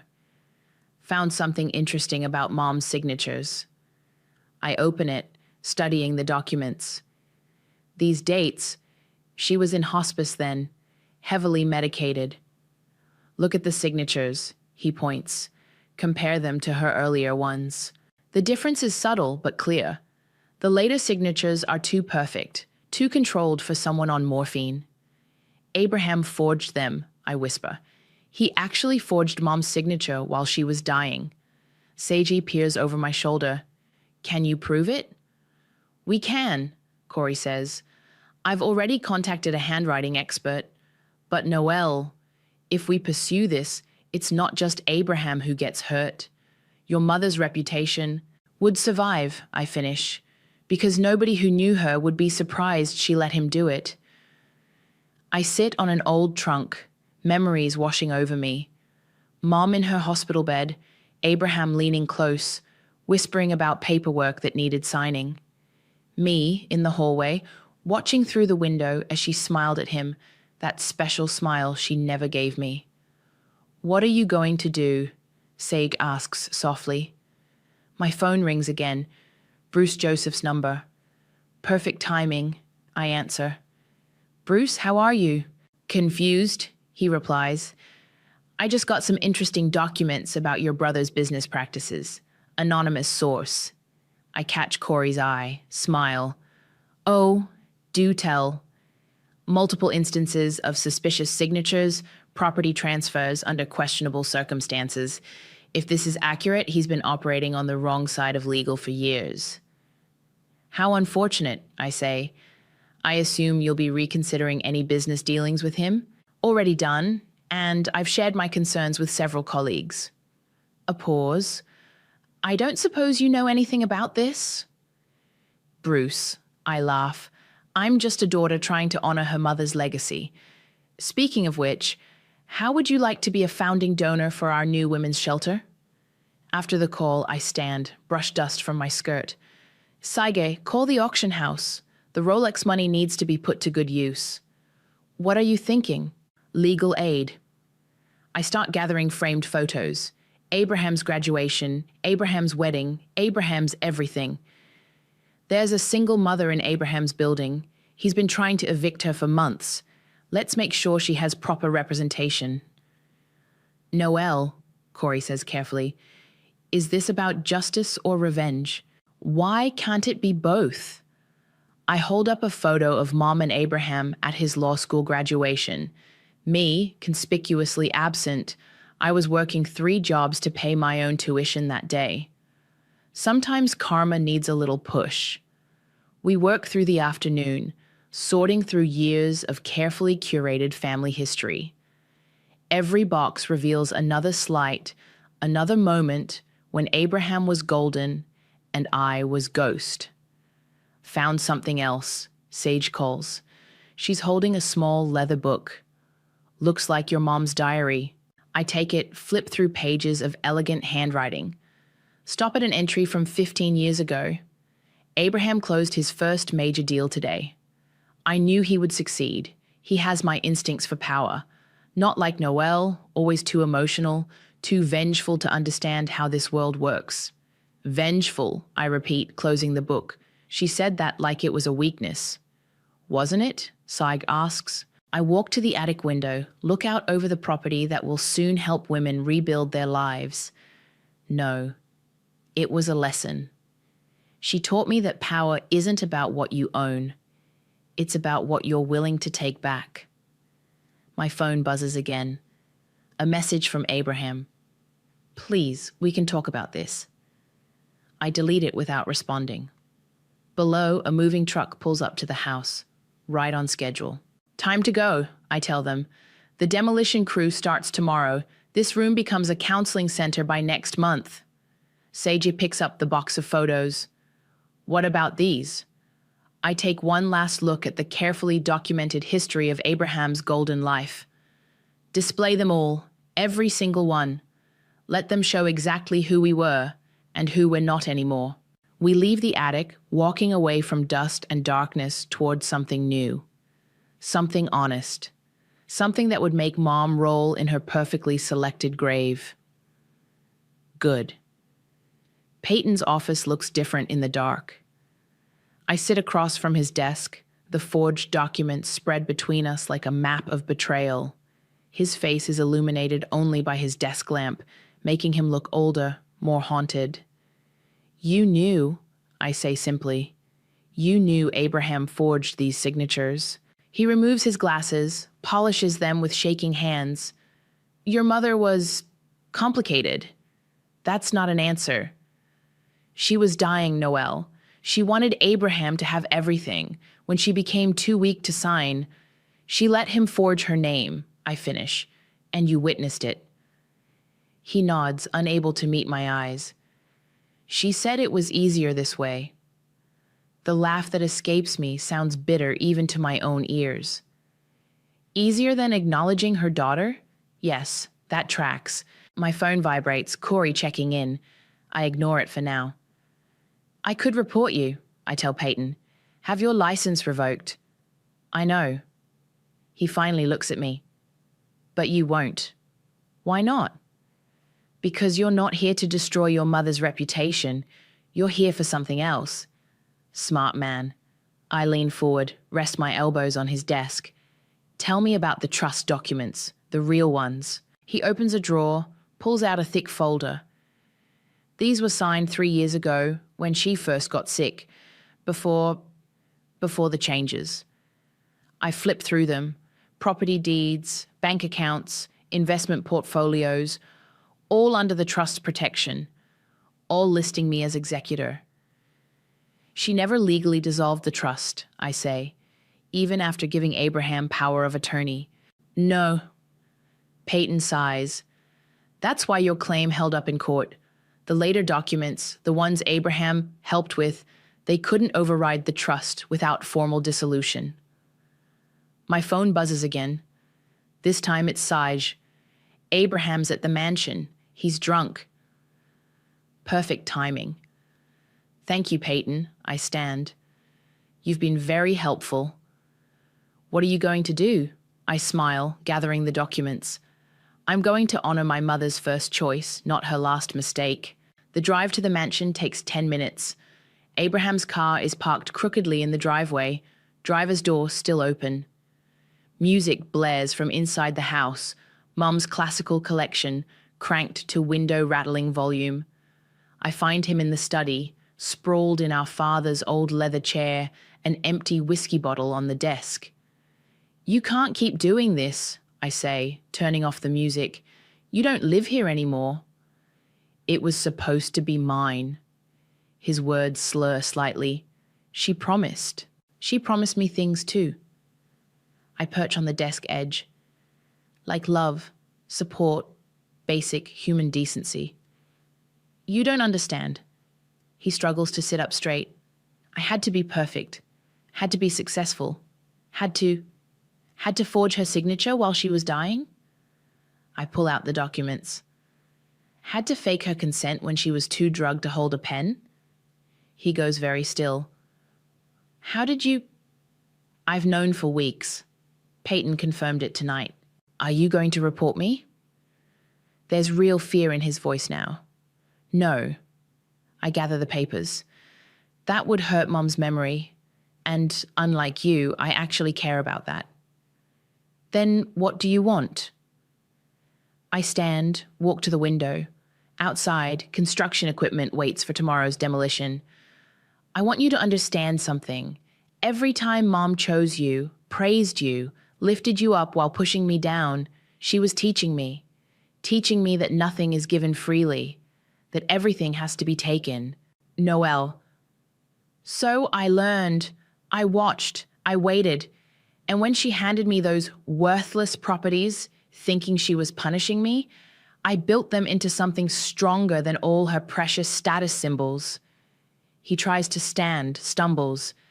You can't turn this place into a shelter. It's not what she would have wanted. Maybe not, I agree, but she's not here to stop me, just like she wasn't here to stop you from forging her name. My phone buzzes. Corey. Demolition crew confirmed for 7 a.m. You should go, I tell Abraham. The crews arrive early and you're not authorized to be on a construction site. He grabs my arm as I pass. Please, this house is all I have left. I look down at his hand, then up at his face, seeing for the first time how much he looks like Mom when he's desperate. No, I say quietly, removing his grip. This house is all you had left. Now you have exactly what Mom gave me. $200 and the knowledge that you weren't enough. I call him a car service. I'm vengeful, not irresponsible, and watch from the doorway as he's driven away. In the morning, the walls will come down, and with them, the last physical reminder of Mom's uneven love. My phone rings one last time. It's Daisy, the young mother from Abraham's building. The lawyers you sent, she says, crying happy tears. They stopped the eviction. We can stay. I smile, looking up at the mansion's dark windows. Good. And soon there'll be a place where other women like you can find help too. Thank you, she whispers. I end the call, lock the front door for the last time. Tomorrow we build something new, something better, something Mom never saw coming. The wrecking ball hits the mansion's east wing at exactly 7:15 a.m. I stand on the lawn, coffee in hand, watching Mom's precious sitting room crumble into expensive dust. The crystal chandelier she spent months selecting crashes down like a meteor of broken dreams. You okay? Sage asks, appearing beside me with her own coffee. Never better. I take a sip, savoring the moment. Where should we put Mom's portrait in the shelter? I'm thinking the laundry room. Noelle! But she's laughing. A black SUV pulls up to the curb. Bruce Joseph steps out, followed by local news crews, right on schedule. Ms. Noelle, Bruce calls out, waving. Ready for the press conference? Born ready. I smooth my blazer, the same shade of blue Mum always said washed me out. Let's give them a show. The reporters gather on what used to be the front lawn. Microphones appear like mushrooms after rain. Behind us, the demolition continues its symphony of destruction. Good morning, I begin, channeling Mom's best society voice. Today marks the beginning of a new chapter for this property. The Esther Wilkinson Home for Women will provide shelter, support, and career development for mothers and children in crisis. Camera flashes pop like lightning. Ms. Noelle, what inspired this decision? I smile directly into the nearest camera. My mother taught me the importance of legacy, of building something meaningful. This is my way of honoring her vision. And your brother? Sources say he contested the property transfer. My brother is, I pause for effect, pursuing other opportunities. As if summoned by his mention, Abraham's Mercedes screeches around the corner. He jumps out, still wearing yesterday's clothes, looking wild-eyed and desperate. Stop, he shouts, running toward the demolition crew. You can't do this. The cameras swivel like flowers tracking the sun. Perfect. Sir, this is a closed construction site. Bruce steps forward, security team materializing behind him. This is my house. Abraham tries to push past. My inheritance. Actually, I say, loud enough for the microphones to catch, according to court records and trust documents, It was never yours. Would anyone like to see the paperwork? Abraham freezes. He knows I'm not bluffing. Perhaps, I continue sweetly, you'd like to make a statement about the shelter. As a founding family member? The reporters turn back to him, hungry for drama. He straightens his rumpled jacket, trying to salvage his dignity. I fully support my sister's charitable work, he manages through gritted teeth. Wonderful, I gesture to the construction site. Would you like to take the first official swing? The demolition team has an extra hard hat. He stares at me, recognition dawning in his bloodshot eyes. This isn't just about the house anymore. This is about exposure, reputation, the carefully crafted image he's maintained for years. No, thank you, he says stiffly. I have a meeting. As he retreats to his car, I turn back to the cameras. Now let me tell you about our employment training program. We're partnering with several real estate development firms. The press conference continues. I outline plans for job training, childcare, legal aid, all funded by the downtown properties Mom thought worthless. Behind me, the mansion continues to fall, piece by precious piece. Afterward, Corey finds me in what used to be the kitchen. That was quite a performance, he says, picking his way through the debris. I learned from the best. I run my hand along the marble countertop, the last surface Mom touched before going to hospice. She spent 30 years performing for an audience. Today, I gave them an encore. Abraham's law firm called, he says carefully. They're launching an internal investigation into his practice. How unfortunate. I smile. I suppose those anonymous tips about signature irregularities raised some concerns. Noel, he takes my hand. When does it end? Before I can answer, Saijay calls from outside. You need to see this. We find her by the old garden wall. Abraham's car is still parked across the street. He sits inside, watching the demolition, something clutched in his hands. Is that... Corey squints. Mom's locket, I confirm. The one she always said she'd leave me. We watch as Abraham opens the locket, stares at whatever photos are inside, then throws it into the nearby storm drain. That's the difference between us, I tell Corey.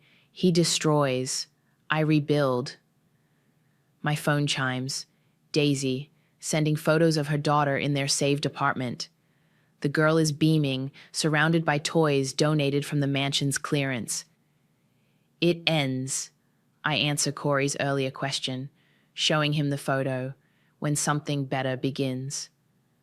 The wrecking ball swings again, taking down the last of the front facade.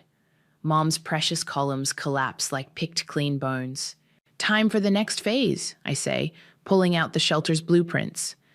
Let's build something Mom never could. What's that? Sage asks. I watch Abraham finally drive away, defeated and diminished, just like I was for so many years. A place where worth isn't measured by what you inherit, I tell her, but by what you choose to become. Behind us, the dust settles on the ruins of Mom's perfect world. Above us, the future rises, bright and unforgiving as dawn. 3 months later, I stand in the shelter's newly finished entrance hall, watching Daisy hang Mom's portrait. Not in the laundry room after all, right at the front desk, where her disapproving gaze can watch every success story walk through our doors. Perfect height? Daisy asks, adjusting the frame. Perfect irony, I reply. The shelter has been open for 2 weeks.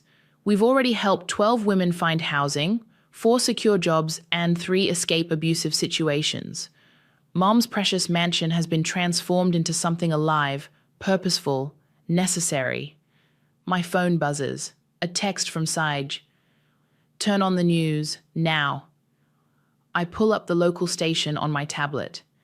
Abraham's face fills the screen, standing outside his law firm, former law firm. The headline scrolls, Prominent attorney resigns amid investigation. Following allegations of document forgery and client fund mismanagement, the reporter drones, Abraham has stepped down from his position. Ms. Noel, one of our new residents, Maria, approaches with paperwork. The real estate course you recommended? I got accepted. I mute Abraham's public downfall. That's wonderful. When do you start? Next week. She clutches the acceptance letter. I never thought I could. After everything, I finish. You're exactly where you should be. Starting over, starting strong. My phone rings, Abraham's number. Take this, I tell Maria, handing her my business card. Call my office tomorrow. We'll set up your scholarship details. She hugs me, quick and fierce, before hurrying away. I answer the phone. Hello, brother. Can we meet? His voice sounds rough, hollow. Please? I look at Mom's portrait, at her eternal expression of elegant disappointment. The shelter, 1 hour, don't be late. He arrives in a rental car, the Mercedes apparently gone with his partnership. His suit is off the rack, his shoes unpolished.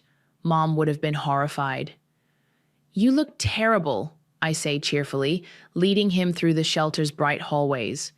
You did this, he says. The investigation, the clients leaving, all of it. No.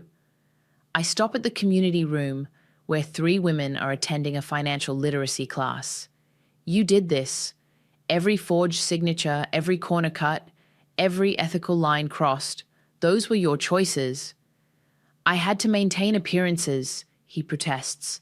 Mom's expectations. Mom's dead. I turn to face him, and her expectations died with her. The only question is, what are you going to do now? He looks around the shelter, at the women studying, children playing, lives being rebuilt from broken pieces. I have nothing left, he whispers. Now you know how I felt. I gesture to a nearby bench. Sit.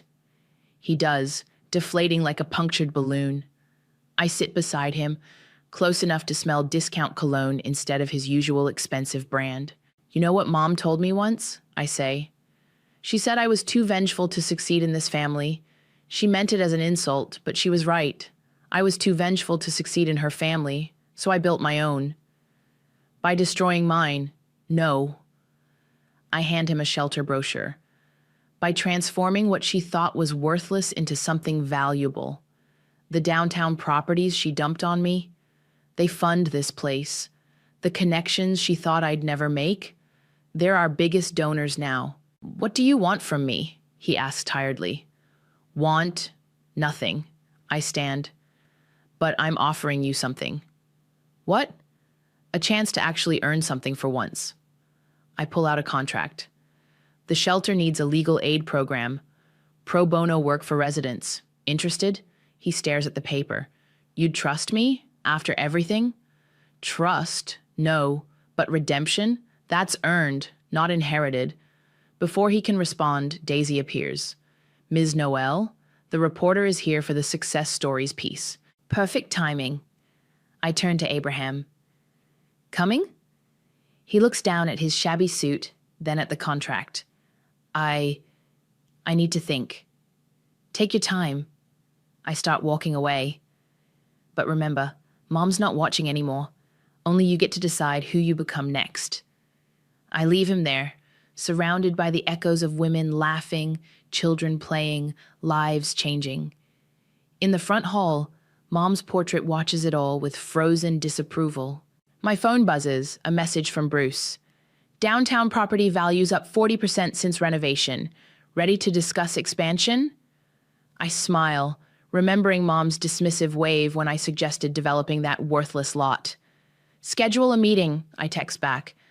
Time to grow. Daisy catches up with me.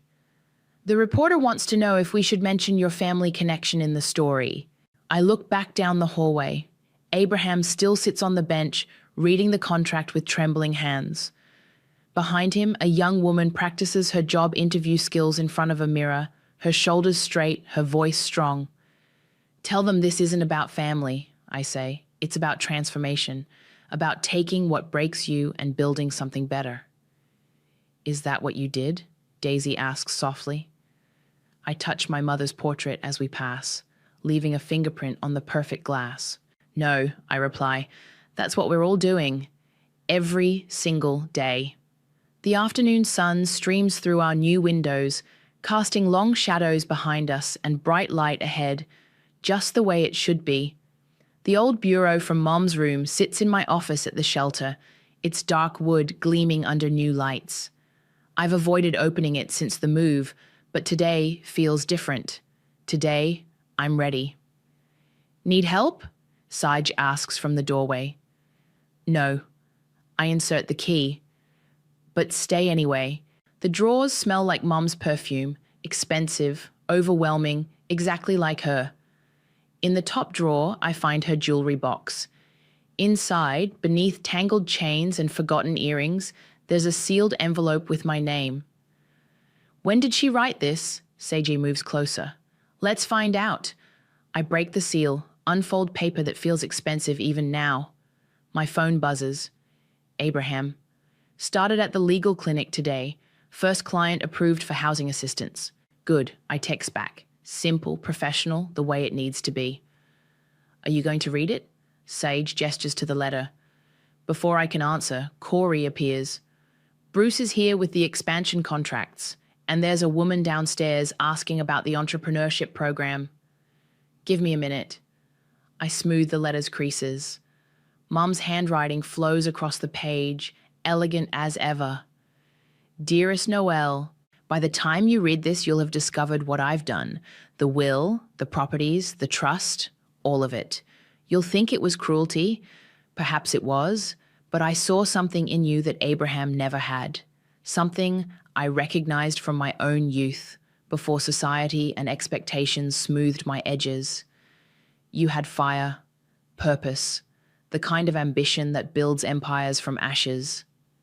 Abraham needed inheritance. You needed challenge. I gave him everything because I knew you would take it back, build it better, make it yours. The $200 wasn't an insult. It was a match to light your fire. I'm sorry I couldn't love you the way you needed. I'm sorry I had to teach you strength through pain. But I'm not sorry for making you fight. You were always stronger than any legacy I could give you. The locket is yours. It always was.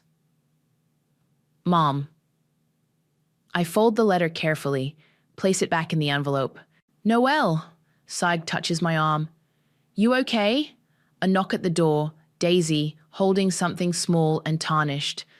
The maintenance crew found this in the old storm drain during inspection. Isn't it your mum's? The locket, the one Abraham threw away. I open it carefully. Inside, 2 photos. Baby Abraham on one side, baby me on the other. Equal space, equal importance. All this time. Ms. Noelle? Maria appears, practically glowing. I got the job. The real estate firm downtown. They want me to start next week. I slip the locket into my pocket. That's wonderful. Come in. Tell me everything. As Maria describes her interview, I glance at Mom's letter on the desk. Challenge accepted, Mom. Challenge conquered. My phone lights up again. Bruce sending photos of our next potential property. Below it, another text from Abraham. Thank you for the second chance. I don't reply. Some things don't need words. Ready for the contracts? Corey asks. Almost. I turn to Maria. How would you like to sit in on a real estate development meeting? See what your future looks like. Her eyes widen. Really? Really?